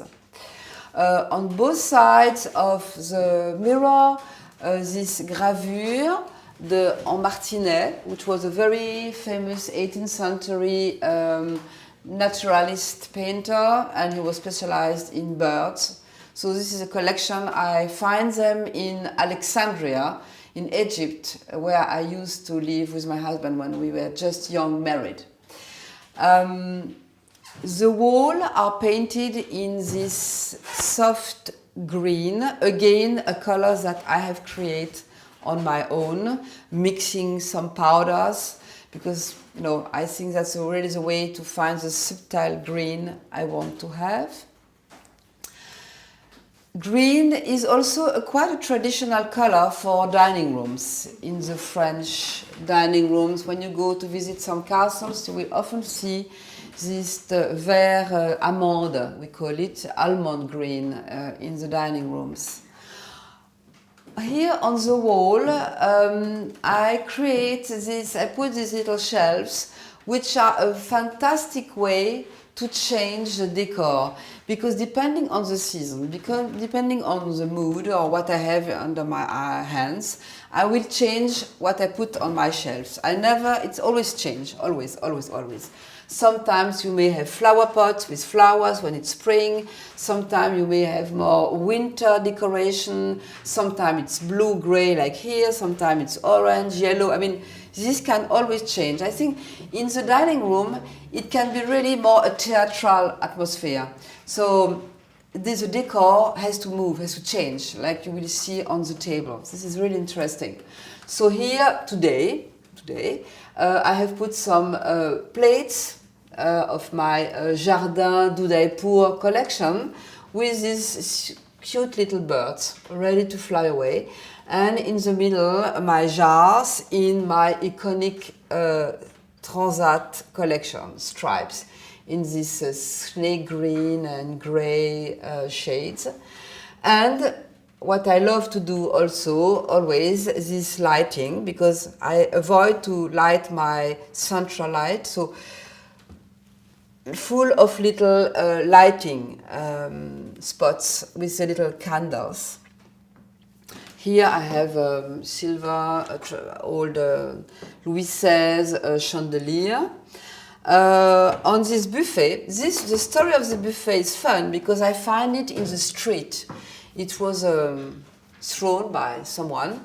I guess this must have been furniture which were used in some traditional shops. Because behind you can see some shelves, so I think the man who was selling was behind this, and it was a shop furniture. So I just painted in the same color of the wall, so that it's really like an architectural element. I keep the wood like it was, I didn't paint it. On the top you have this centre de table, we call it. Also very typical 18th century with the mirror and this work of balcony all around. Here my little teacups, I will show you, not for tea because here we have a dinner, but they can be used for other things. This is my serviteur foot stand, which is a traditional shape that you could find in all the traditional sets. I know in the countryside I have thousands of these in the cupboards because it seems that all the plates get broken, but these you still have them. So I did them now in my modern decor. It's also something that sometimes, here I use it with fruits, which is a traditional way to use them, but I use it also sometimes to put some candle on top, you know, these big round candles. It can be also a nice way to bring light in the middle of the table. So this can become a candle holder, like everything. So here, this very lovely piece of furniture that I find in auction, and I couldn't not buy it because it's Austrian, in fact. It's, you know, it's painted with this, I think it's a little bit of humoristic, and it's a good way to show my collection of carafe, crystal carafe. Like on the chimney, I love the play of transparency, of glass, of crystal, and mirror. In front, you have this lovely biscuit work of little boy putting a needle out of his feet, and on the bottom also a lovely biscuit work. So this is also very convenient when you want to put some dishes, or because when we have dinner, we bring the food in the dishes, of course. We don't bring it directly in the plate. So it can be a place where to put dishes. This is a very beautiful Baroque piece, apothecary tabernacle kasten, we call it in Austria. And it comes from my grandmother. So it's something from the 17th century, so it's quite rare, with a very beautiful work of paneling, of different wood panels. Also, I want to show you my favorite little cup, completely broken, but which inspires me a lot. It's really part of my love with porcelain. This comes from my grandmother, Austrian grandmother, and in Austria, you really also have a very strong tradition of porcelain. And I love the very modern way of painting this thing with black and with this tie-dye work of hand-painted. A beautiful hand-painted work. As you can see, it has got a long story. It has been fixed up several times. So this would be maybe my little totem piece. So now we arrive in the center part of the room and of the house, let's say, because it's a table. I used to have a very traditional English mahogany table, which completely break down. One dinner, it falls down because I think the foods were a little bit damaged, and so it was a big drama. So, and in fact, it was good luck because it was a good opportunity to change and to do some things that I always have wanted to do, is to be able to have 2 tables or 1 table. So I asked iron craft man to build these 2 tables. They are very simple, very modern, very, you shouldn't really notice them. It's because the star here is not the table, the star is what is on the table. So I wanted them to be black, so very neutral. I did some, it's a shiny black, so it's not too much sad. I mean, it has a reflection of the light also, and also of the walls. So it's not like a black hole, you see. It's also not really a color because it's a reflection of lots of different colors. So what is fantastic with these 2 tables is that I can have lots of different options of organizing my dinner. There are 2 identical tables. They are not completely square, they are a little bit rectangular. So I can choose to be either a little dinner, 8 people or 6 people, so I would be just around 1 table, and this will remain free. We can be 12, so I will put the 2 tables together. Generally, when I put the table together, I put a big tablecloth on top, so it will look like more, the traditional countryside table. Very nice when you have a big family dinner. And if we are a lot, like 16, I find it very nice to have 2 separate tables, like I did today. Today I did 6 and 6, so 12. Because I think it's nice sometimes to be able to have a general conversation. When it's a big table, you generally speak with your 2 neighbors. But you don't have a general conversation, which sometimes you would like to have. Even more if I decided that this evening I want to introduce this guy with this woman and this, so it's nice when they can speak together. So it's more intimate to have 2 tables. They have chat together during the aperitif in the sitting room, and now they are going, and I can choose who I want to speak with who, because I'm going to put this woman next to this man so that they have to speak. Because very often when you arrive, you are going to speak with the people you know, and the people you don't know, you don't speak with them, which is a little bit sad, because at the end of the dinner, I wanted that this guy meets this guy or this woman, and they have him speak. So during the dinner, I can decide who is going to speak with who. So on a table like this, you can really have interesting common conversation.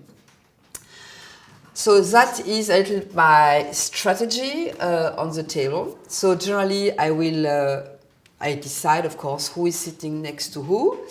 As you know, the French etiquette, there are 2 different ways of dressing a table. The hostess and her husband will be at the 2 extremes of the table. If you have a big table, this is the English way of présider.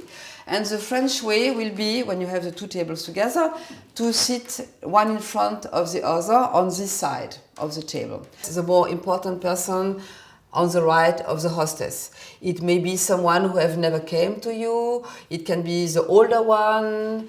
You decide who is a more important person, and then you put, of course, woman, man, woman, one around the table. So here I decided to do 2 tables of 6, and you will see that on these 2 tables there are 2 different color stories going on. Here we are more in the purple, blue shades and red shades.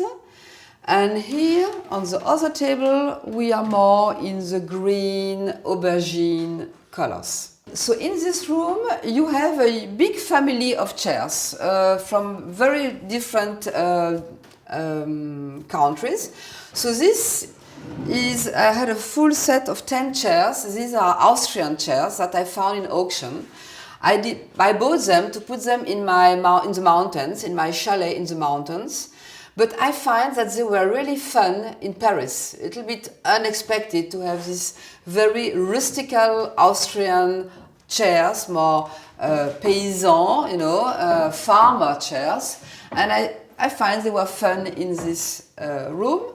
And here, more English, traditional English chairs. And on the side, Austrian Biedermeier chairs. So you really have the whole world here. It's very international here. And very different styles, from the most sophisticated to the more rustical. And it works. This was a gift of my mother when we were young married, because for my mother, as I told you, everything which is around the table is very important. So she gave us this traditional English table that we break, but the chairs are still there. And these chairs, the Austrian one, come from my grandmother in Austria. And this, I bought them in auction, in a very little auction house. We were having a weekend by some friends in north of Paris. And we went to this auction just for fun. And suddenly I saw these chairs, and you can't believe them. I bought them €7 the chair. Shh, don't tell it. It was really amazing. This house, I bought it 20 years ago. I wanted to be in the 8th arrondissement because, as I told you, my grandfather used to be not very far from here. And for me, as a child, Paris was like the wonderland. And I was always attracted by this part of Paris, which is near Parc Monceau, which is really the Haussmannian part of Paris. So 20 years ago, I was looking for an apartment. I was expecting my 6th child, so we need to have a bigger house, and also linked to my family was my job, and I wanted to have a space in my flat to work. I always wanted to be able to be at home. So it was challenging to find a place where I could have a big place, big room to put my showroom, which were a little bit separated from the family part of the flat. So when I visited this flat, I really had what we call a coup de foudre. And I fall in love with all the details which are part of the structure of this flat. As well as the ceilings, as the doors, the windows.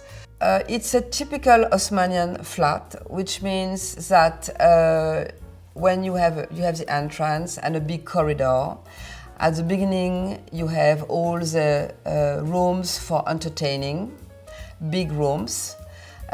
First one, dining room looking on the courtyard, which is very typical Haussmannian, and then the salon, the sitting room, which used to be a double sitting rooms, looking in the street.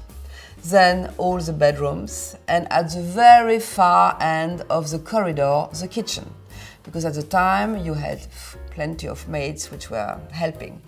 So I know a lot of people in Paris now are moving the kitchen next to the dining room. I didn't do that. I keep all my bedrooms because I need all these bedrooms, and I keep the kitchen at the very far of the corridor. So it's true that when we have dinners, we run in the corridor to bring the things. But I find it nice to maintain it as it was.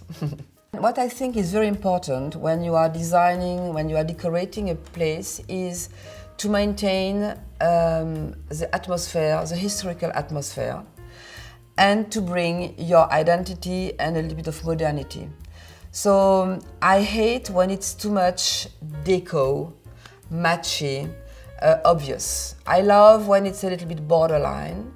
And so the colors that I have chosen, for instance, in the sitting room, it was 20 years ago that I chose this color.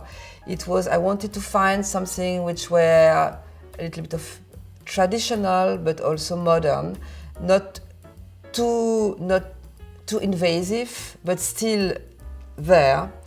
So it's always this balance between doing something which is really new and keep the spirit of the space. The inspiration is really very spontaneous. It's a lot of also of pieces of furniture, carpets that I find and I fall in love with them. So I think when each piece has its own identity and is beautiful, everything can be mixed together. There are no rules. Okay, so let's go in the rest of the house. So here it's my big corridor. It's also something I really loved when I visit this house, because it's very rare to have such a large corridor in the Haussmann buildings. Generally, they are much more narrow and they are very dark. What is nice here is that you have this window at the end, this square window, because I am the last building of the street, and that's why I have this light coming in, which is very rare. So here you see the stripes. Stripes is like being in the forest. In a forest of stripes. Here I have these two furniture which are very convenient to put all the porcelain and tablecloths and candles and all what you need to dress a table. These big maps of Paris, I found them in the attic in the countryside, and we decided to paint the frame. We did that when we were young married. And you see there are some addresses, some roads, and all these roads were roads where we used to live, or where our grandparents were living, or where we meet, or where was our school. So they all have a little meaning. So it was really fun. It's a little clin d'œil, I would say. So these are two gravures of Italian houses, but the fun little thing is that the frame, I made it, it was 30 years ago when I was doing, as I told you, my marble on frames, on porcelain, on walls, everywhere.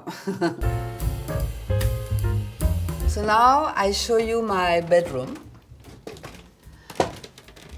I wanted to have something very warm, very intimate. So nothing better than putting fabrics on the wall, because it's always it's cut also the louds. It's nice. This is a Pierre Fray fabric. It's an inspiration of these 18th century, 17th century even patterns. This pink red, I find it very warm. I have combined this quite geometric pattern with this braconnier fabric. It's one of my favorite one.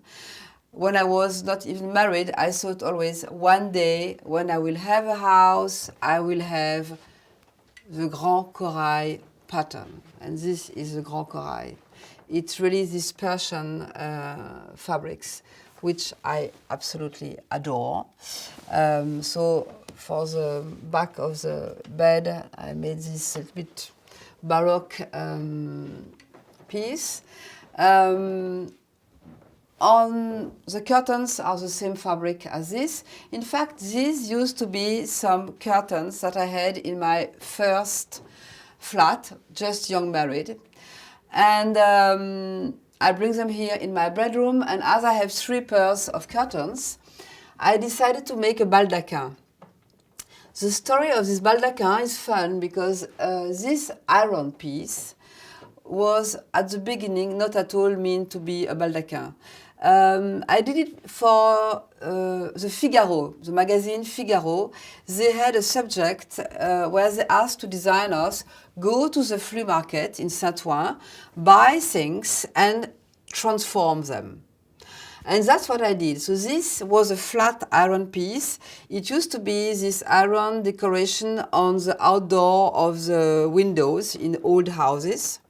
So I took it and asked to my iron maker man to do this baldaquin, and I put my third curtain to have a baldaquin. So it ends like this. So these are really my very iconic first fabrics. I break my purse to buy them when I was young married because it was braconnier, very expensive. So, but you know, for me, fabrics is so important. And you see, they deserve because they are 35 years old and still so beautiful. So here again we are on the street, so we have the view on the balcony. In springtime you have a lot of green, so it's nice because it brings a little bit of intimity. You don't have the neighbors in front of your eyes. On the floor, again I wanted to have something warm, I put a wall-to-wall carpet, a milleret, so you have a lot of shades of colors, which is interesting. The two armchairs are armchairs of Louis Philippe, with this fish pattern here, with a more empire silk fabric. The chimney is very cute. Of course, it's part of the flat. It was already there since ever and ever, with this lovely, funny work of faience here. The mirror also, authentic mirror, was here already. Besides the mirror, I have these two appliques. This may come, I bought them in flea market, but they may come from a church. This is a typical church pieces. On the top here, you have a little family of gravure, all showing some Egyptian landscape. It's a remember of my first 2 years of young married. We were living in Alexandria and spending a lot of time in the antique. There were some antique shops, and so we bought a lot of things there. And so it's all a story about Egypt, about the pharaonic period. A typical campement, you know. This is a view of Cairo. Here you have some battles of Napoleon period, some pharaonic view. Here you can see Napoleon when he did his campaign in Egypt. And this is a map, and we were living in Alexandria on the Mediterranean Sea. To stay in Egypt, this very old carpet, a little bit very, very old, but it's also part of my heart because it's, I think, one of the first things we bought also. We invest. It's a very old carpet. We bought it to the old woman who was selling this. So as it's so old, we keep it on the bed. For the lamp, here you have this antlers. It's an Austrian lamp. With this tartan shade, a little bit strange, but you know, I'm not afraid to mix things. Here, books, because you know, it's important to have your books with you. Even when everything is on internet, we need books. On this furniture is a gift of my mother. It's called a semainier. Because you have 1, 2, 3, 4, 5, 6, 7 drawers, like the 7 days of the week, semainier, semaine. It's empire style with a column. No, there's a lovely work of bronze, and off top a sleeping woman. So here we create this library because this was a door initially going to the dining room. So we wanted to make it to close it to really separate the bedroom from the dining room. We painted dark red in the beside, and we keep the white frame around. It's always nice to have dark shelves, I think. Here we arrive on this piece of furniture. It was a gift for my husband. It's called a bureau cylindre. It's a Louis XVI, and it's very, very convenient to hide the whole mess that you can put here. So, you know, it's better to close it. When I'm here, I think it's very warm and happy. And I feel when you come here, you know immediately that you are in Paris, you see. I hate these flats where, for instance, people will destroy every old thing because they want to have a modern thing. Or this, when you don't know if you are in New York or in Madrid or I don't know where. So I think it's really important to feel the identity. And I love Paris, and so when you arrive here, you can immediately see that you are in Haussmannian flat. And I think you feel comfortable. I have big sofa, and you can, you know, you can really sit well and don't think that you are disturbing something, destroying something. It's a happy family house. So here we have the heater, hidden heater with the stripes, black and white. The map of Paris, very important when you go out to be able to show. It was important before the iPhone, now we don't use it anymore. But okay, so now we are in the kitchen. When we arrived, it was very simple.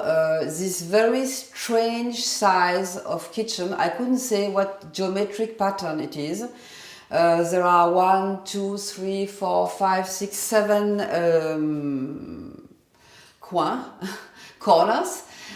It's also something that you will see very often in the Haussmannian building because it's really the end of the building being linked with the next one. So I wanted to have two spaces in the kitchen. One space where we could have dinner. As you have noticed, we are here very far from the dining room. So I must admit that even if I love lovely tables, I will not have all my meals in the dining room, but a lot here when we are just family.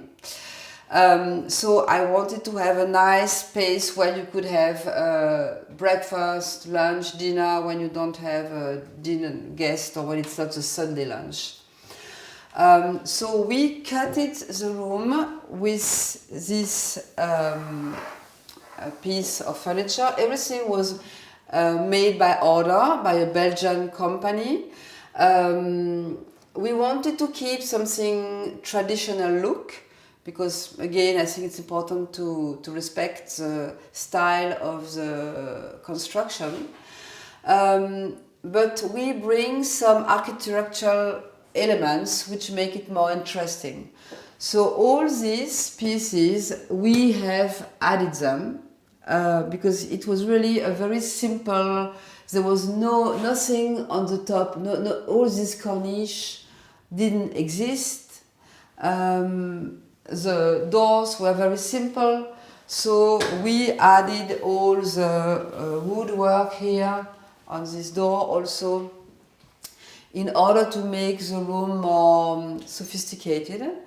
And we played with all this furniture, with these doors, which some are plain, some are with glass so that you can see inside, and we put some lighting so that, you know, when you have lovely like glasses, it's nice, it's open a little bit the view. So we played with these different panels, and here you see you have the lattice, which make it less plain than if it were completely white.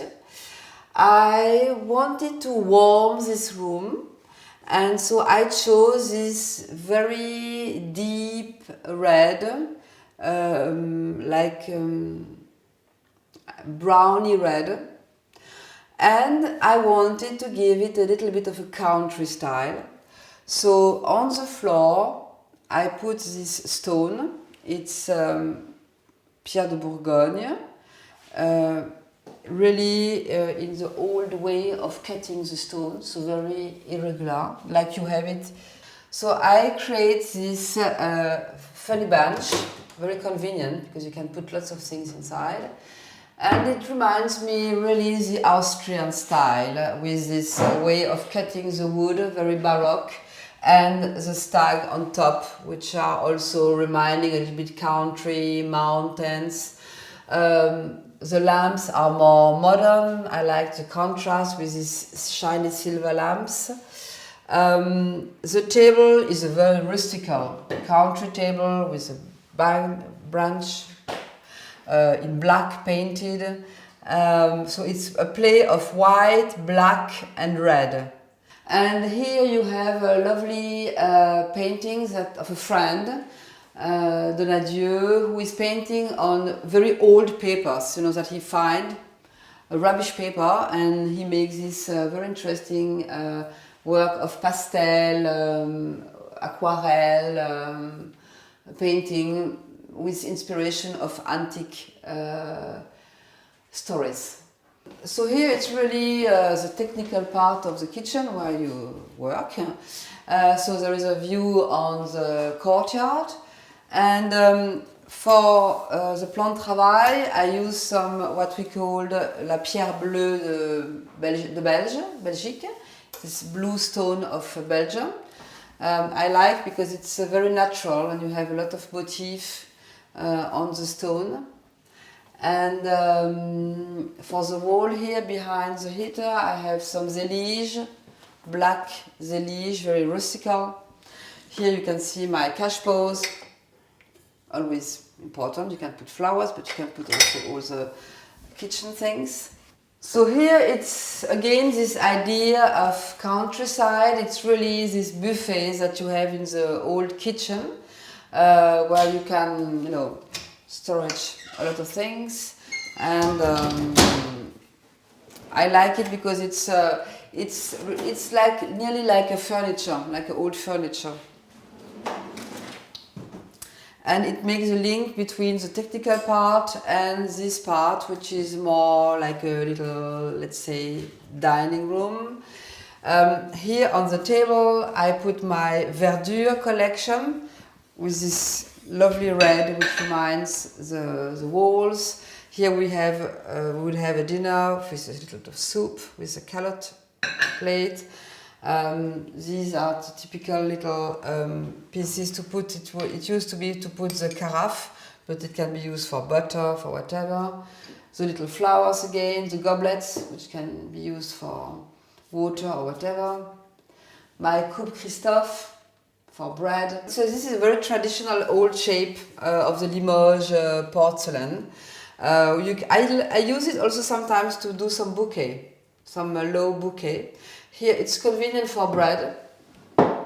And here this little teacup, Japanese teacup, which is of course with a little candle waiting to be light up. Because even a little dinner with only everyday dinner, I like to light up a candle. It makes a very common dinner being a little bit special. So that's important. And here my Murano Marie Brondolini glasses, I love. So ready for a little family dinner, and here some branches, you know, again I was at the countryside this weekend, so poof poof poof, we cut some branches and we have a little bit of nature arriving in the city, which is quite important when you are living in Paris.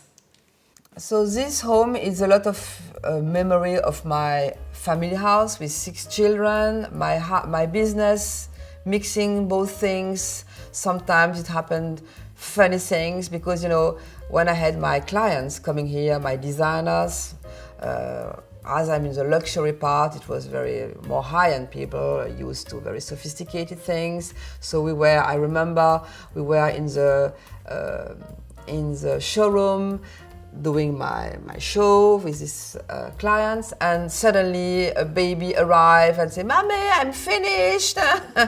So it was always this mix of my business, which is really part of my life and that I love. My children grew up in the porcelain, you know, and this family life. So really this mix, which is also very important because, as I say, tabletop has a lot to do with the private life of everyone and the art de vivre and, you know, the entertaining and the food, the cooking.